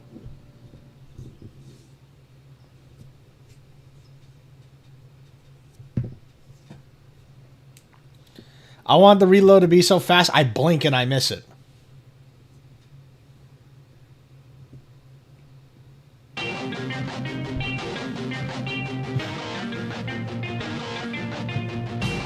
F minus modder.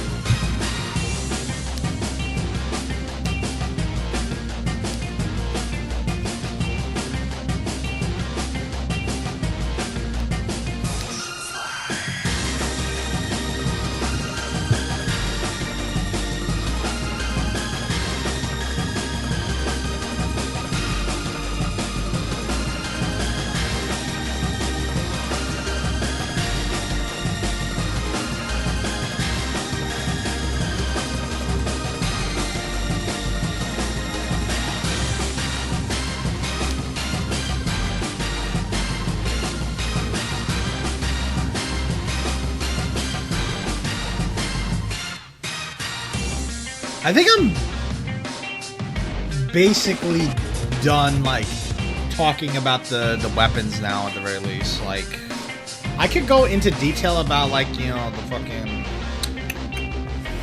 I at least want to address recoil. I want to address recoil at the very least. Like, hold on.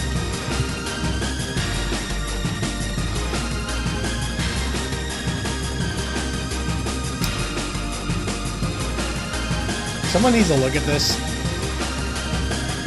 It's awesome.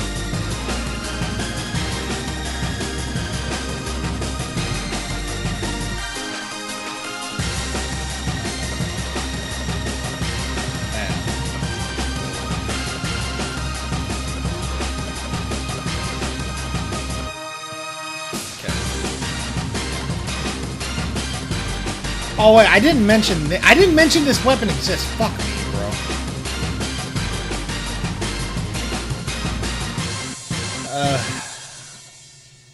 Fucking.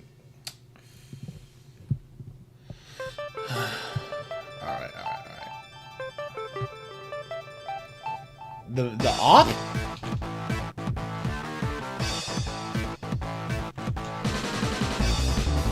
The mounted? Okay.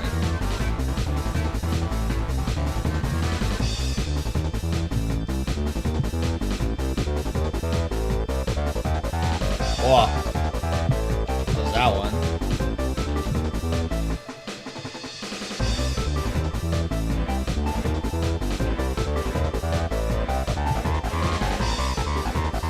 Ain't shit.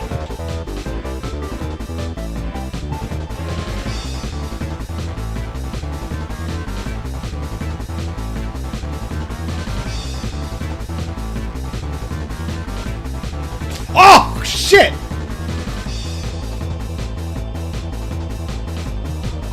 Huh.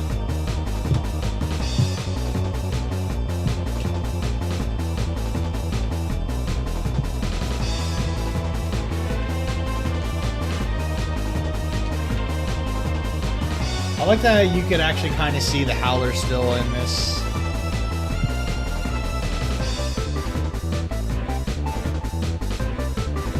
Only like really.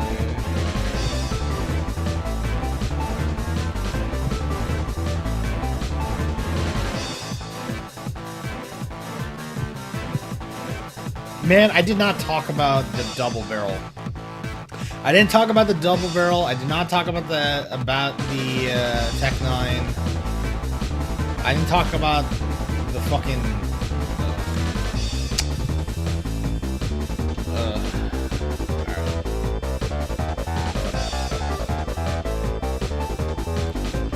I could kind of talk about the Scout. Like I know they got buffed like significantly.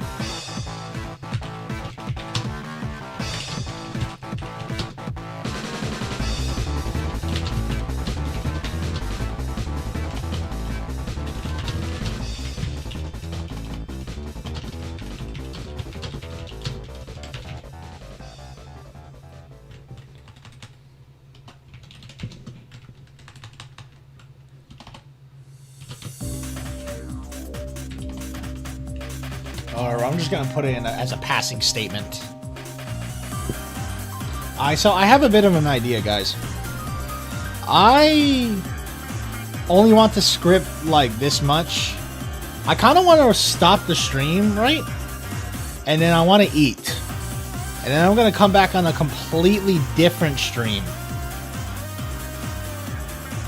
Like, just a bit later.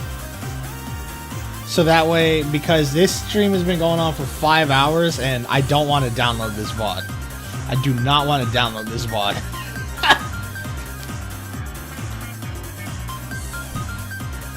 So, I'm trying to figure out, like...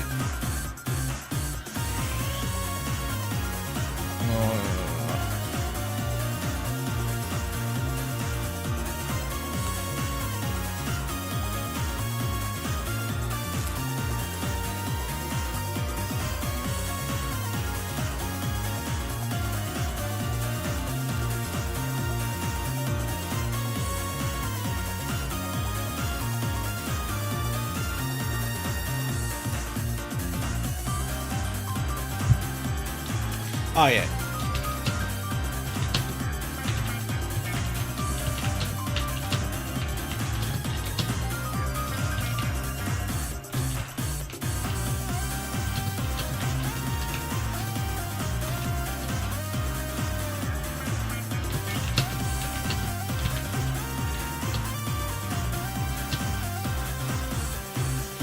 Is it safe to say the double barrel is like probably the highest damage value shotgun in Redux?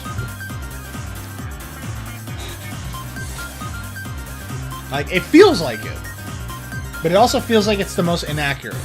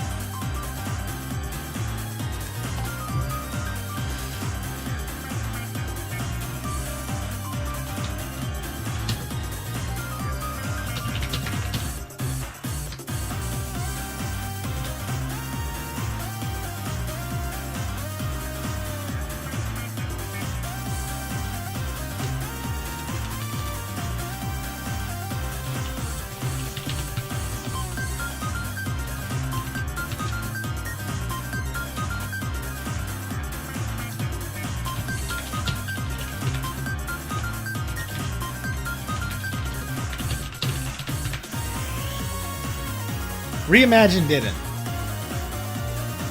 But regardless, the AA-12 is Waltz's edition. Like, yeah, so when I made my first two videos, Nightmare didn't even have the AA-12 yet. It's still only, yeah, it didn't even have the AA-12 yet. And even then, regardless, no matter how you slice it, the AA-12 is Waltz's baby, essentially. Like, it still had the SG-552. That's like, you know... I want to say that the double barrel might be the shotgun with perhaps the highest damage value. I think it'd be cool if it was. I'd like to think that the... That's correct, okay. But with the worst spread. Like, or just the biggest spread.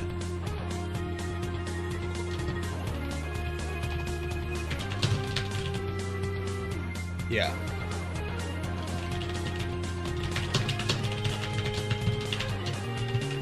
It's the highest damage value.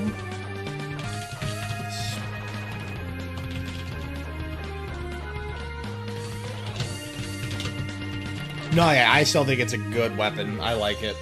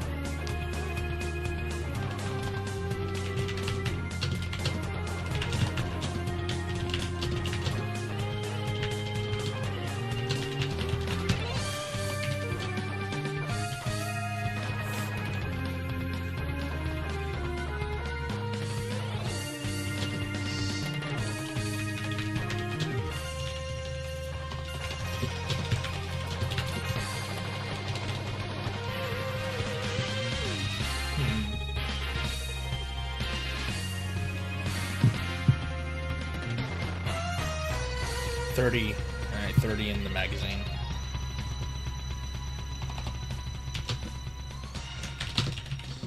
Like 30.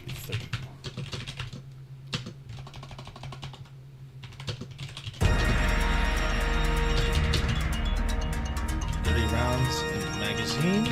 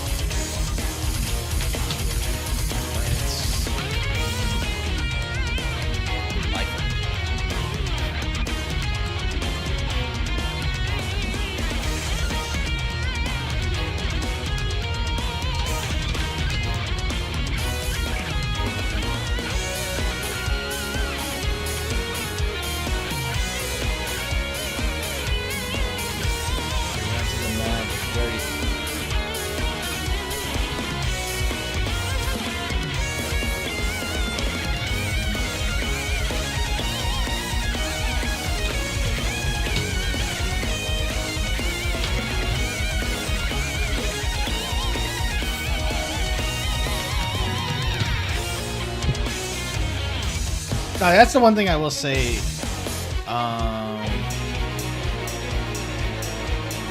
I do think that in terms of horde clearing, I really think the Tech 9 is amongst the best in this.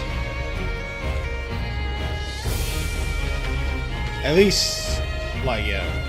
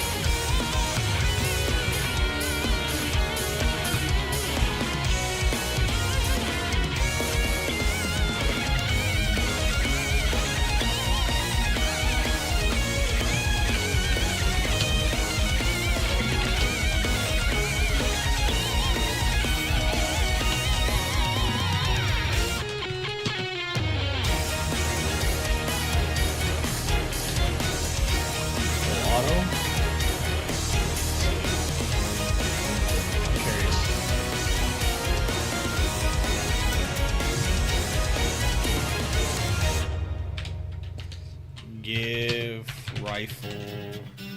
Actually, 5.2.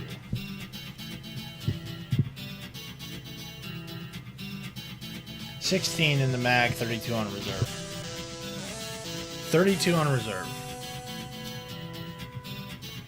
And Waltz, did you say that it can only be refilled at ammo piles? Is that correct? Yeah. Can the M60 be refilled as well?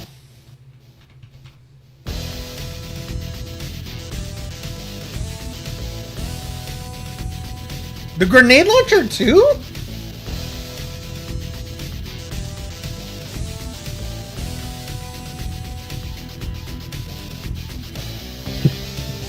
Okay, they actually work. That's great. Now, don't sleep on vanilla grenade launcher, dude. Vanilla grenade launcher is pretty good. Vanilla grenade launcher is actually really good. But it's got a really high skill ceiling though. The M60 is actually just terrible. The M60 is just really terrible.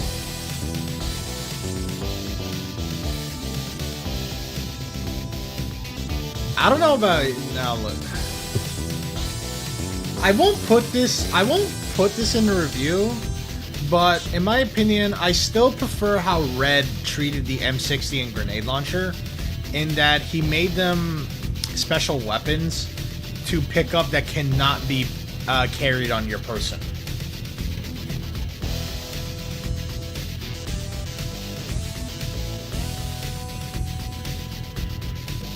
It's definitely a tough one to figure out because weapon weight is the thing. You gotta remember that Red's Reimagined did not have weapon weight. So, moving slower than a tank with an M60... Well, alright, I have a question. Does the M60 have a chance of knocking back a tank? It better. It better. You know what? Fuck it. I'll check it right now. Fuck it. Alright. I'll check it right now. Yeah.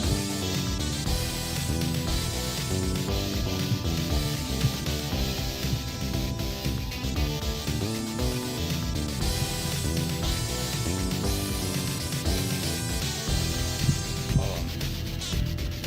We know. Alright.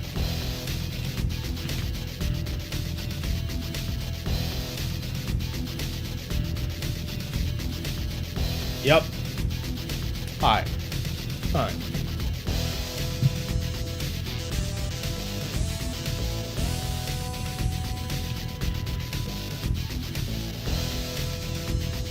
God damn! Alright. I'll tell you what, today, this stream has been... Well, look, I'm playing on normal. Like, you know, I loaded up the console and it's playing on normal.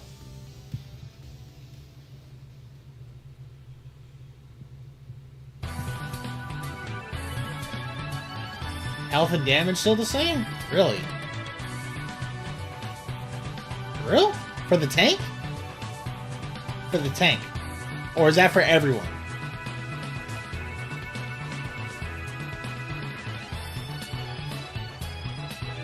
Well, I know tank health is entirely player-based, but like I mean like on difficulties.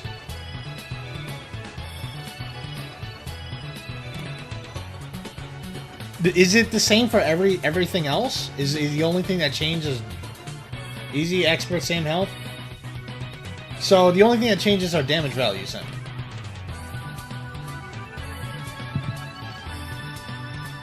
Okay. I like that actually. I do like that. I like that. That's a good that's a good way to go about it. Because that was always that was really my problem though with even vanilla, is that like I thought the damage values were like fine and normal. I just felt like shit died too fast.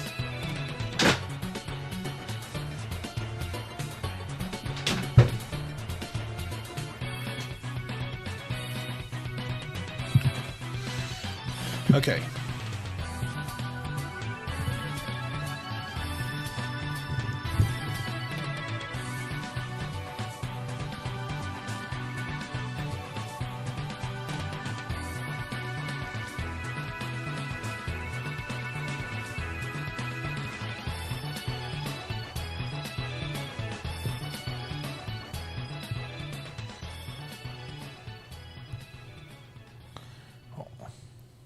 I should put that too.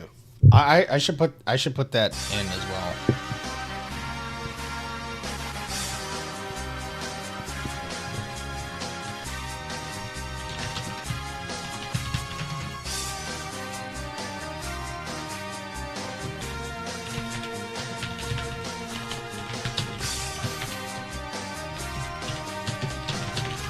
Only variable. Well, okay, it's not the only variable that changes on difficulties. I know there are certain things you can't change, like the luck regarding spawns and all that shit. I know you can't change that, but I know I'm just gonna like, I don't know. Wait a second.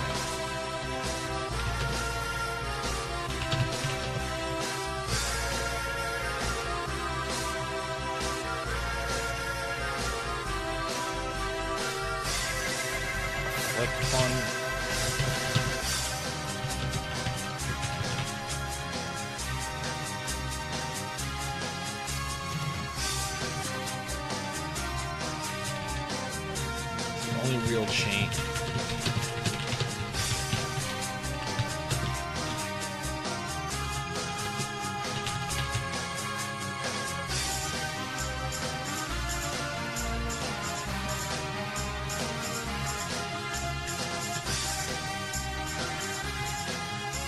Oh yeah. That makes sense. All enemies have. I'll at the very least tease the new enemy at the very least. Like if you're okay, at least allow me to show the quick work in progress like in that work in progress video as a demonstration.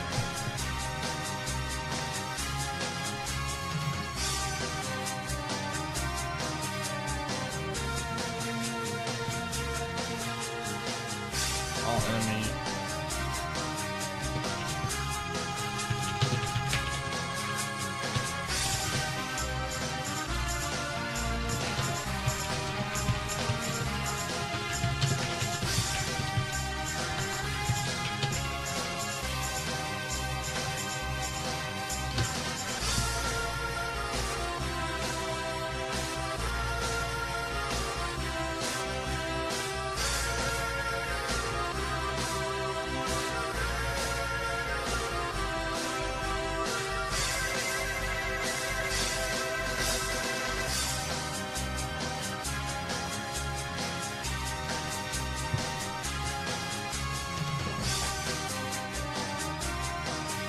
I was thinking that first one you sent me was, okay.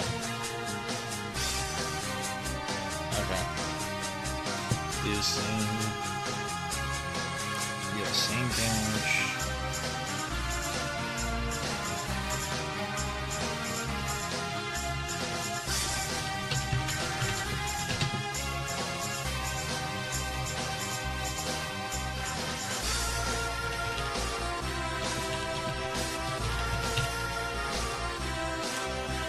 Okay.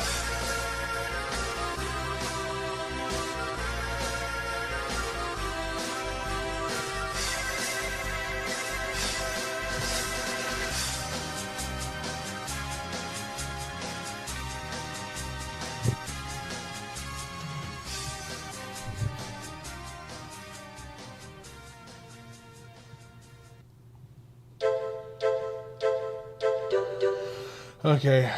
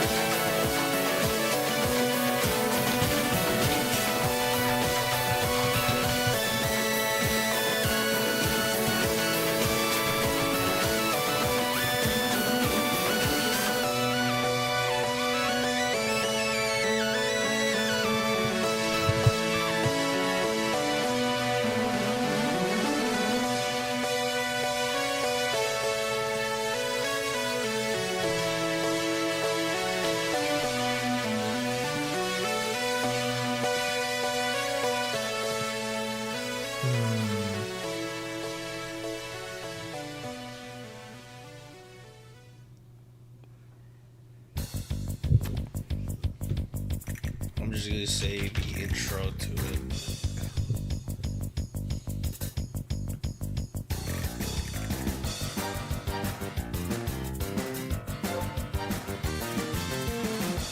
This is all weapons!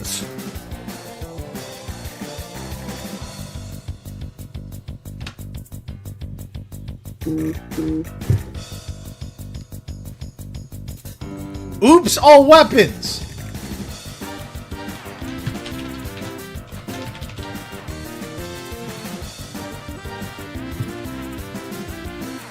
Well, I got 8 pages total, but really like 1, 2, 3, 4, 4.5 pages. Or 3 pages technically. Almost four and I don't know.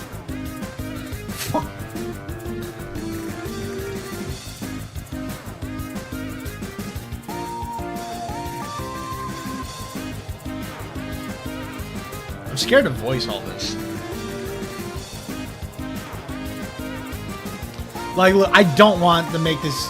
I don't want to, like, I just want to be sure that this video does not reach 30 minutes, dude. If this video goes over 30 minutes, then I gotta cut shit out.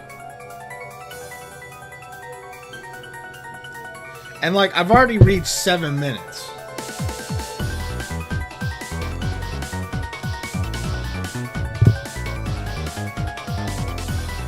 I can do all. No, it's just like, it's not that I can't do all this. It's just, it's more so like I just don't know how much of this I can put in there. Like, it was the same for the other 2 videos. I mean, the other 3 videos.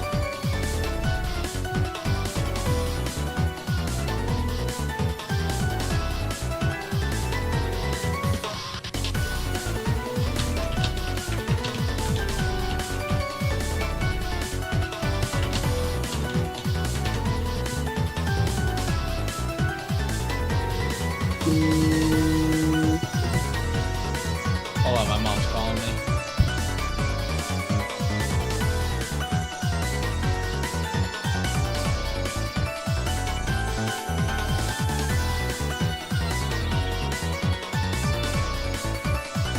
Yo, I think this is a perfect cue to stop scripting. Because I just got a call saying that dinner's ready. And I will be back in maybe under an hour or so. I don't know. No, I'm gonna be real, you Waltz. This is y'all know something? I got all this done in like one day too. Like this part. I don't know.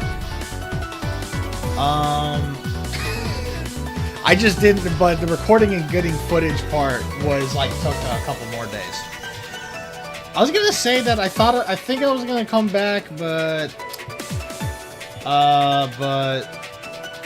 I don't think I'm gonna come back, but I am gonna work on it later tonight.